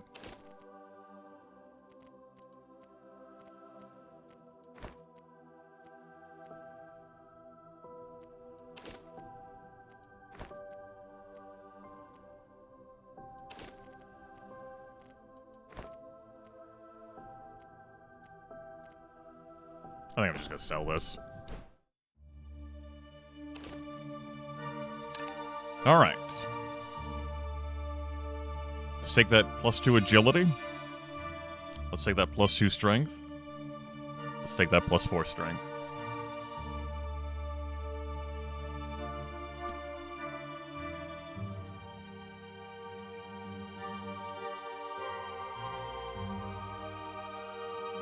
No.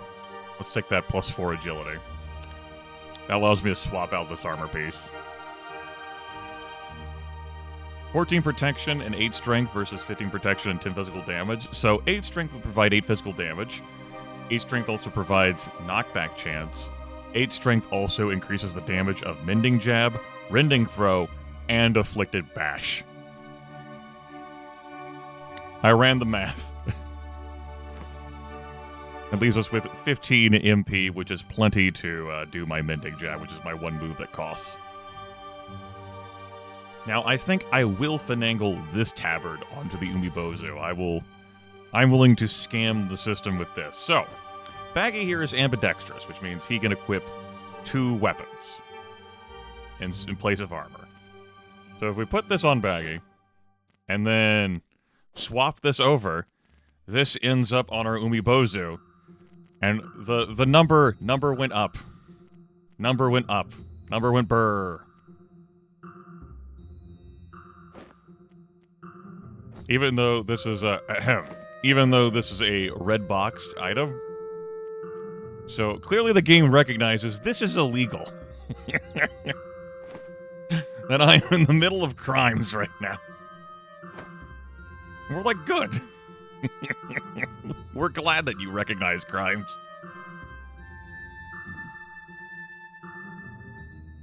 Because 6 wisdom is definitely better than this shitty mace providing 3 magic damage. Yeah, we're wrapped up for the winter. It's good stuff. Now, I could go in with this plate mail onto Baggi. After all, we're giant slayers, but 21 HP, I don't think so. Champ, I don't. No thanks. Not my speed.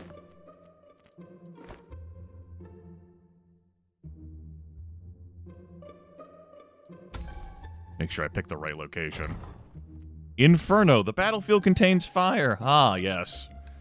How much fire? Some fire. Would I like one of my characters to just be stunned for the whole fight, incapable of participating? No. The Oracles of Decapitation. We have Pilpin here. Pilpin with some bullshit. I'm not really spooked by Pilpin's moves. He just got bullshit. We have Torvald here. Torvald merely has lightning and not lightning storm. So that's nice. Flicker Beam item doesn't really do him good. And the magic damage base value is a mere 11 plus 6 from gear. So We're not looking at a team getting nuked for a bajillion. Also 18 hit points. Bufflin? Booflin? Another reposition item. Conjured Tendril is pretty nice. Sanguine Strike. Frantic Outburst is going to be eh. Okay. And finally, Gruba, the Minotaur. Remove all debuffs from yourself. Divine Relief. 3 AP. That puts you at 6. You're actually the team leader on that front. Let's see how much fire there's. Oh.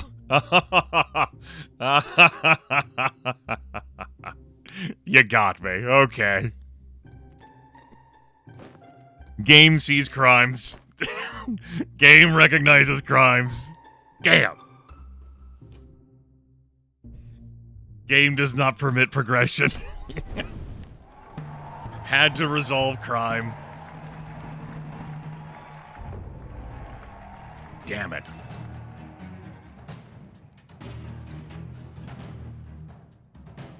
I feel like I was perfectly honest there. What appears to be the problem, officer? So, this chain with a range of 5 will not reach this Minotaur. Alas. We could Rending Throw from that distance, though. How about we just wait? Here seems like a good spot to wait. Give the wizard ample opportunity to just teleport in and skullfuck me. Yeah, why not?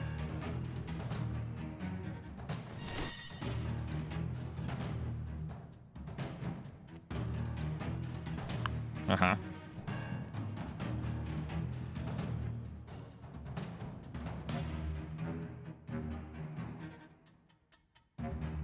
Am I about to splash zone this area around me?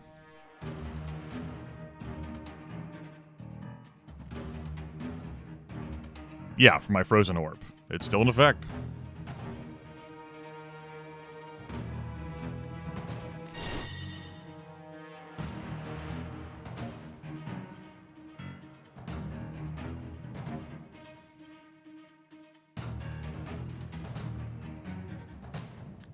I think so. I want the... Oh, no, you can't do that. No, you have to target someone. Gotcha. Well, I can. So I will. Come on and teleport over.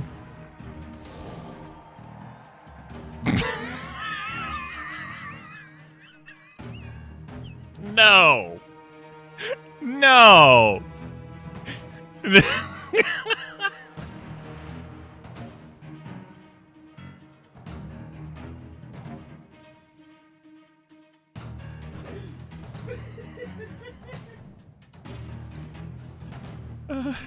This is max AI intelligence. Like, AI's heart was in the right place, but I feel like this doesn't block, like, line of sight. So you could have blinked here, for example, did the heal, and then walked forward one step. Maybe it was a part of some cunning scheme to remain sequestered from me. If I tornado, there's a 1 in 8 chance this wizard ends up in this pit. We've seen how 1 in 8 chances can go with being flung into pits. Grit's teeth remembering last run. Not bitter about that. Still totally not bitter about that. It's fine, he said. Everyone is happy. Right? Yeah.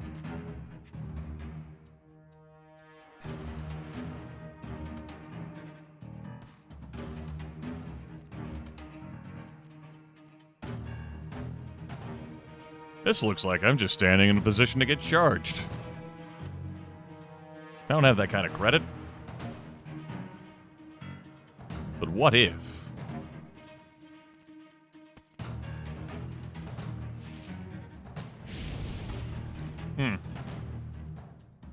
Probably should have thrown the stone. Well, it's okay. We throw the stone here. And then... boop!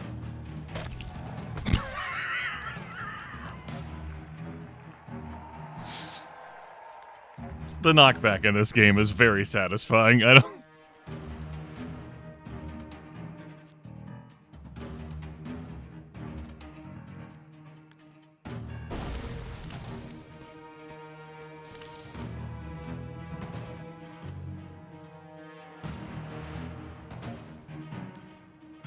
Oh no, that'll kill you? Oh, damn. That's fucked up, man.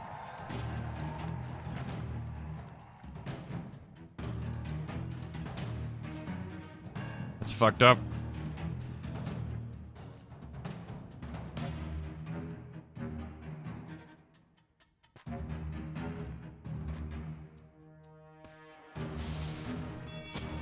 The wizard corpse is burning. As it should, really.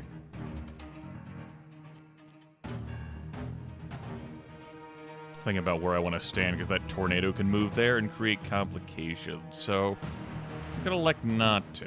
We're going to pounce here.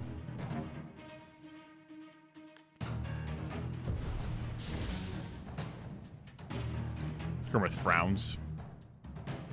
It was a clever idea until you moved more than one space. Everyone else only moved one space.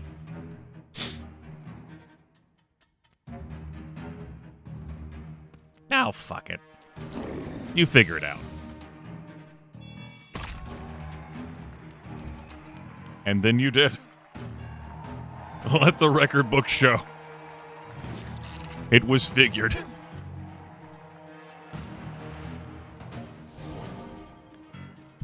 I think we're good.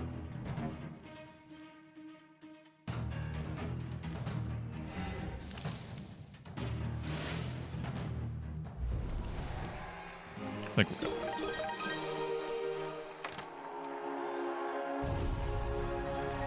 Blue weapon.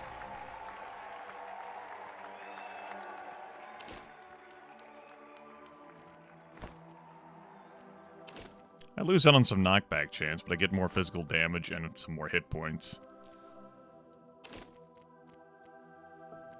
I think that's fine. No magic damage replacement here. That's annoying. Still using this damn mace. It's a pity it didn't end up blessed after all with effects, because I'm still keeping it on. That doesn't help.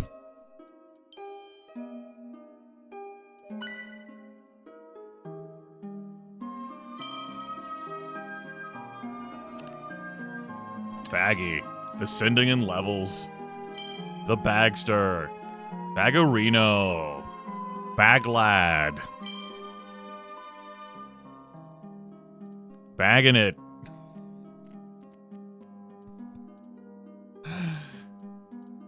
Shit.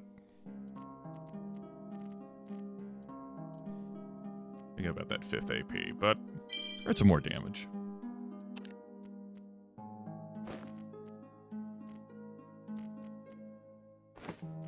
That puts you at 18.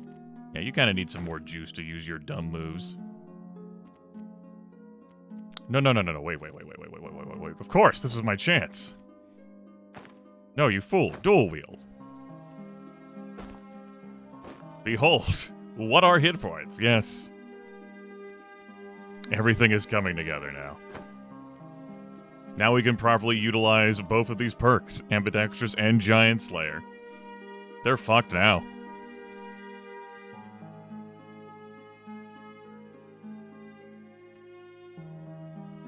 You only need the last one? I'm not certain what you are referring to when you say last one. Hit point. Ah, yes. Last hit point's what matters. Well, Baggi certainly knows what that's like. An old man approaches you on the road. Reading is a divine gift. Remember to support your local libraries. Here, pick a book. You can have it for free. Just promise to keep reading. I can spend 120 for an item. Or get a purple skill. Split.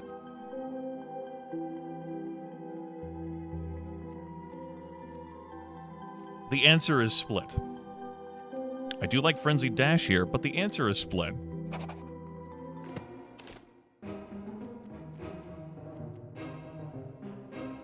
The answer is split.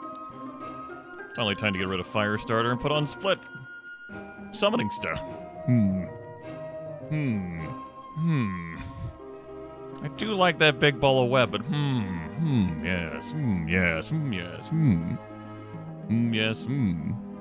What if we had 2 bags, chat room? Hear me out. What if we had Baggies? Huh?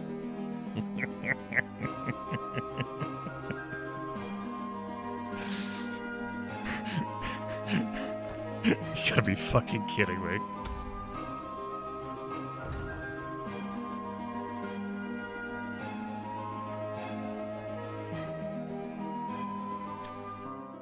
Okay. So there's gonna be a neutral team involved. Everyone's got double AP. And the battlefield is full of fire. I believe that means the first turn, they will have 2 moves instead of 1. Because we're definitely keeping that Frozen Orb on. Let's take a look at the enemies. This dwarf is stubborn, and so we'll need a follow-up shot to kill.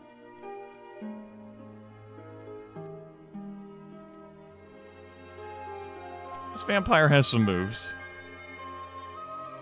Has a throw web. A blessed bolt, a pestilent bolt. Berserker ritual, and a magic needle. Whew. That destructive doing work. This water spirit is a member of their team. Otherworldly Blade's pretty nice. He is a member of their team. This dwarf is here to do harmonious discharge. Randomly hits up to 2 targets within range. Whew, for 30 damage.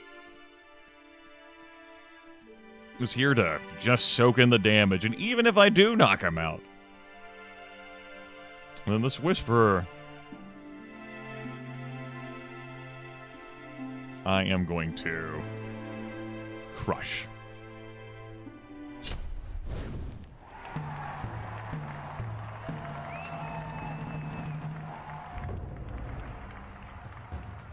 Yes, if I had taken the challenge.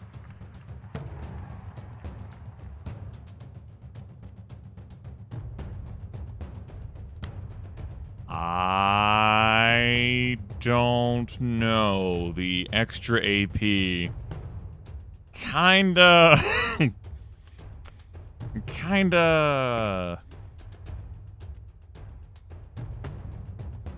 fills my heart with thoughts, you know? Dirty, sinful thoughts.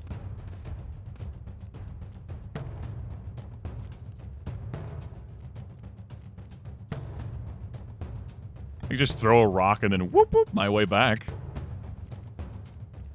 Genius. I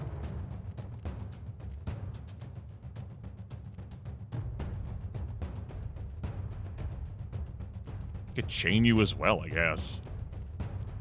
Sure. Let's love tap you.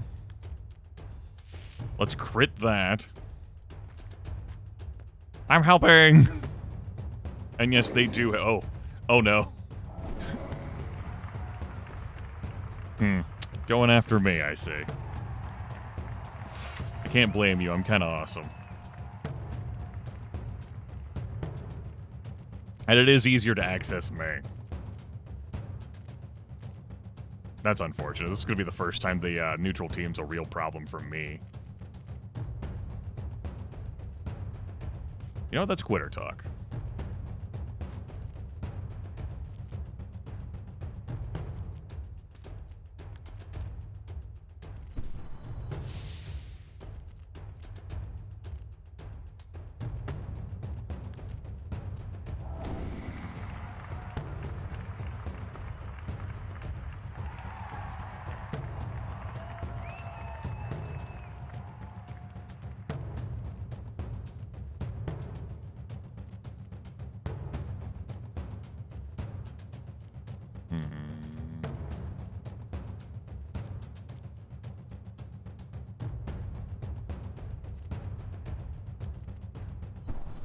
Good. Been better.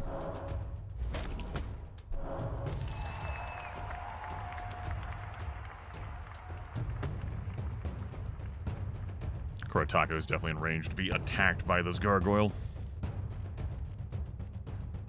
Unless... ... That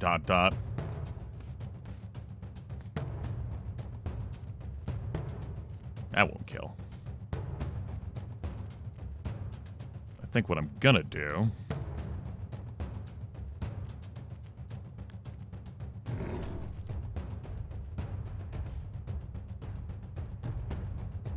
I can't trust that you're going to target the right adversary going berserk.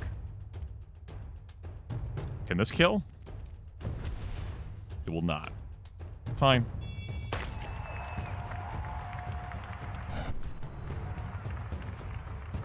Safe!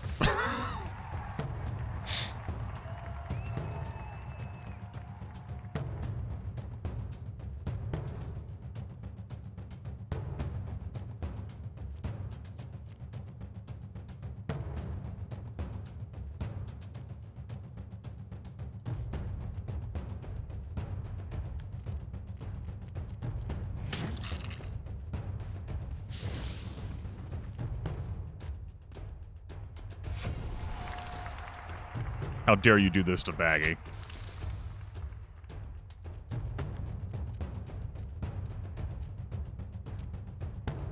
Heal yourself.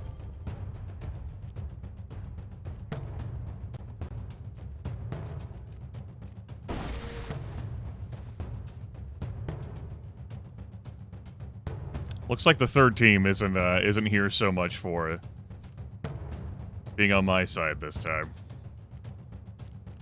It's fine, whatever. Fuck it, fine. No, it's cool. It's great. Love it. I'm happy. You can come live in the flames. And while we can't kill, we might be able to with a crit. What we can do is...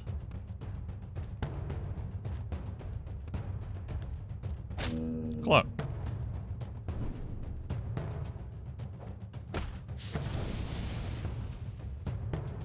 I douse the flames, and that's how you reward me? Jerk.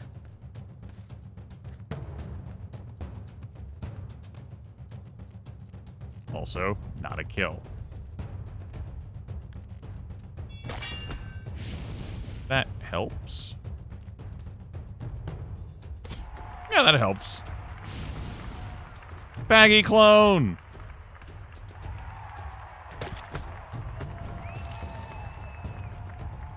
Good.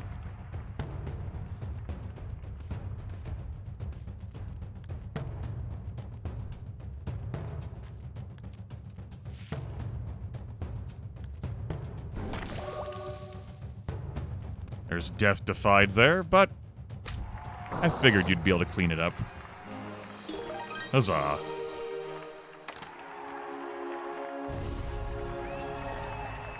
Well, that's technically more fucking magic damage, and it provides a bunch more protection, which is pretty nice. Let's level you up. Strength. Vitality.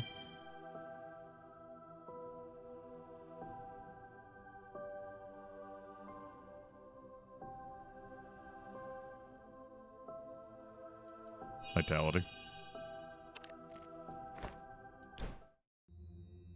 I had to think about whether I wanted the 6 agility there or not.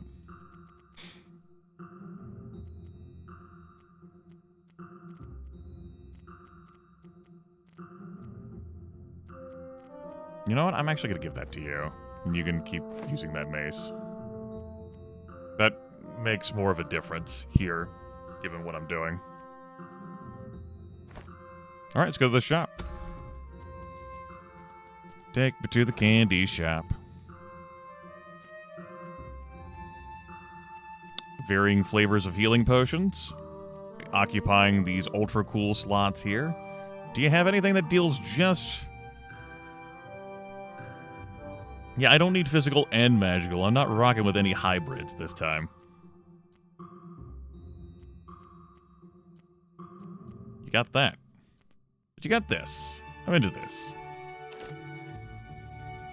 I'll also give an ass load of extra hit points for you. A metric fuckton, I believe, is the technical term.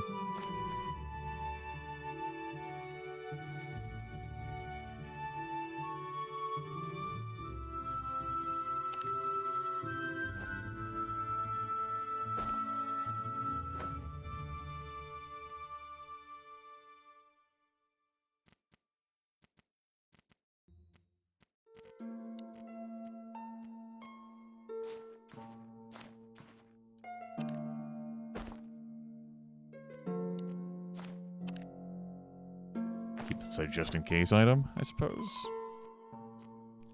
Alright, champion armor here adds to physical damage and magic damage, which is what it is. I can, of course, re-roll the shop.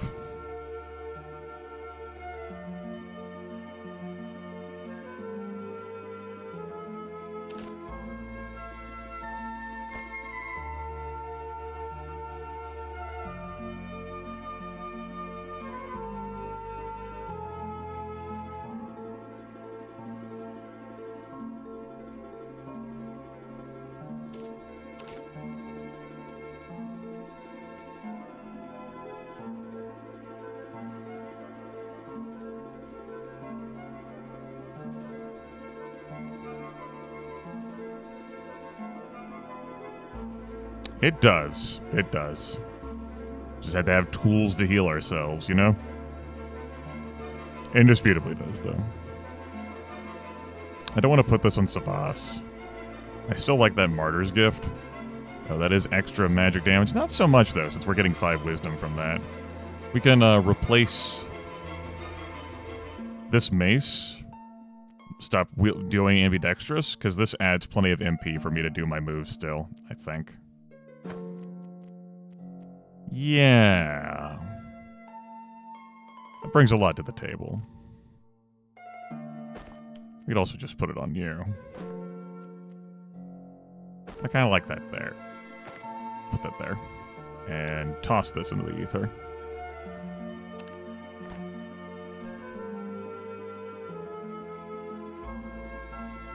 What's the rest of the board look like?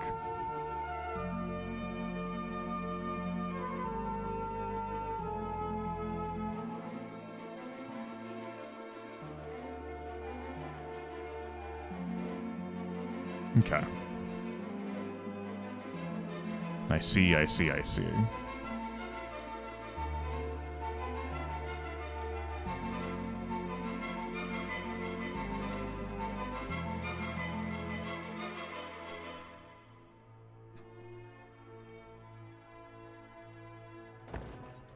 Reroll. There's a Scepter of Torment for 100 crit chance. That's the kind of weapon that I was looking for and am no longer. Since I bought a staff. Though I do like that one. Make no mistake, there are many staffs like it. Yeah, that would be 7 wisdom plus 12 magic damage on top of that. That'd be 19 magic damage. We'll keep what we got.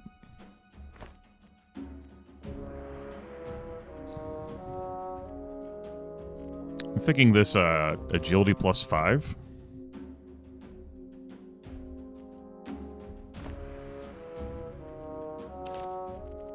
We could just take an agility plus 3. Yeah. Okay.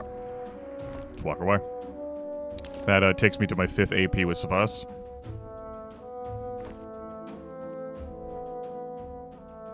Alright. Event me. Walking down the main pathway, small village, cheerful one approaches. Good day, stranger. Am I not the most beautiful thing you've seen all day? You absolutely are. So we can choose an enchanted pendant to vitality 4 AP, 16 HP. A scroll of banishment to annihilate summons. Or an Everleaf. Skill cooldowns are reduced to 0. All skills consume a turn. We'll take an Everleaf, Bob. We'll have an Everleaf.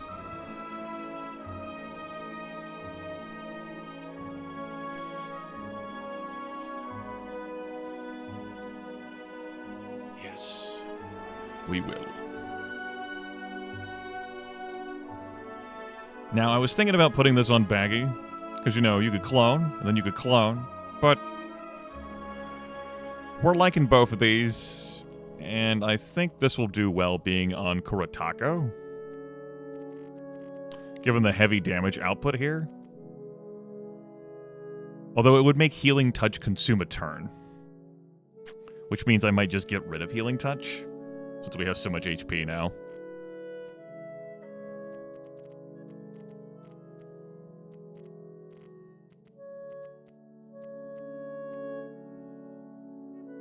Sinister Readjustment, we could still use a replacement for that. Or getting the MP to use that. Probably replace it. Like, some sort of, like, defensive skill here would be good. Let's put that on. We'll keep this over here, though I don't anticipate me re-equipping that. Let's go. Mana cost halved, patchy terrain, devastating criticals. Mana cost halved, you say? Mana cost halved, you say? I have definitely seen clones clone themselves.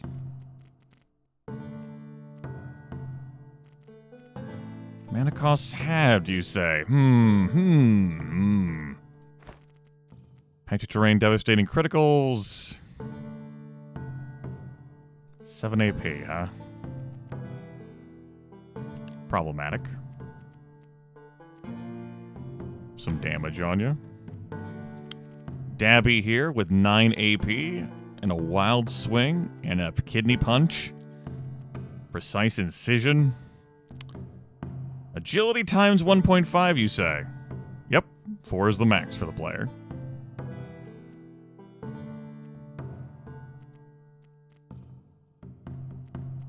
Agility times 1.5, you say? Great.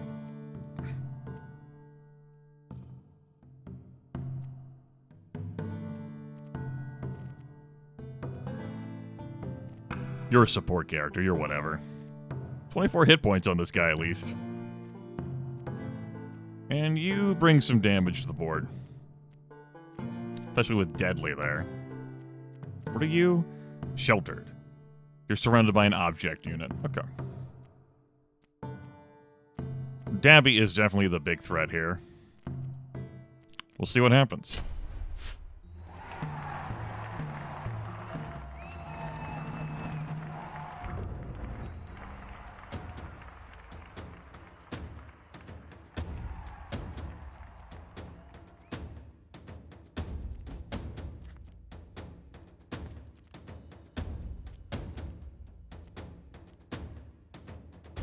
Of course, that's the one enemy I can't fucking hit.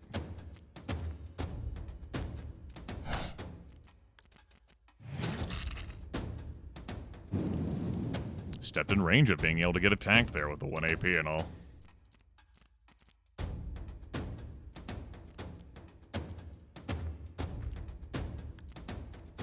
Might as well. Good, that resolves it. Especially with a crit.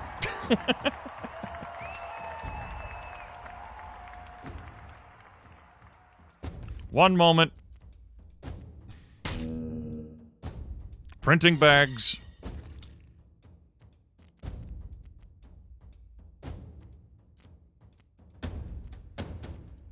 I know, the fact it's a green item, I'm relieved that I've never seen it used against me. Oh, hey, we can actually use this move. Hey! First time.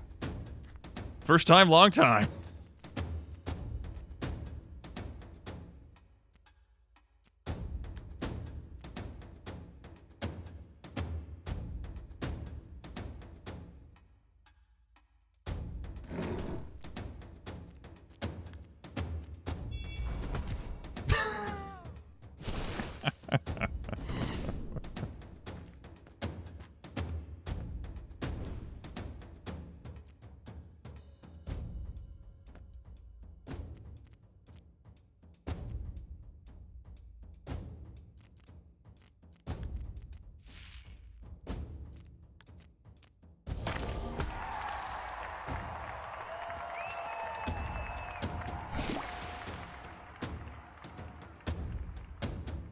Yes, target you. Yes, good. Yes, good. Yes, good. Good, good. Yes, good. Yes, good. Yes, good. I agreed.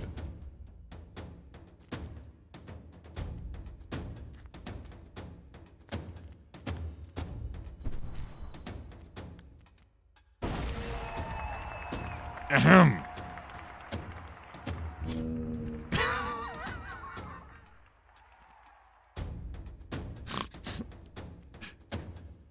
And why, yes, this clone of Baggi absolutely has enough MP to do more clones of Baggi.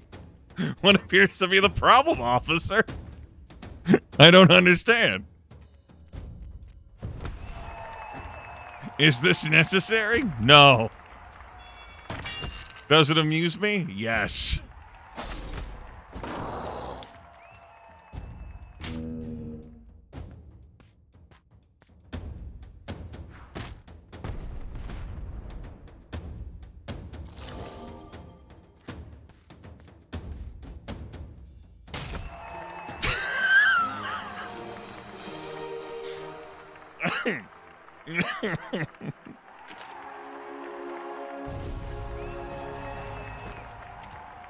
I've got the joy, joy, joy, joy down in my heart. Down in my heart. Down in my heart. Remember, relics don't stack on the same character. The Baggi engine is live. Got the joy, joy, joy, joy down in my heart. Down in my heart today.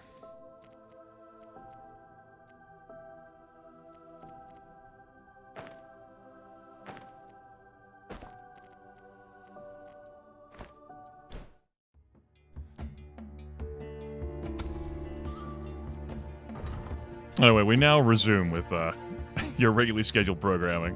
We will not have a team member of mine cloned. Resuscitate. Got it. Okay, so your value here is in support. A little bit of damage, but really support. Because your damaging skills are keyed off of strength. You are a...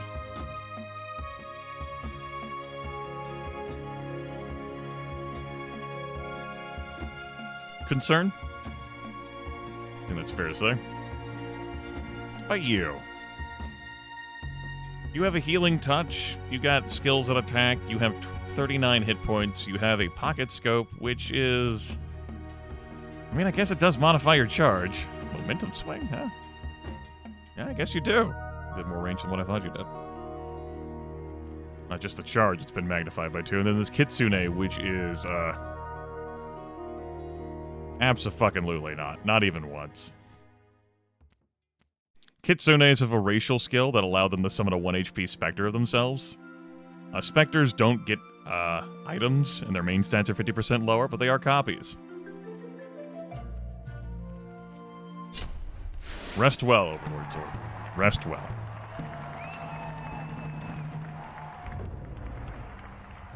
Rest well, my champion, for tomorrow you sail for the kingdom of Daggerfall.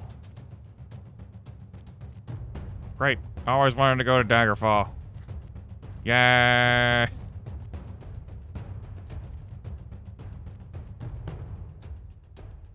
Just throw the rock next turn, I guess. Let's tag. Mina did say did not want to get hit by. Yep.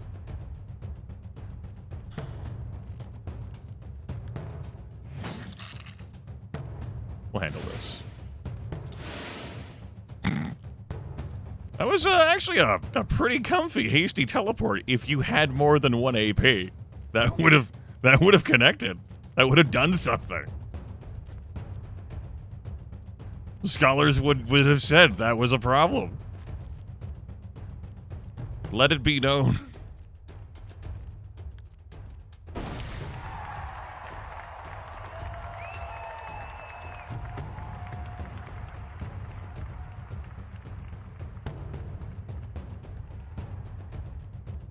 Help! I'm addicted to cloning myself.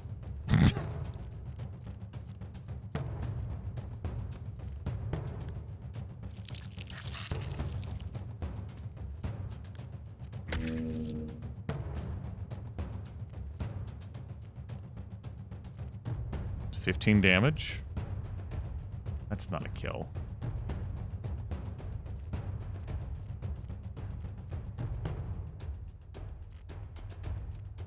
Well, let's do this.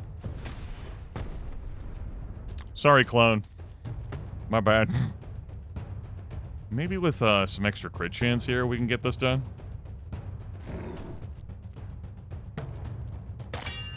Well, if we had actually crit. Go get him, Baggi. Baggi clone. Yeah! Baggi clone!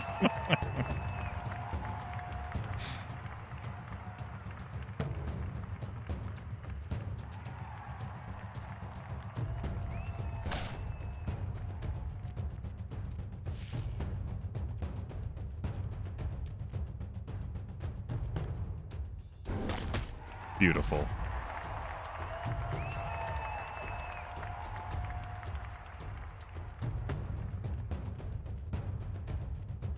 Okay, you'll be able to close the distance fine, just fine. These both deal the same damage. Let's do the one that doesn't plague you. So that you don't spread the plague to me. Didn't think you'd target him. I stand corrected.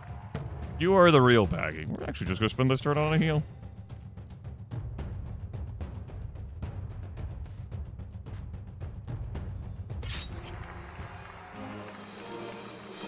Alright. Sabah's going to be going into the next fight with reduced hit points. A nice purpley weapon. Purplish in nature. Physical damage and +6 wisdom. Throw it in the trash. What is wrong with you people?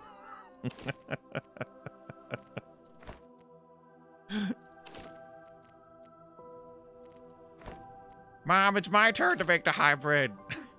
No. Mom said I could do it. No.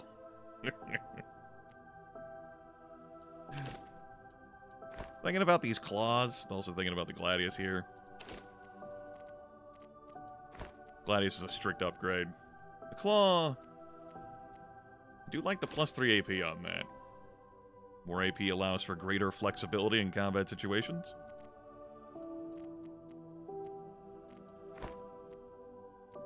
Pick up the Gladius. Put that on you.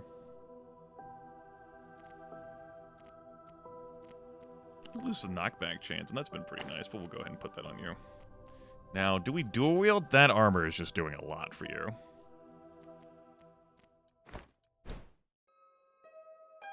Grab the event. A shortcut through the forest leads you towards ruins of a fortress that might be worth exploring. Everyone can gain 70 experience points. We can get 3 buddy goblins, or we can gain an item. Let's practice. Booby trap. The battlefield contains spikes. It will be a goodly amount of spikes. Let's see here. Dilby. Shower of Leeches. Kidney Punch. Wild Swing. Nature's Embrace. Applies rooted to... I, too, will, Understood. It's gonna happen. I think with that in mind, I'm not gonna take the beast. Skills are randomized. Not even gonna fucking bother looking at your skills then. Pretty low on HP. You pack a punch. What about you? Sprinter, your moves per turn are doubled. It's a good thing you only have 3 AP then. That means you're going to have 2 AP on round 1. Applies rooted to all enemies? 2 of you have that. Understood. And then this Undine. Does things. Also a sprinter.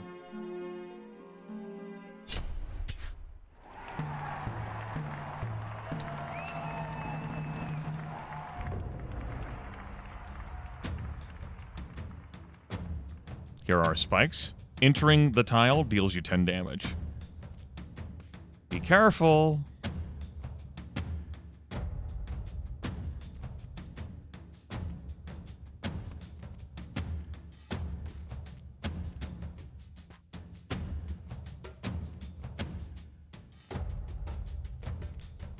This fucking guy.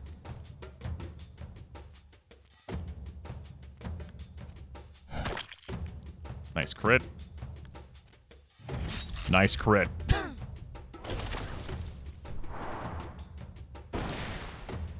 Okay, then. Well, this is our home now. We live here. We've been rooted in place. I didn't even bother to check to see what you rolled, but you rolled. That's not going to stop the greatest strategy in the history of everything forever. Now we're double rooted. You are triple rooted.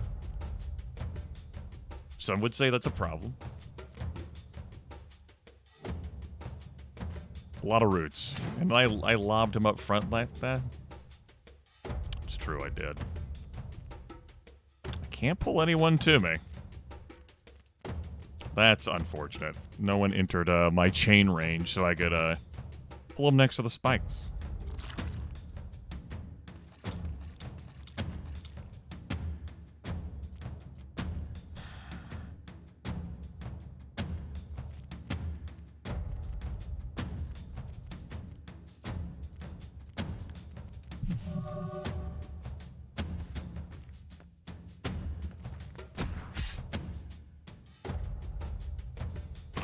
No, the real Baggi!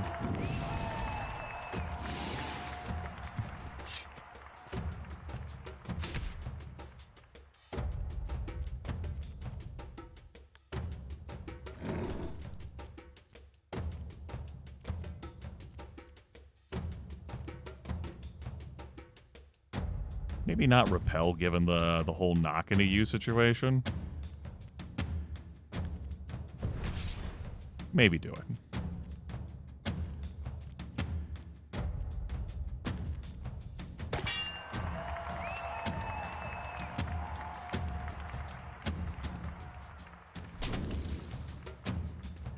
Go get him, Baggi clone. Yeah, Baggi clone.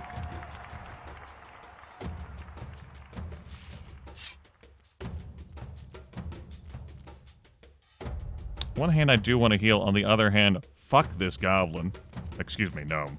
Whatever.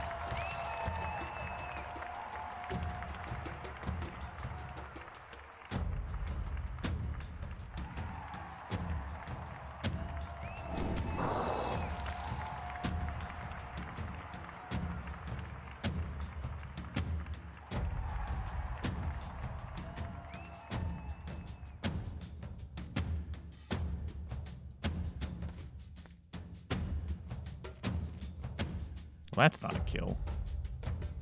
Fuck it, drink some blood. You figure it out.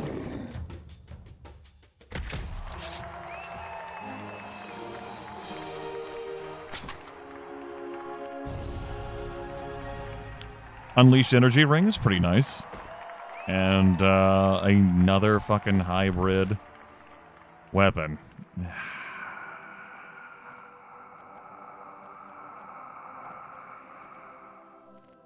What was that? That was the wind. Hate.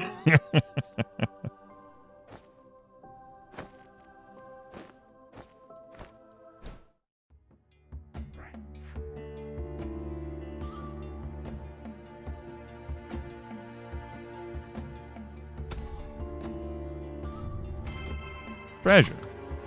What's in the box? Got a purple weapon.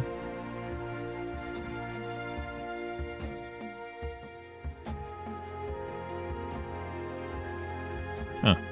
Interesting. That's an interesting scaling heal. 4 AP on that. 18 physical damage, 4 wisdom I roll. Pick that up. I mean, it can be useful for having spell points. Of that, there is no doubt. To execute some of your cool moves.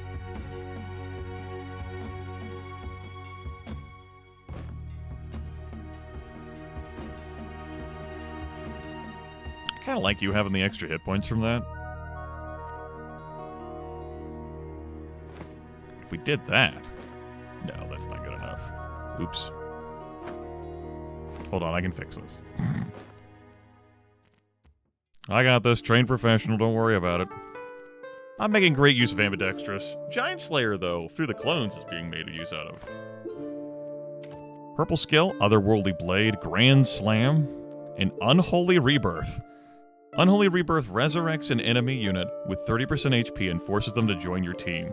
You gain a charge when you deal a knockout. Grand Slam gains a charge when you deal a knockout. Otherworldly Blade is just physical plus magical. It also has 0 charges. Gains a charge when you perform a melee attack. These skills all gotta be charged up. Ha! Kamehameha? It's funny, these are all strength-based, and except for this charge. Interesting how I have gone in this way. That is noteworthy. I think this would be better on you. To increase your strength. You can take the extra hit points. You'll have less HP. I might shift the team order now.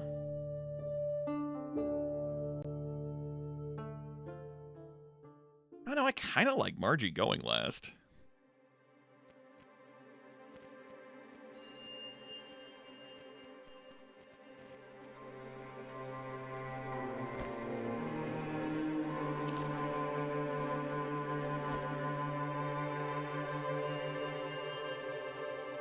I'll take this and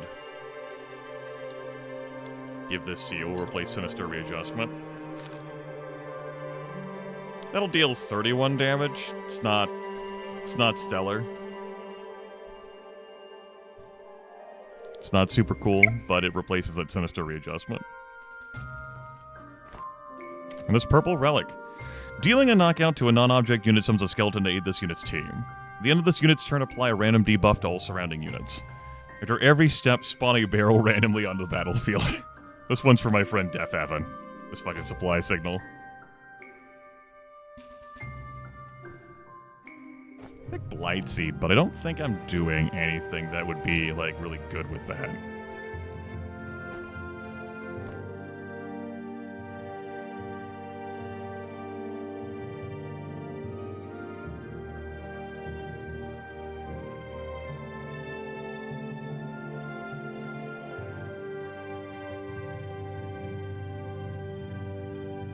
I could avoid this shop and still grab myself an elite instead of taking this path. It does lead me to an event. Still, I can grab the last event here if I'm willing to go to this. I think I am. Def Evan has been extolling the virtues of barrels and dreaming fondly of this game becoming available on the 4th.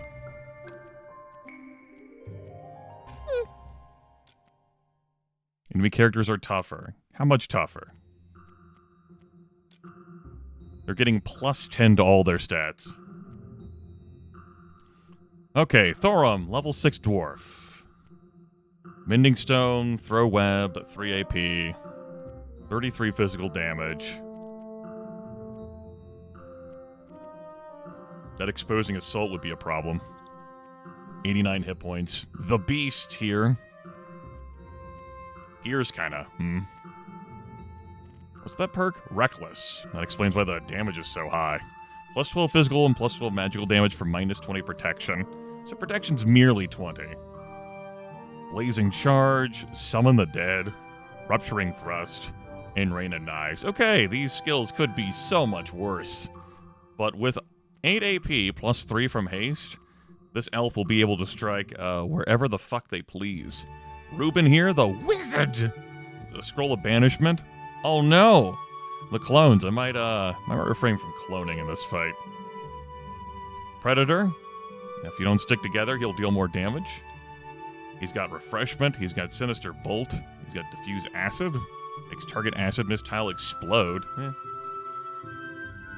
Okay. And then, holy fuck! She has the Boots of Imminent End.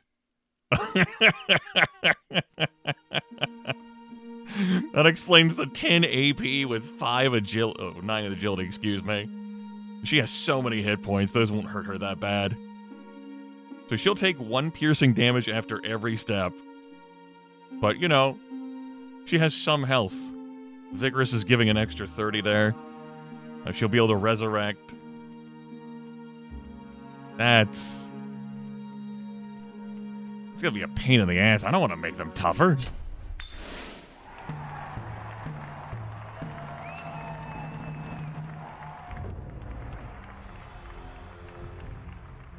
Damn you, columns.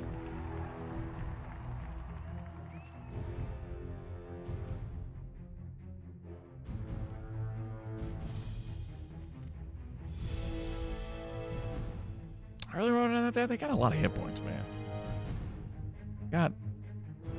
They have 1 AP, so they'll be able to wiggle their butts. Ruben will naturally separate off, as is his God-given right.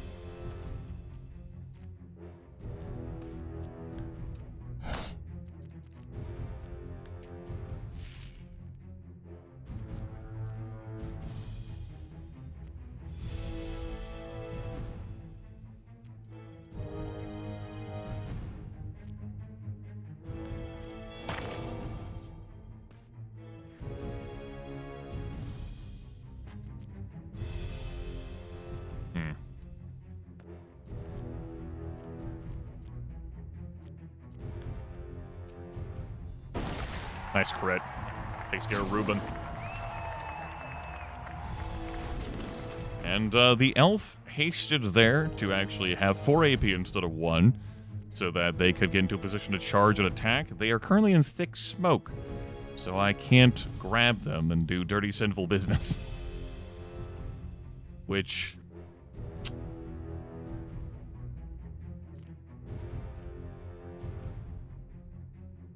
is unfortunate.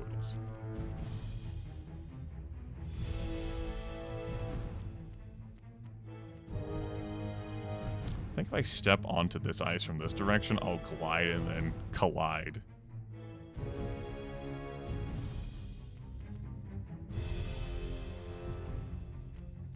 Three, 2, which moves me here, 1. And I'll be able to melee.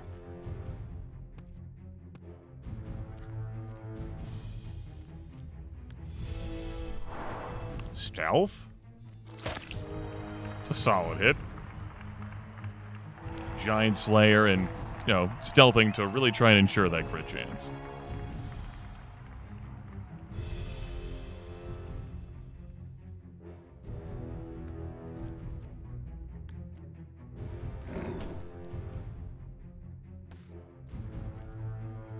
Don't even have to use a special skill to kill this.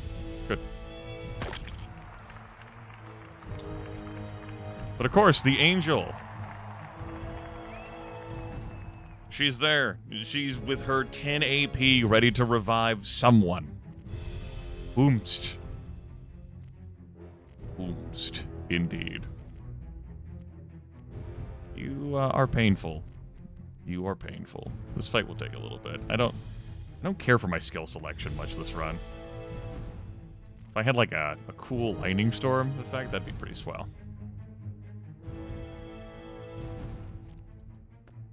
Bummer, man. Bummer.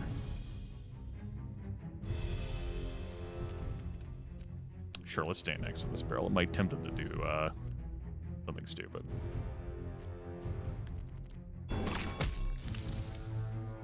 Also allowed me to do a collide there. Uh-oh. Oh, from downtown! Vulnerable and terrified.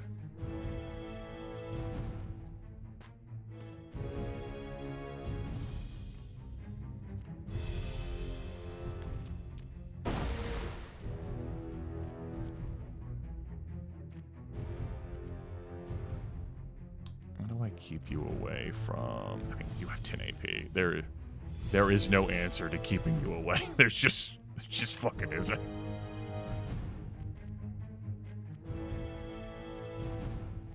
Unless I had something to throw that would root you. Old Baggi here with minus 50 protection. Surely Jofia will... I mean, that doesn't take a turn to do. I could stand on the body, I guess. Effect requires an unblocked tile. Or we could just say, fuck it. What if we just slew the angel, yeah?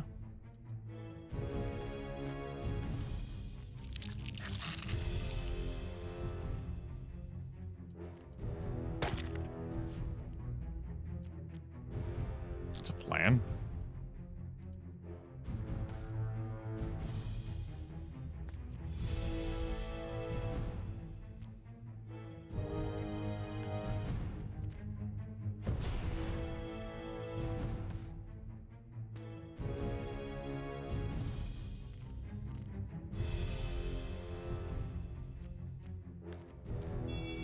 Nice. We take those.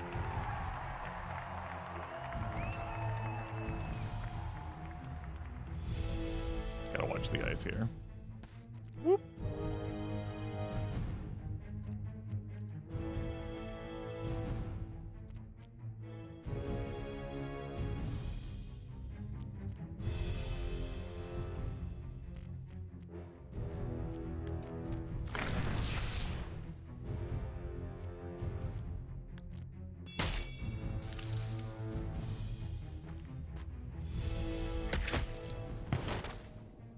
Rooted.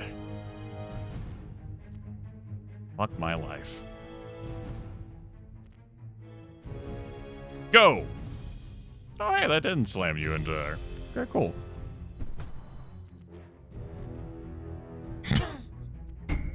Forgot about the Everleaf. That was not my cool attack move that I wanted to do, but, got bamboozled.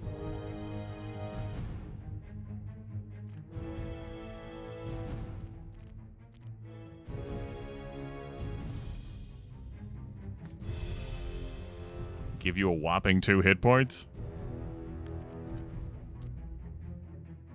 Give yourself 5. And it doesn't matter with you. It's all Aqua now. How many moves you have? 3? Okay. 1, 2, 3, 4, 5.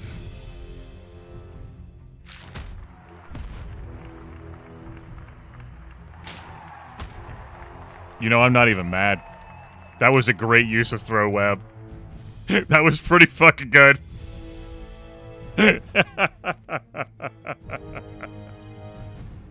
Damn. And not for the first time a dwarf with barrels has outplayed me. Can't even reach.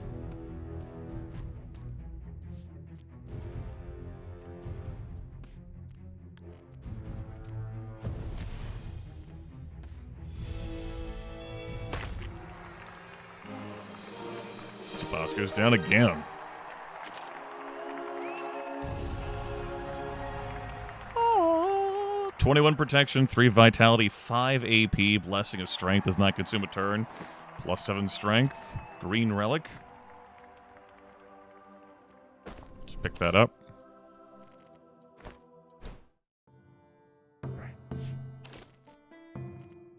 That's definitely getting equipped here.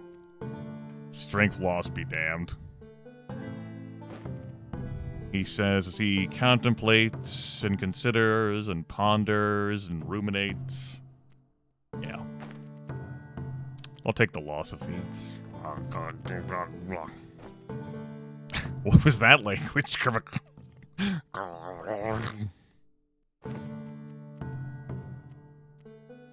Uh-huh. Go on. Tell me more. Speak your mind, buddy.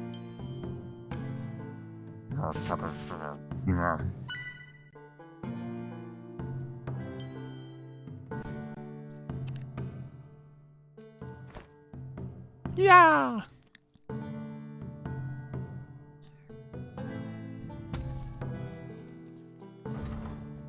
I'm definitely feeling the long tournament. Woof. BB here, destructive, plus 9 magic damage. Doesn't really do you any good.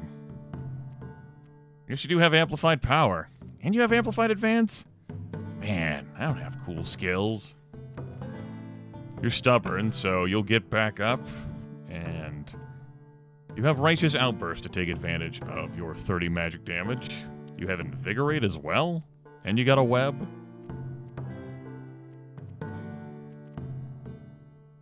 Warrior Spirit, Focus Calamity, Passing Wisdom, Noxious Stab. What are you even doing here, Pally? And their very own Chained with some Boots of Imminent End. You see those again? Focused Assault. Damn. 8 AP.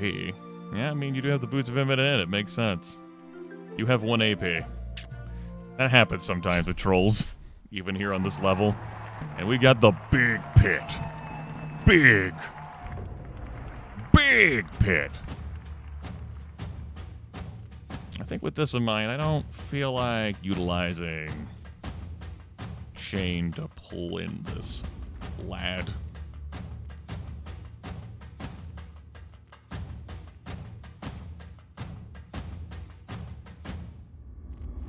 I feel like stepping you up to, like, have you take damage is incorrect given your current condition.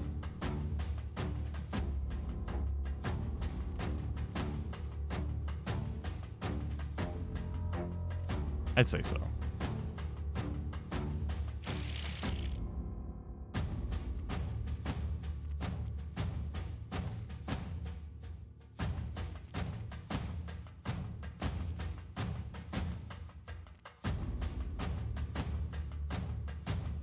Okay, I'll have a turn to move before I risk getting pulled into this damn pit.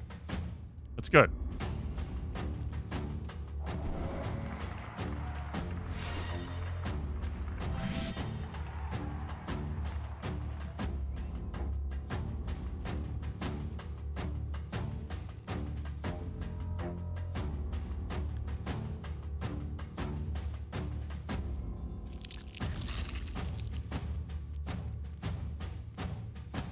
Of course, I pulled you right next to Sabaz before you took your turn. He said, clenching his teeth. Clearly annoyed by his actions after he took them. It's okay, I'll just crit. Easy. Easy game. Easy game, easy life.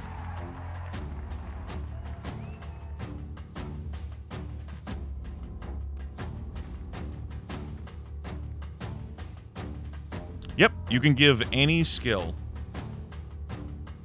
through skill books. You can have up to 4 skills. There is a perk that allows you to have duplicates of skills. Normally, you can't have a duplicate on the same character. And you can forget skills in between fights to make room for other skills.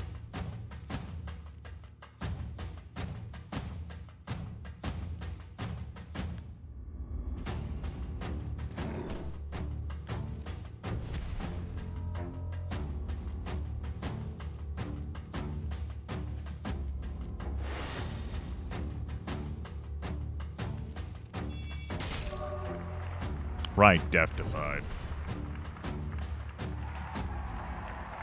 Yeah. Lots of interesting stuff. Mifltaz. I had a moment there was like, does it say Milftaz? Example where my failing eyesight and the distance from the monitor was conspiring. I think I'm going to keep you away from this fight. I don't think I'm going to need your services. That way I can get you up to full health for the next fight.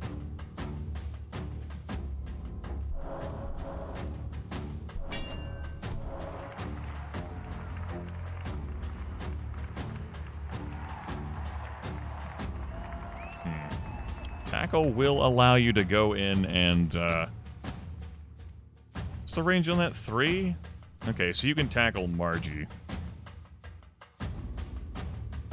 Bastard still alive.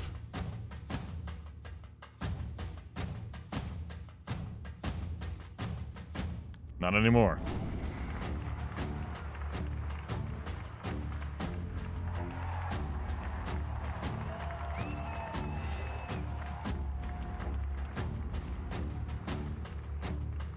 You just swim in the blood.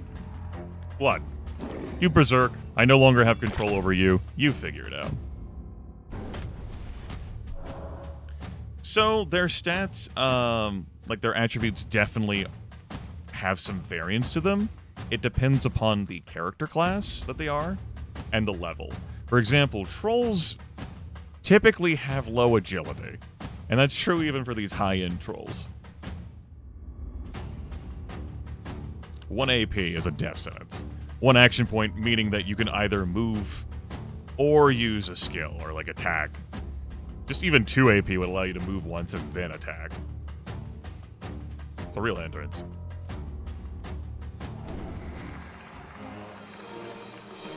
I go over some things after we get out of here. That's going to be just a whatever. It's going to be sold. Jewelry item, probably just going to be sold here. We'll pick this up, and this should also be sold. Okay, so we start with a gladiator of our choice. Although some of them are locked behind like us having like meta progression level. We can't pick whoever we want from the very beginning.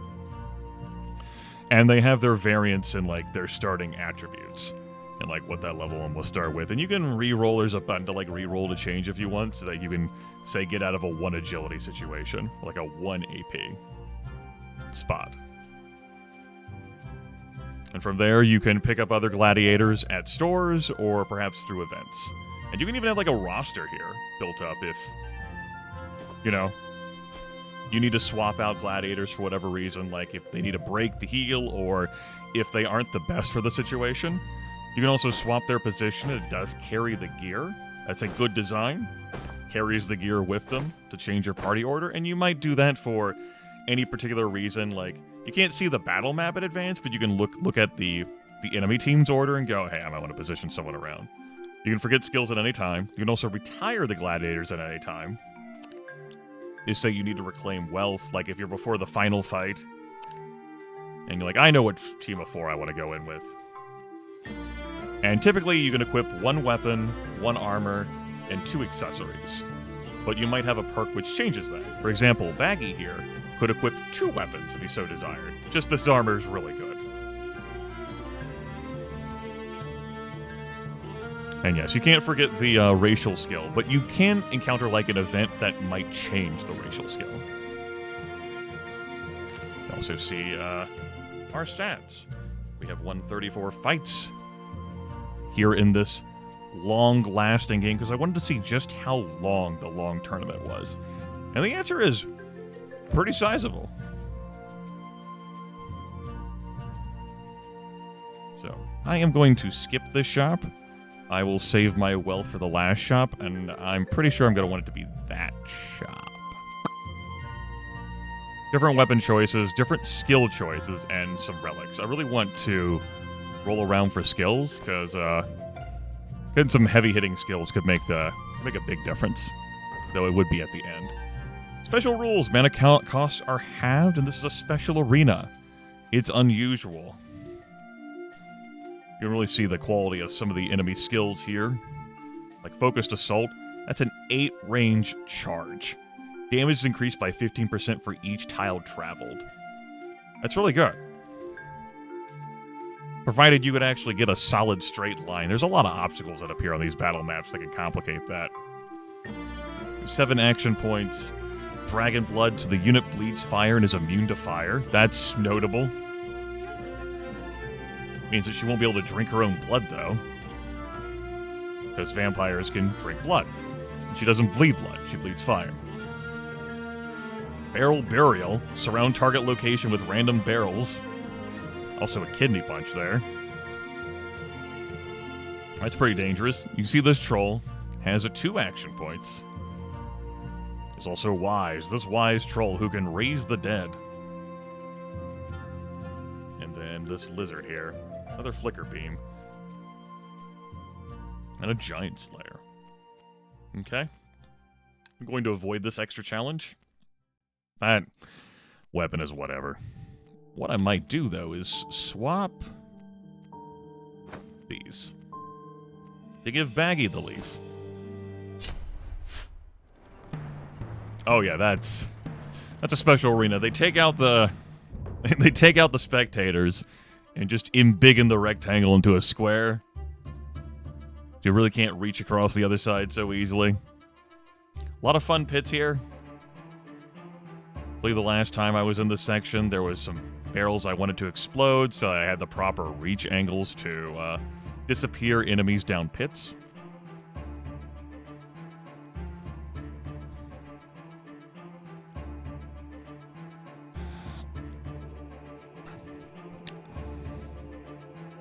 However, I don't have an explosive barrel around here to get rid of these both. I can only destroy one.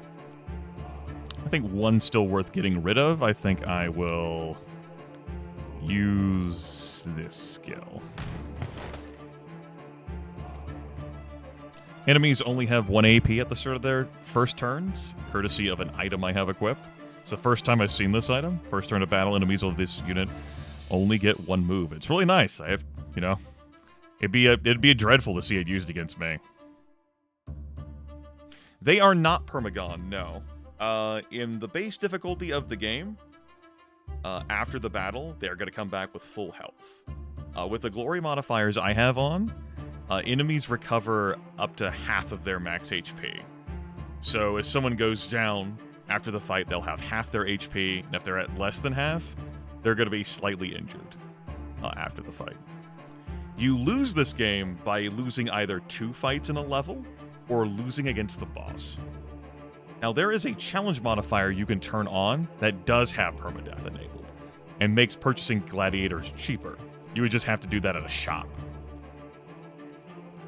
Which, unlike in the first game, you don't always have access to a shop. You gotta travel along a path to get to a shop that sells gladiators. I am going to crit that barrel. Take out both of those barrels. Just clearing lanes that I can use to pull in some friends.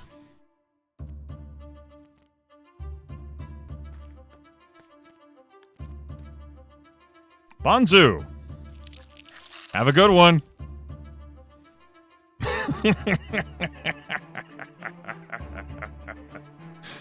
So, when an enemy enters a pit, they're removed from the fight, and it doesn't trigger death effects.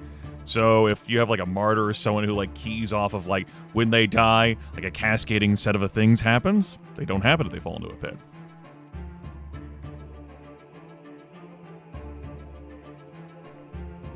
I've done a lot more of disappearing enemies into pits than I've been disappearing into pits, but it's definitely happened.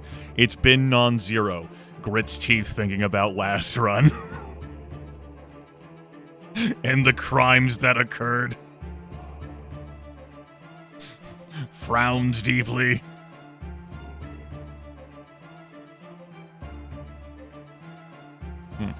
I'm intrigued. It's always dangerous.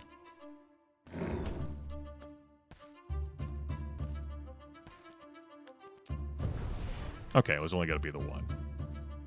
Sometimes that's been more than one. I guess I could have black. Doesn't matter. Would you be so kind as to disappear into this pit? Could I get a knockback chance here? 22% chance of you getting knocked back. Would you like to be knocked back? You would not like to be knocked back. Fine. Just thought I'd check. Thought I would ask. Just wanted to, you know. Just thought I'd run it past you.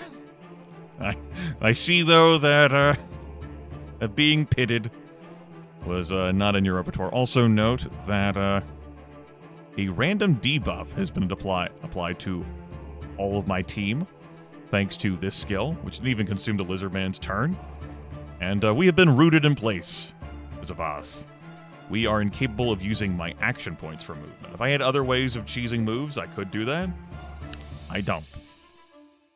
So, we live here now. This is our home.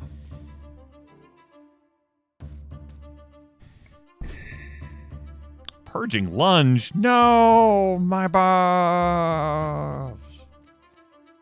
My brand. You have the vulnerable debuff. Whatever debuff I had, you removed for me, so thank you for that. You have the distracted debuff.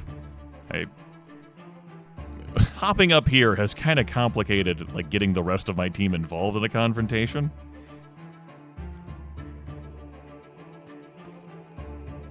This is going to consume a turn for you anyway. Oh no, I no longer have the Everleaf on you. That's right. I removed it for this battle.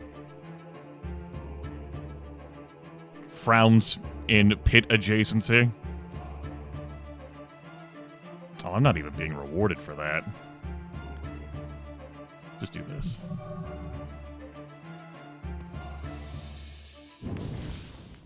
Okay. That's what you chose to do, huh? Because I equipped the Everleaf that ended up consuming my turn to do that pull that I did with Baggi. Normally, Conjured Bramble doesn't consume a turn. Unfortunately, I'm not in position to get on either of these ends of either of these pits to pull this Undine in. So we're going to do what I actually wanted to do with this whole Everleaf tech, and that is start a cloning factory. As one does, of course. As one does.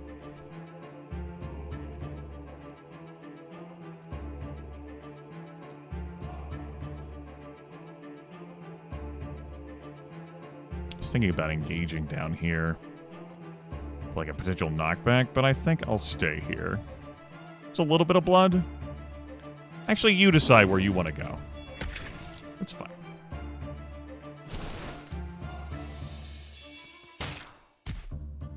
And there's proof there that if you don't just stop in that, like, you can go over the pit and not fall into it. Oh yeah, the clones get it all. Clones get the perks. Clones got the skills.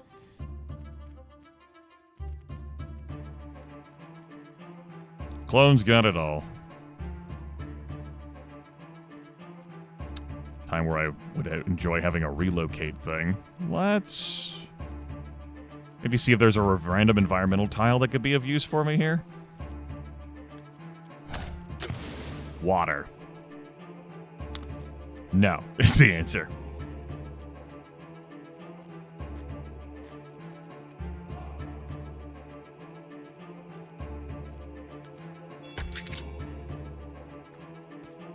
This giant cluster. Baggi, no! That was focused assault there. And it's most glorious in this huge arena. Should have moved off to the left here instead of out there into the center. I forgot about that focused assault skill.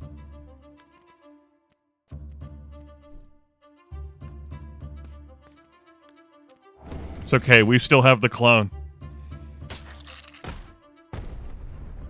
We no longer have the clone, ladies and gentlemen.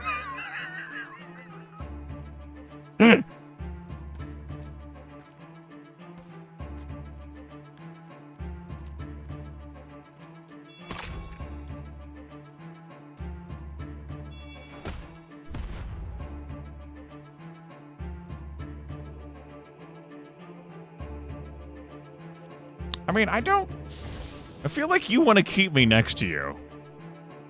I kind of outrange you.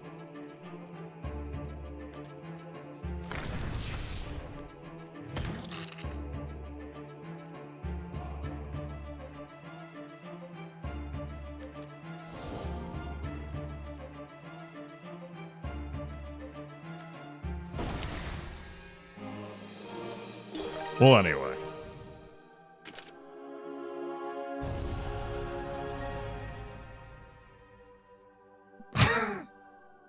Yeah, I recall seeing this item before. Also a Death Heaven item. Spawn random barrels on every tile leading to target location. Does not consume a turn.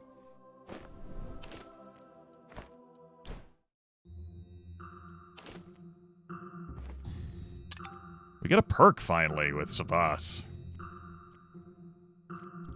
Environmentalist. Any environmental tile created by this unit lasts twice as long. Enlightened. Plus 36 MP. Apothecary. Consumable potions give 1 extra stat. These are pretty. For what I'm doing here. So I guess I'm just going to give him Apothecary. And slam some potions down his gullet.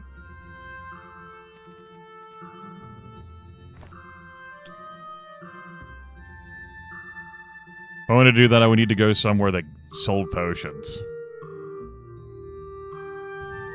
Otherwise, that perk is useless. Alright, I can swing that if I elect not to have skills in my final shop. Fine. No clones of me, thanks. Impatience, skill who cooldowns higher than 1 are reduced by 1. That's pretty nice. Endure, that's a lovely skill. We've made good use of that before in the past. So yeah, I don't feel good about my skills. We've had an ass load of fights. You can preserve for 1 turn when an ally dies. You have remote detonation. You've got a hammer throw. This tournament has, of course, been long. Bulky, plus 15 protection, minus 2 AP. You still have 3 AP. It's not bad. You have 7 AP. You have a revive. You're regenerating bone. At the start of the battle, summon a skeleton to aid this unit's team. You also have vicious. An extra 33% critical damage. 7 AP. With haste, that can be 10 AP. There's the Skelly bro. Up there in the corner. It's Boing. Understood. I have no questions.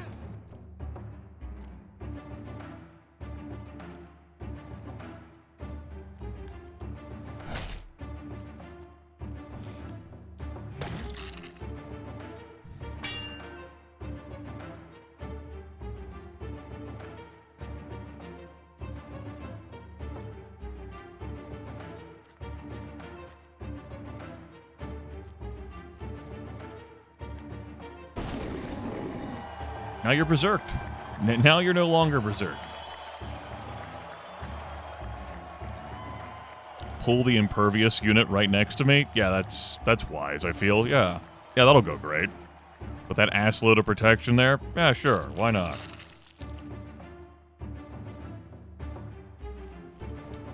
SMRT, smirk. Could run at this point. No. It's for cowards.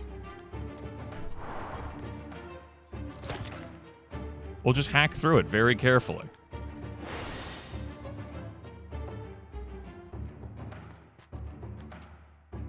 I don't need to do that. That might slam Baggi into a wall. Now we're fine. I never doubted it.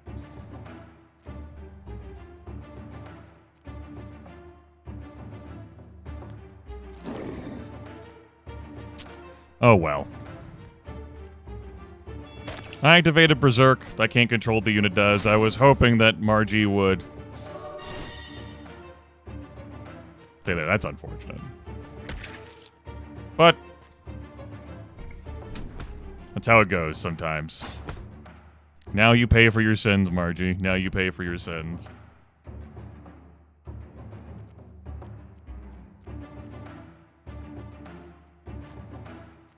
That's not even gonna kill. Yuck.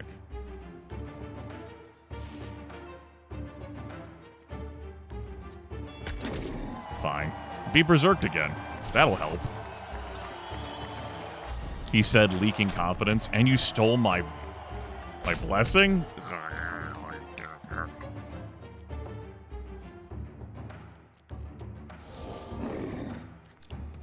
Damn it, Grimith. Forgot I put the Everleaf back on. You can't be making these kinds of mistakes right now. This is a real serious fight.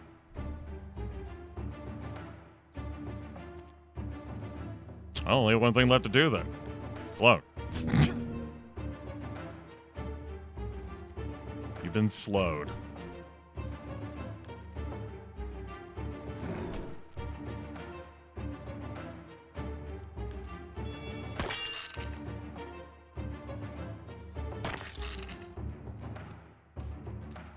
Whole lot of crits going down. Whole lot of crits going down. Good. Good, good. I certainly needed to pick me up like that.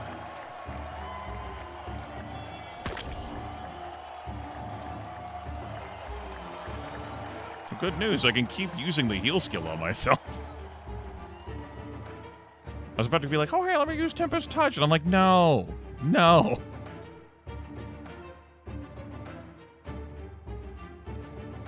You have 7 AP. I'm not escaping from this.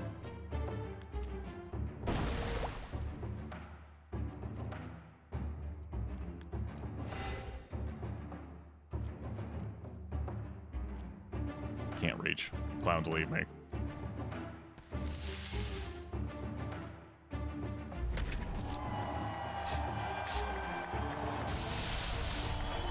That was a good use of lightning. That's the best use of lightning I've seen. 'Cause that's a lot of liquid tiles there.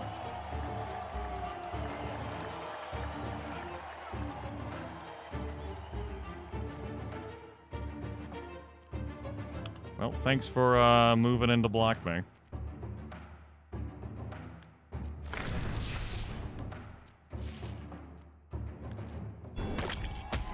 Can't believe Baggi went down again. That's Baggi clone. Baggi clone doesn't count. Interesting purple skill. Enhanced Thunderbolt. That'll do it. Or that a precise burst. But that has to build up charges when you perform a melee attack. We'll go with this. And you are going to forget...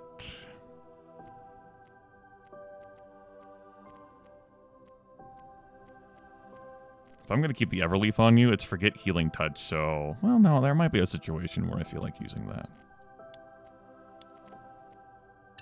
Forget it.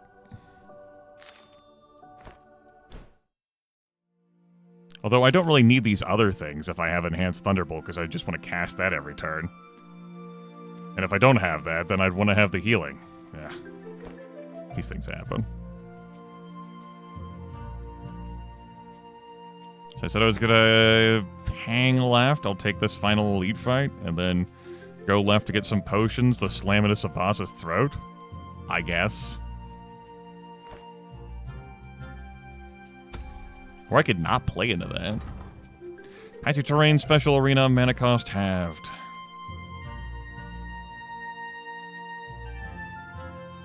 Maybe starts with a randomly cloned unit from your team. No. No thanks. I'm good. Appreciate the offer, though. Truly, I do. Good crit.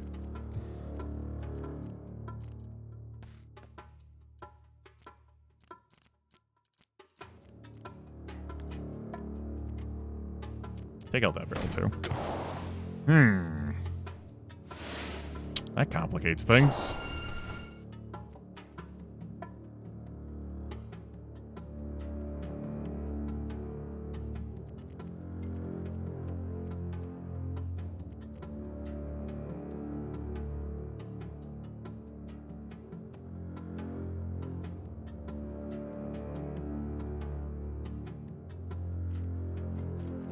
Fine. I feel like riding some tornadoes. Not particularly. I will not be able to reach to apply that shit. These tornadoes can very well move, so I don't want to be adjacent to them.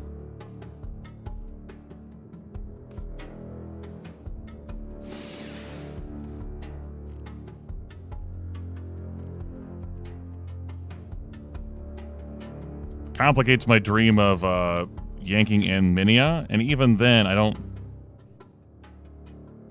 Will the pit trigger before the tornado? Let's find out if I can get there.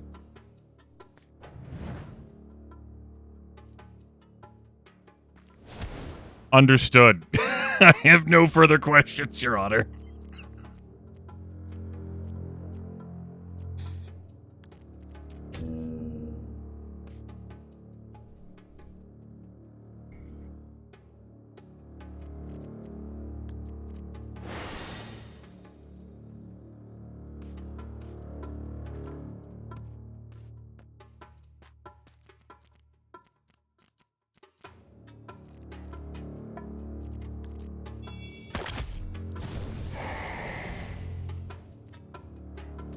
Good. I was hoping to break that barrel so that I could resolve his fucking... Spectre. Here we go. And it did.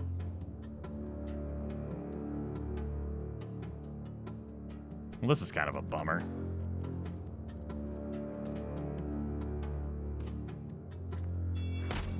Let's get this out of the...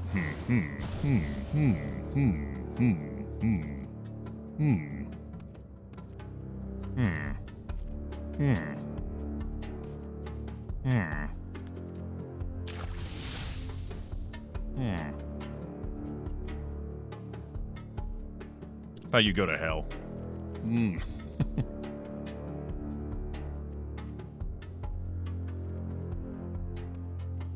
I think I'm just gonna hide you back here and not do a fucking thing. You'll never know. No, Kuratako!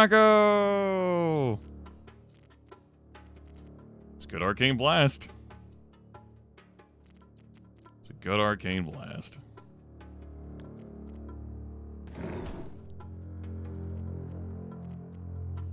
I have concerns about lining up next to one of these pits in order to attack them both.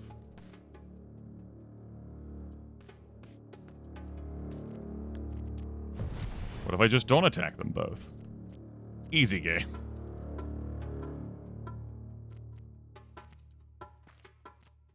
Go for a crit here? Not a crit, but a knockback? Well, I mean, I got my crit. I can't dispute that.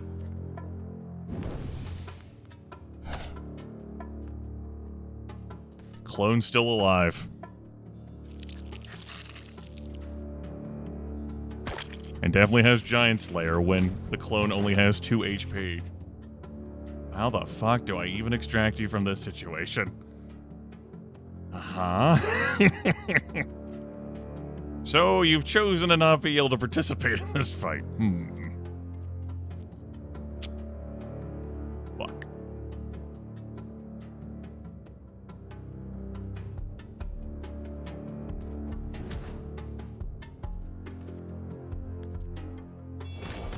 No more tornadoes.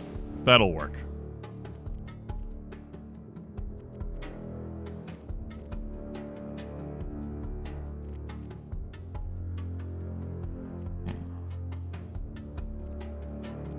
We are in stealth mode right now.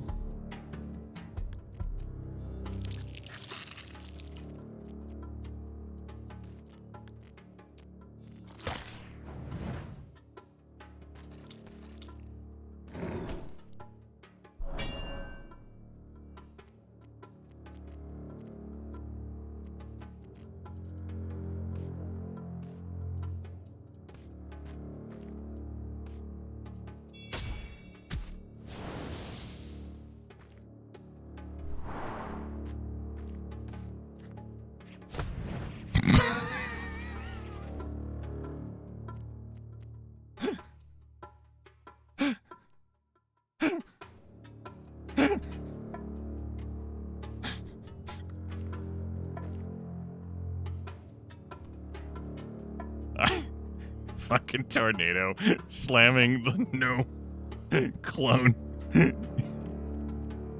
into that. Oh, jeez. Just gonna pass here. Oh, good. Undying. HP cannot be reduced below 1. Well, I mean, that's a great time to use that move. But also, fuck you, bye.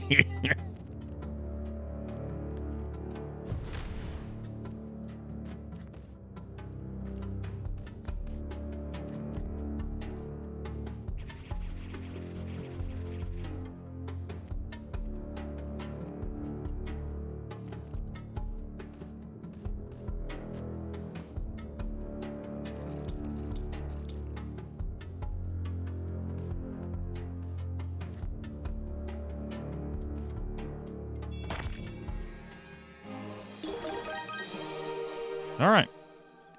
Our Prowler has max level. Baggi made to level 6. This relic is going to be sold. That we might equip on someone. I don't think so, though. I think not.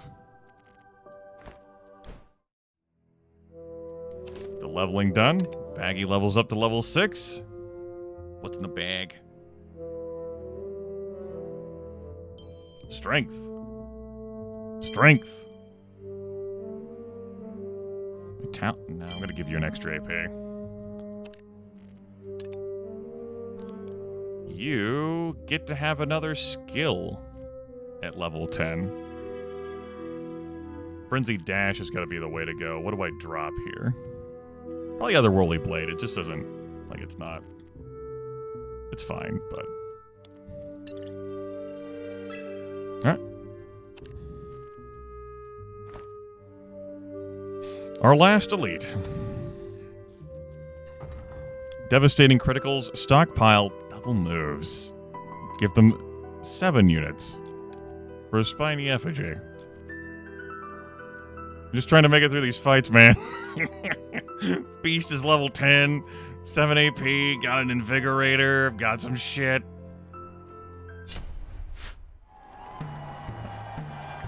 Not certain I will ever pick long tournament again. I'm glad I got to see it though. Glad we tested this out. The other thing to test would have been whether short and long tournament cancel each other out. Anyway, double moves. They get to have 2 and I get to have 10. There's a bunch of junk in the way preventing me from landing any cool sick blows. I'm standing next to a barrel and getting cool sick blows landed upon me. I guess I'll stand in this line so I can get fucked. That seems good.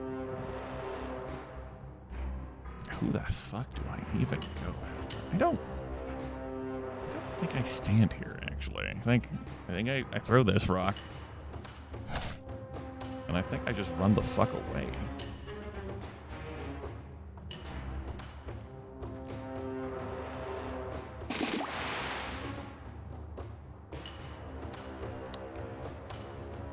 Yikes.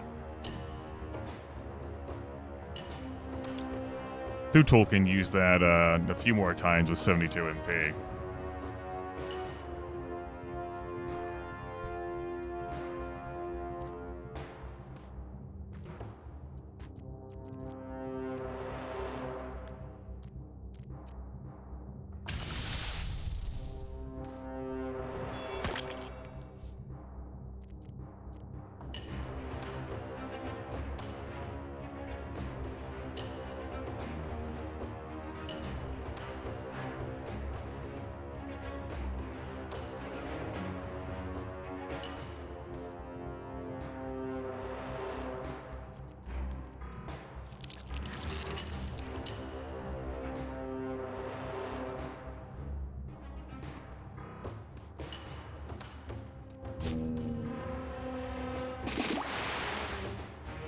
Both have Vile Rain?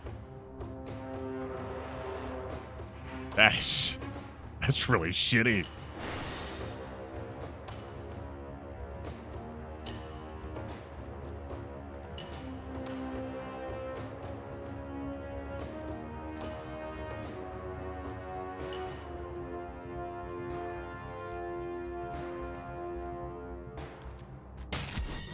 That did not kill.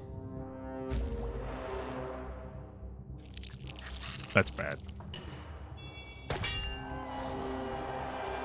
Well, good news. We got a group heal.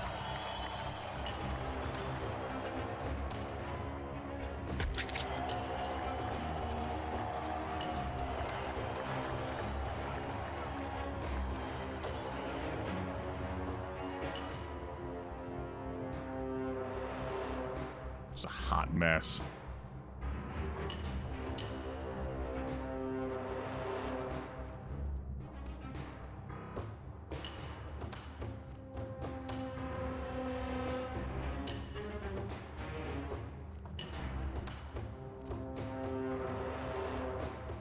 Which one of you do I care about killing? Which one of you matters to me more to kill?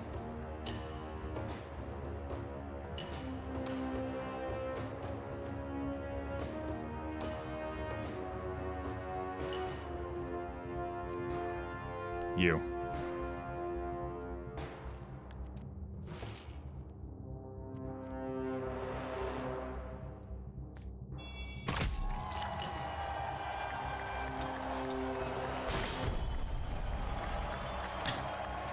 I mean,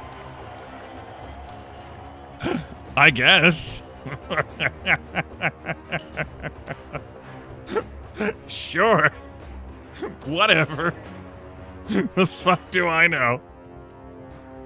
Genius.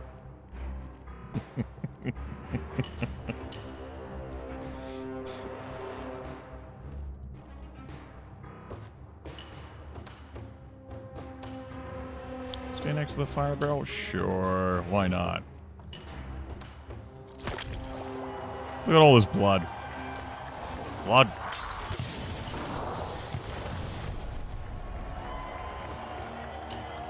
$30 AP. Good. Good. We have wind affliction. Less good.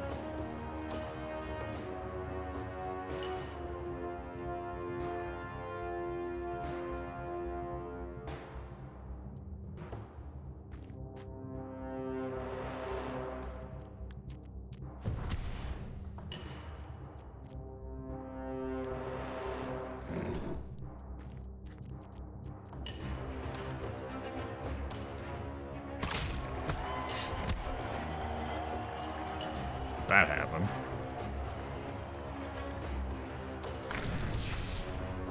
Can't fucking move. Clowns will eat me.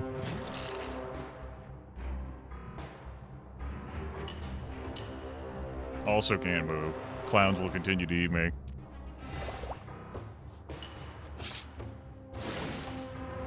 I mean, that's definitely the time to drink blood. There goes Baggi again.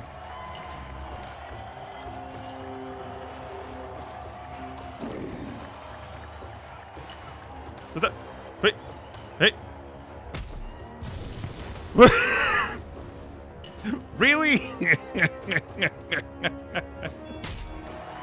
Could you not kill otherwise? I guess I didn't check.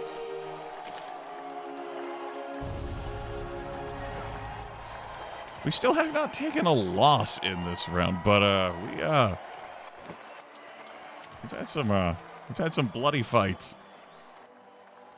Assumes target fire tile to heal yourself. I like Sacred Blade here. That's definitely the kind of quality skill that we got to bring to this situation. I think we are served well by a distance move. I'm gonna get rid of that mending jab. Useful though it has been.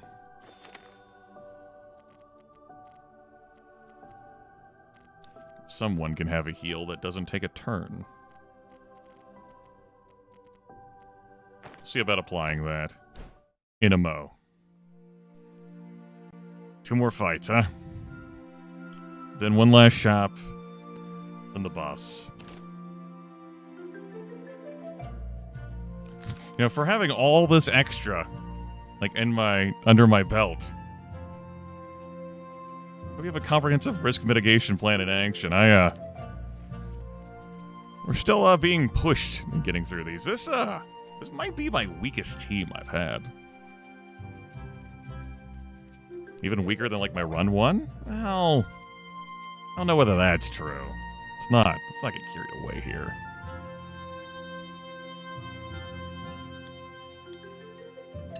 I'm gonna put Healing Touch back on you. Even though you have the Everleaf, there might be a situation where we don't have the Everleaf on. We want to enjoy some rich healing. Could have also put it on Baggi. Remove, the Min Spirit and all. That would have been a move. Patchy terrain, knockback chances tripled for all units. Are we gonna be running into 1900 more Vile Rains? The answer appears to be no. That's nice. I do not care about making the enemy characters tougher.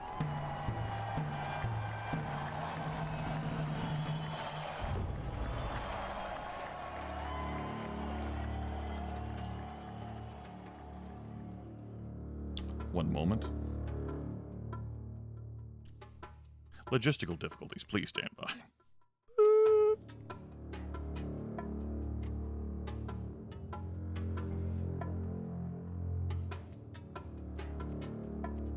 I'm a little torn about continuing to have the Frozen Orb on, as they don't spend turn 1.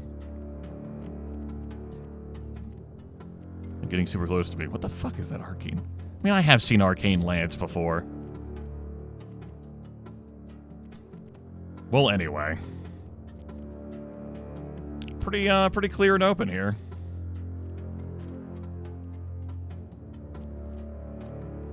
As I stand next to this barrel.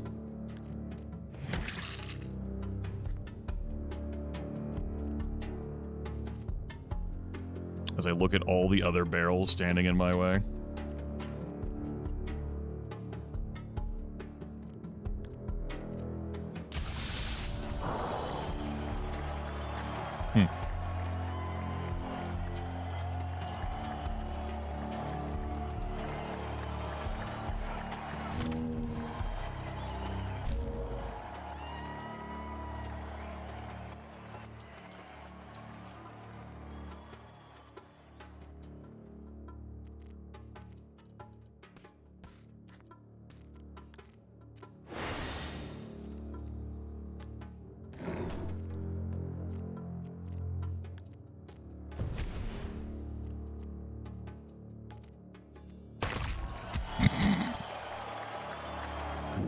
That was satisfying. I think we can all agree that was satisfying.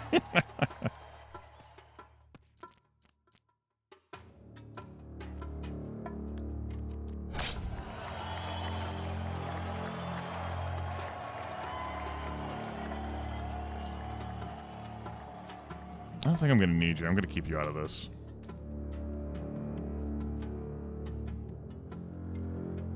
And we frown at all of the people in my way of vaporizing. But I can always move back. I will actually spend this turn healing you. And we'll spend a turn healing you. As you take 6 damage. And we'll leave you alone to crush the Spectre.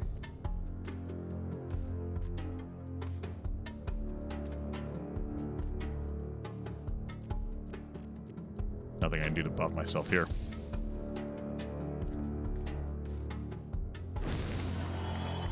I mean, yep, that happened.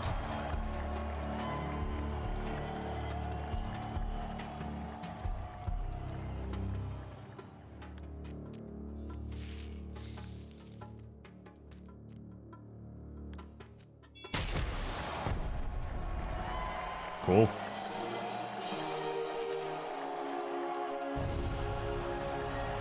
Choose one skill. Dire Self. Drain life. Heal self equal to 50% of damage done. Hasten restoration. Apply relief to all friendly units. Relief to all friendly units means that you heal 3 hit points after every step. There's drain life here, and I don't dislike that as an option. He says, looking at healing touch. Shrugging. What about hastened relief?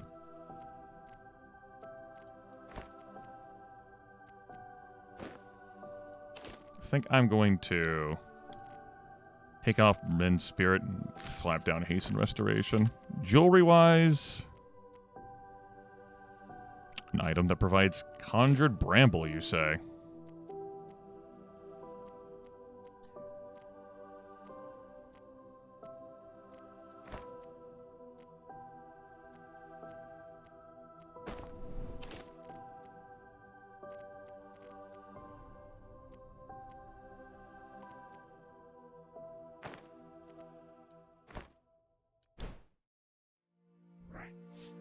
That was a safe bet. That's right, little boy. We're going after potions to try and take advantage of Apothecary. One more special rules here. Titans of the Nameless. Getting a little burnt out on the game. Long is exactly what it says on the tin. I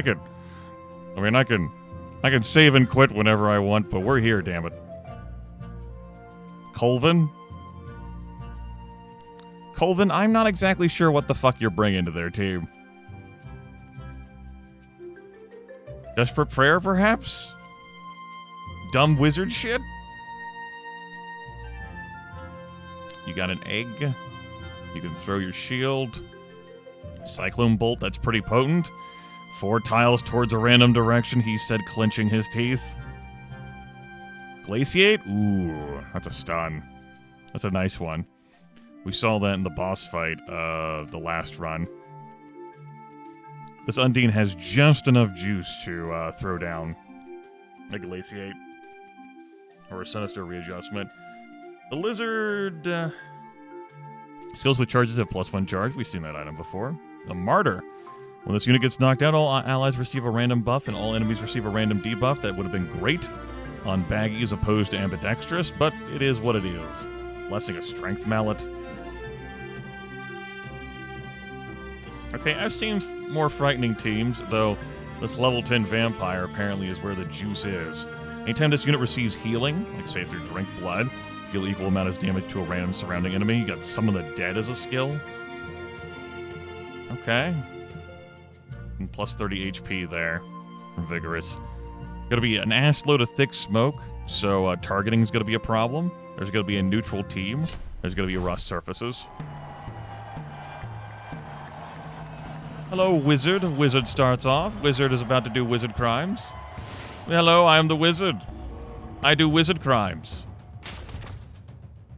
I have wizarded it. Behold my wizardry. It was beheld, and so it came to pass that the wizard wizarded it. That's the technical term. Pretty sure.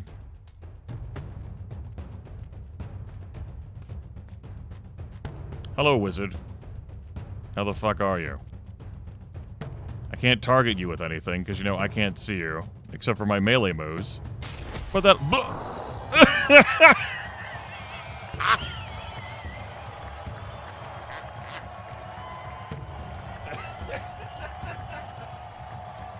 Man, combat is so satisfying in this game.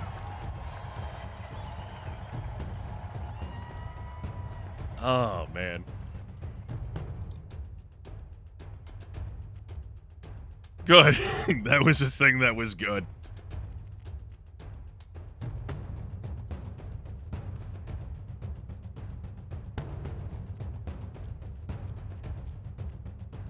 All of this resolves this unit. Let me go ahead and take care of this neutral. Over here. I would like to stand in thick smoke myself to protect this unit, but we have thick smoke in the way here. And if I stood in thick smoke, I wouldn't be able to see out of it to make this shot.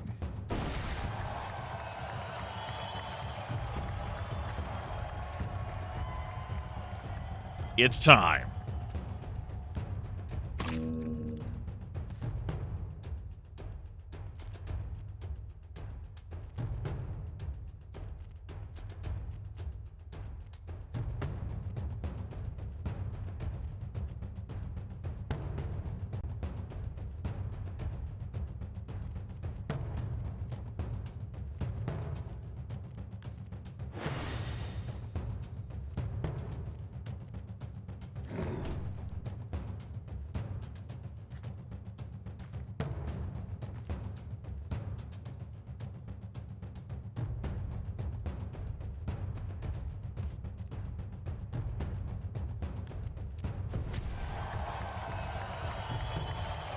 I could have killed both the rupturing thrust. You know, I figured I might want to use another move. So I will.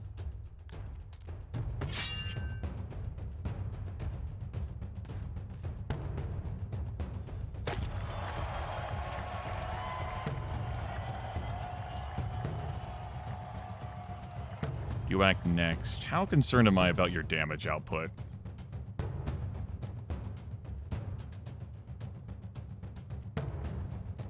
And the rending throw you can have.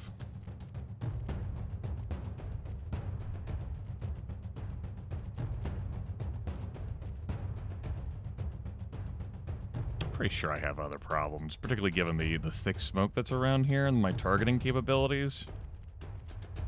I lose the clone, I lose the clone. If I lose the real Baggi, I lose the real Baggi.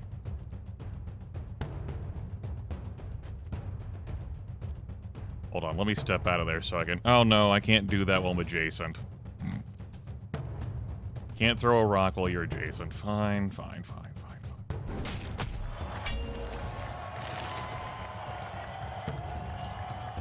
So, the debuff that came onto this neutral unit was stunned. So, it ended up not getting a turn. We killed the lizard, so... It was a martyr, so... Everyone that wasn't this vampire got a debuff. And that was the debuff that came. Cool.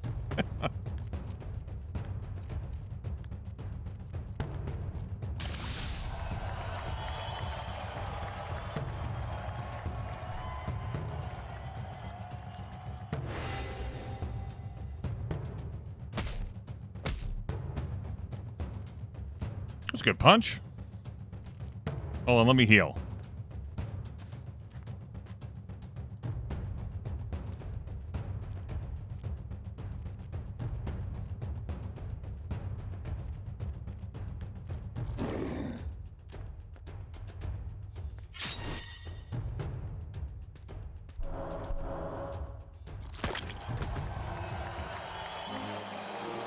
That's rough surfaces for you. Collision damage from knockback effects is doubled. Alas, we did not get to level 7 with our Shadow Lad before the end here. 1 blue skill. Spectral Caress is pretty nice. Sharpen Resolve is pretty nice as well. Does not consume a turn. Half of your damage is piercing. That's a good option to have in our arsenal. Especially since we're not going to be getting to a skill shop. Think about whose I want to replace here.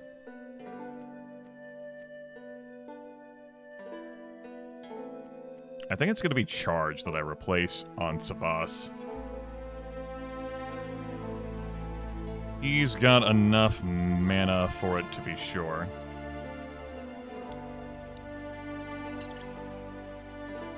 Alright, what about this armor? 17 protection, 6 physical damage, 5 wisdom, 36 hit points.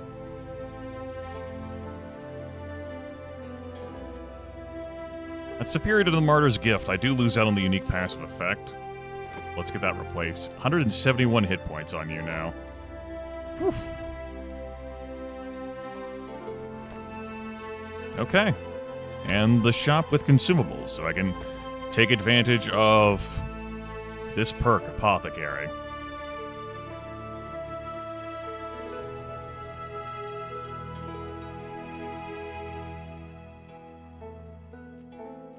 Some more hybrid armor.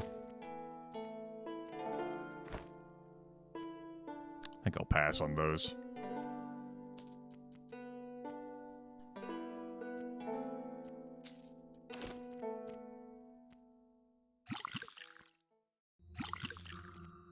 Really, perhaps the more potions I buy, I mean, like, every potion gives 1 extra stat, so I should just buy as many potions.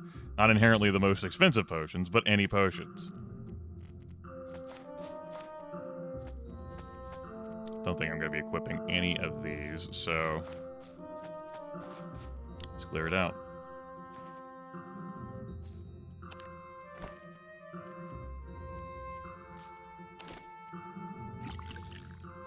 Healing potions. Nah, Baggi's in great condition as he is. Reroll. Another Everleaf. Would I be willing to do another Everleaf?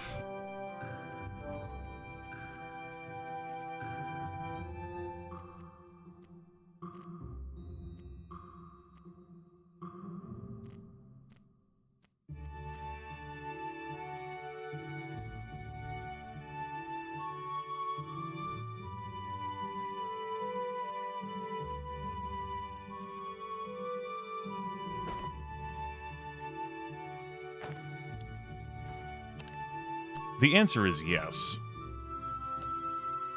Bedeviled Beads I didn't look at. 10 physical damage, 20 crit chance, 20 MP, 20 HP. That's, that's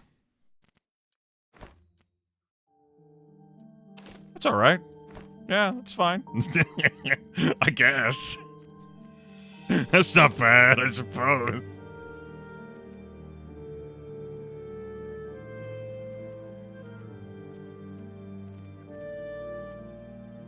Unequipping this will take me to 5 AP. Now, is that better than me investing in these potions that I get +1 extra stat out of?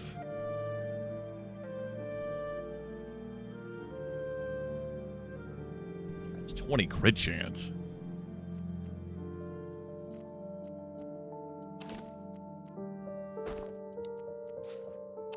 I think I will spend the money.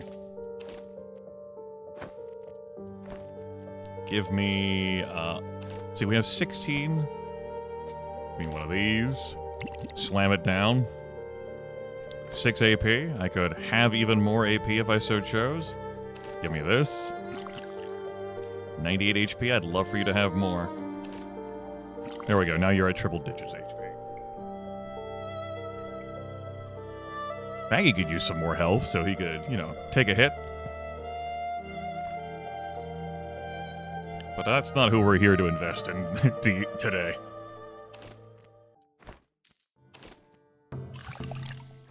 See if there's a cheap potion. Well, I mean, it was destined to be. Also, Blood Shackles. Remove target blood tile to apply stun to target. Colossal Slam. Come on and slam. We'll spend all of our dollars and slam a healing potion into Baggi's throat. Okay. I'm making use of ambidextrous, but we did for a little bit. We thought we discovered crimes, but the game knew what was up. Looks like this run's gonna be roughly as long as my my second run was. Despite this being long tournament. And will not be as long as my first run was, you know, the tutorial initial learning run. But long tournament. Real time investment. We're at 40 total fights. And consider all the events we had 65 map locations visited. I would enjoy seeing a run history in this game. That's definitely a lacking thing.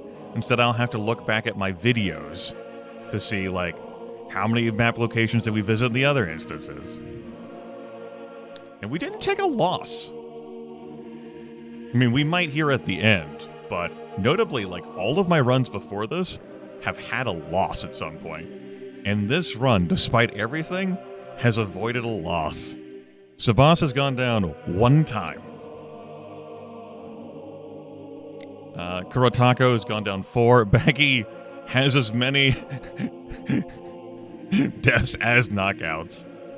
And Margie, despite not having been with us that long, has done quite a bit.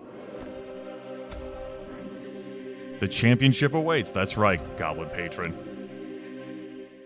He's got a team of 4 this time. The Tribunal of Despair, led by the Emperor. Back there in the back. Back there in the back. Back. He's super tall. Throwing Mittens for +5 to knockback distance when pushing barrels. Ornate Sword, Chaotic Blessing. This unit is damaged by a melee attack. Apply Lethargic to the attacker. That's good intel. We have Enhanced Thunderbolt. That's pretty scary. Noxious Barrage, Precise Discharge, and Scorching Eruption. I'm wondering if I want to shuffle my order here. I think since I got the Frozen Orb equipped on you, I think I'm good. That'll give me a turn to take some action, but we'll see. Lockjan with 3 AP, a very quick troll, wink. Bulky Tackle, which deals vitality damage, exposing Assault, or Vulnerability. Savage Strike, that's wasted on you, and you can clone yourself. So you can go fuck yourself. This fucking wizard, with his running shoes on, he's ready to strength me. Tensor's Transformation, that's Muscle Wizard right there. And then, the Emperor. Vampiric Gloves, Prickly Boots, Divine Plate, and the Mana Mallet. We've seen these items before. A Divine Plate means that if you attack the Emperor, gets a random buff. On melee attacks, gains 20 MP. If he knocks you out, he gets 20 HP. And after every step, he deals 1 damage to all surrounding units. He neutralizes, so he negates environmental tiles before he steps on them, unless they're pits. He's resolute. Debuffs affecting him last half as long. As a racial skill, he can just summon a high-level unit to do his bidding. It doesn't consume a turn. He's been unreliable with using those in my fights with him. He has 8 AP, thanks to his Divine Plate. Vile Rain, we've seen that twice in 1 battle even. It's pretty handy. Detonate Blood, Absorb Blood, and Arcane Outburst, which is kind of, but it doesn't use a turn. Let's go.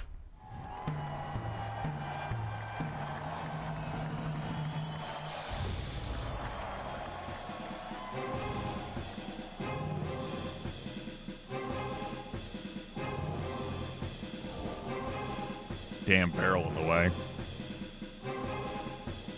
But the Emperor map is a longer rectangle, so you can't, it's harder to just like reach across and skull fuck someone, you know? Meet new people and fuck them, that's the way it goes.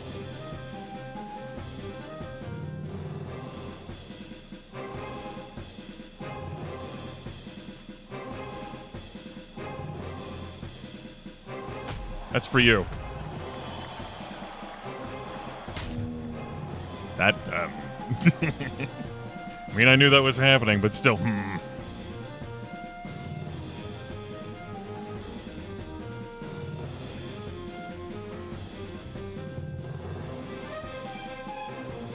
think I'm going to clear this barrel.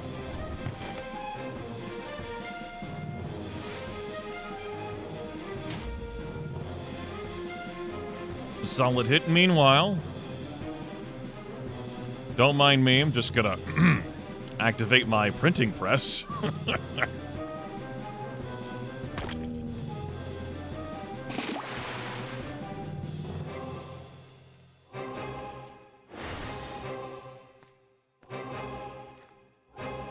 Hello, wizard.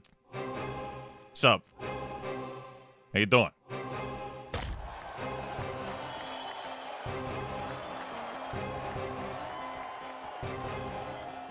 Witness true power.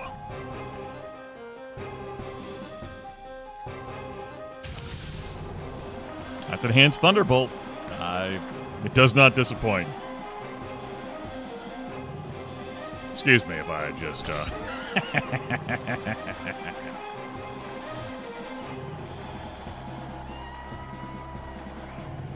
the clone you? That's the clone you.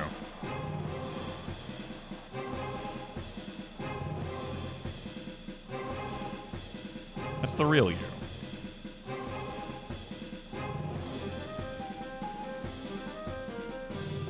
We don't even need to do that. You just fucked. Goodbye. Been slowed. Damn it. Just heal then.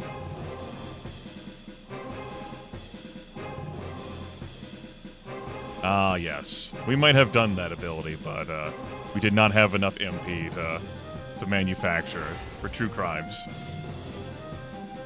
Oh well.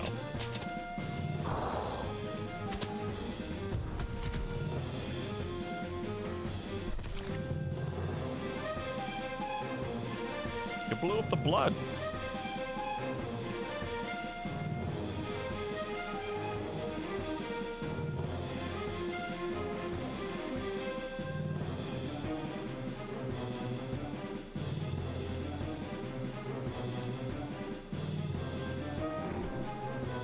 Get that pounce out of the way.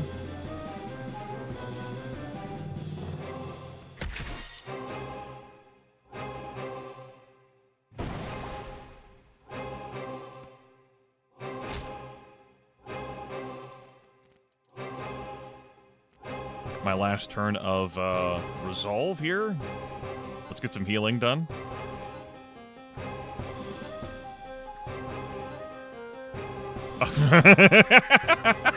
Yeah. Yeah. Yeah, we certainly did pump you full of potions, didn't we? But I don't even need to... Well, no, I do need to use a move. Let me just, figure out something to do. I think that's good. That looks like a good move. Goodbye. Behead the fucking Emperor. Look at that, some level ups for the road. Good. There's a crown.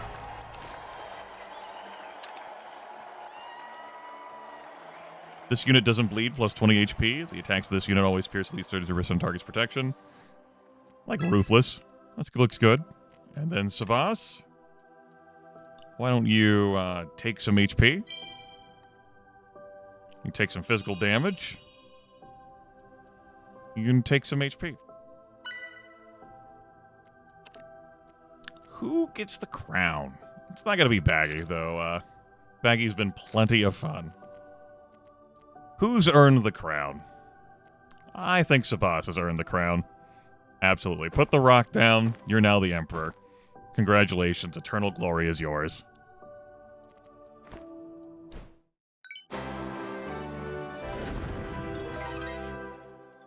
All right. In the achievements that are, not officially revealed, I have one with 3 active challenges and glory level 4.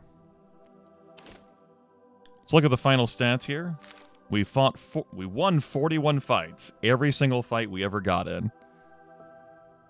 0 fights in total have ended at a tie. That's true. 8,587 damage. We've knocked out 220 enemies. Visited 66 map locations.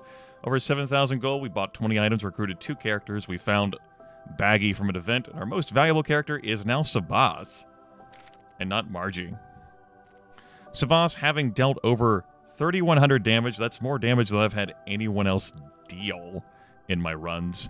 Only went down one time, just the once, and scored 45 knockouts across these 41 wins.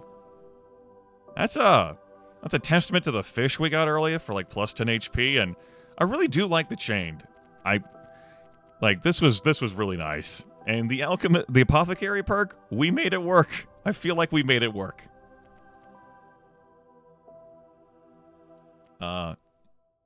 Kuretako, our level 7 Umibozu, dealt 2,300 damage, scored 28 knockouts with 4 downings, was with us for 39 wins, and ended up with Ruthless here in the post-game.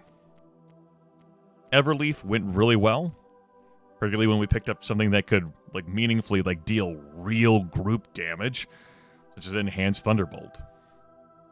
You spawn water on all tiles in the area of effect, and then this effect spreads. So you just eviscerate a 3x3 area. And that worked out really well. Baggi probably saved us from taking at least one loss. Simply through us picking him up in an event in Act 1.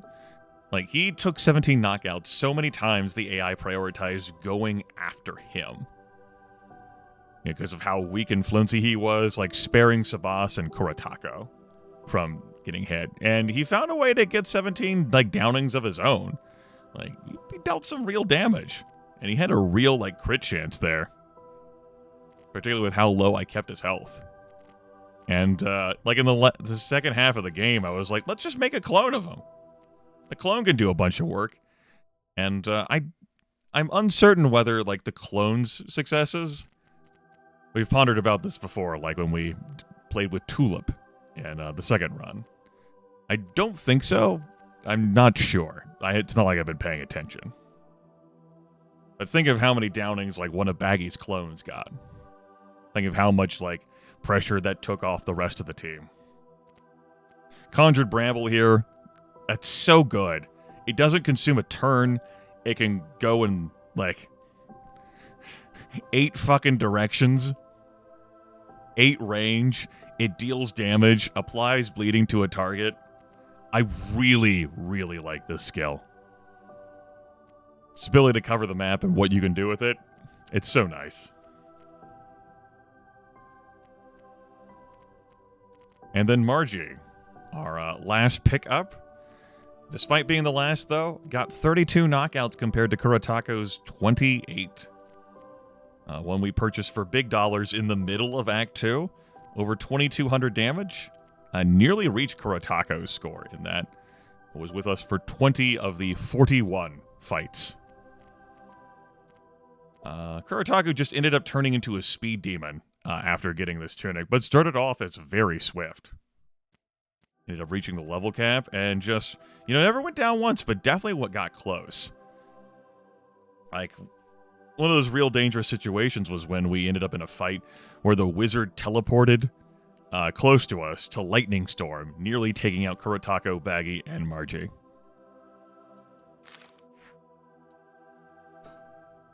In our career, we've dealt 25,743 damage in total. And a third of it happened in this run.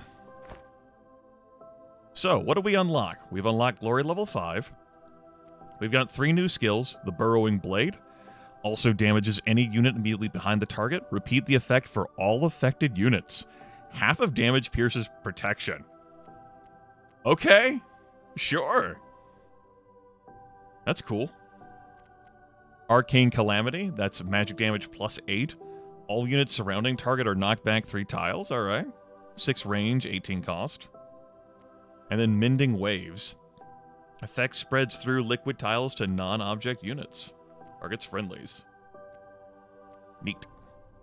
We've unlocked new items. This Lightning Stone. All effects that spread through liquids deal 50% more damage. Yeah. Yeah, that could be cool. The Defective Apparatus. At the end of this unit's turn, deal 7 piercing damage to a random surrounding unit. Okay. And then the Expanding Thistle with a Skewering Pull, 1 charge per battle. Pull target unit next to you. If there's another unit behind target, deal damage to that unit also. Damage pierces protection. Does not consume a turn. Can go in 8 directions. So I think the MVP item here was actually the Frozen Orb. It's my first time seeing it, and I really... This was... it really transformed how the tactical fights went. In a neat way. This was not even my high score? That's right. Elite 4 was not my high score? Elite 4 was not my high score. My last run actually scored higher. How? I had 10 more fights! I had more challenges active on a higher glory level. How did this score less? I need a breakdown there. That's something that's missing too. I don't just have like a run history. I'm also missing a breakdown of why the hell did I score that? What are you grading me on? What am I being graded on? Feedback, feedback, feedback. No, Arrow Yaru, I emphatically did not. 100% did not. 3 is greater than 2. Glory level 4 is greater than 3. Once you get on fights. Oh. Oh. That's a good point. I rescind my aggressive declarations. Maybe? I did have more fights, but I might have taken fewer challenges. Who knows how that factors in the score? So, the next glory level, enemies get a random perk. Could be anything. That really does change how the fights go. You've got to keep an eye on every single enemy. And that could just be so devastating to you in the early game.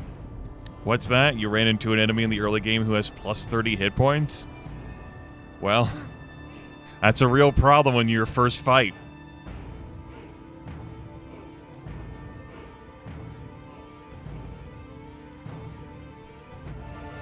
On the one hand, it's like, yeah, okay, sure. On the other hand, it's like, yeah, okay, sure.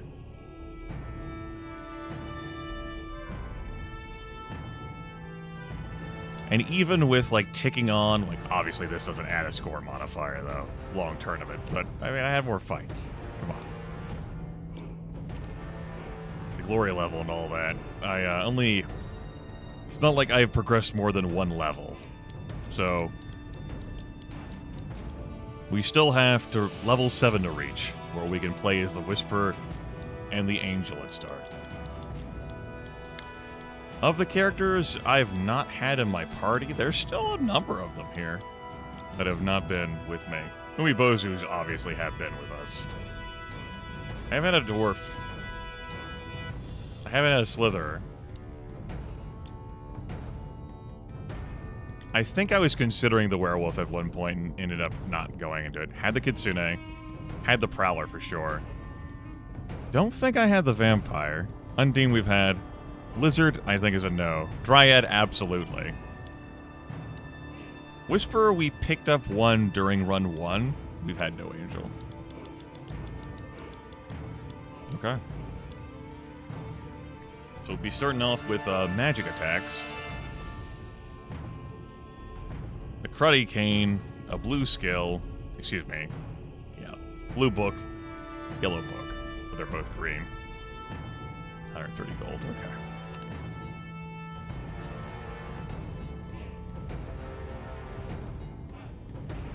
All right. Well, that takes care of this broadcast. This one is emphatically in the books. I am still enjoying the game. I'm a little afraid only because of testing out the long tournament. I might test out the short tournament and see how that goes, how that's balanced accordingly, or not. I'm still tickled by the notion of trying to roll with them both. I would figure they just neutralize, in which case, if you just ran them both, you could knock them both out in one shot. I mean, I could tick them all on if I wanted. We're just slowly changing the game as I play. That way, you know, this game has not officially released yet, so anyone who comes in isn't getting an experience that's too far off of what's available at base. Yeah, this run It's basically as long as my second one, even with the long tournament, so I'm definitely speeding up in my gameplay. And that's without me even running like fast AI, fast looting, turning off the battle intro. Play the game with a beast character? You can. You turn on beast mode. Your starting character starts with the beast perk. Enemies are also more likely to have it. We had good fun with this in the first game, where we had our our beastly troll taking on the world, and there definitely were more beast enemies.